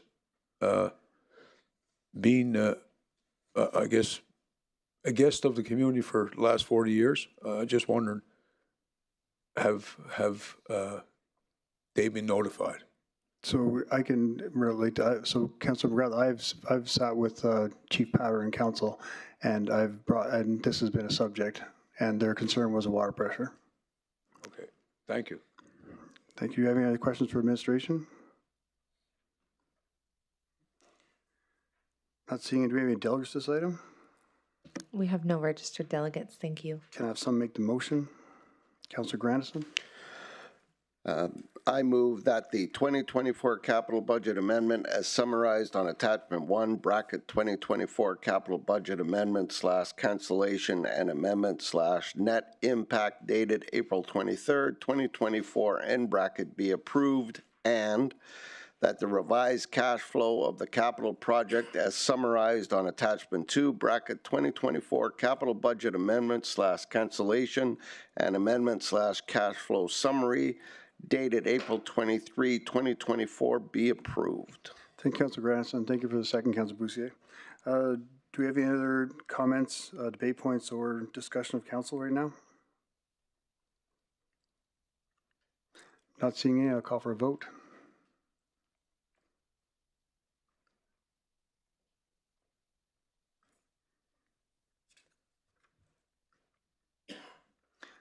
Thank you, Council. That is carried 8-1. And for the in recognition of what time it is right now, I'm gonna, if Council has no problem with it, end the meeting right now, and then we'll defer the other subjects, other issues to the next meeting, possibly next Tuesday if Council is available. So have a good night. Marcy Choke and Miscompton adjourned. Councilor McGrath. I appreciate the humanity you always show the chair, and I think it's a great call. Thank you.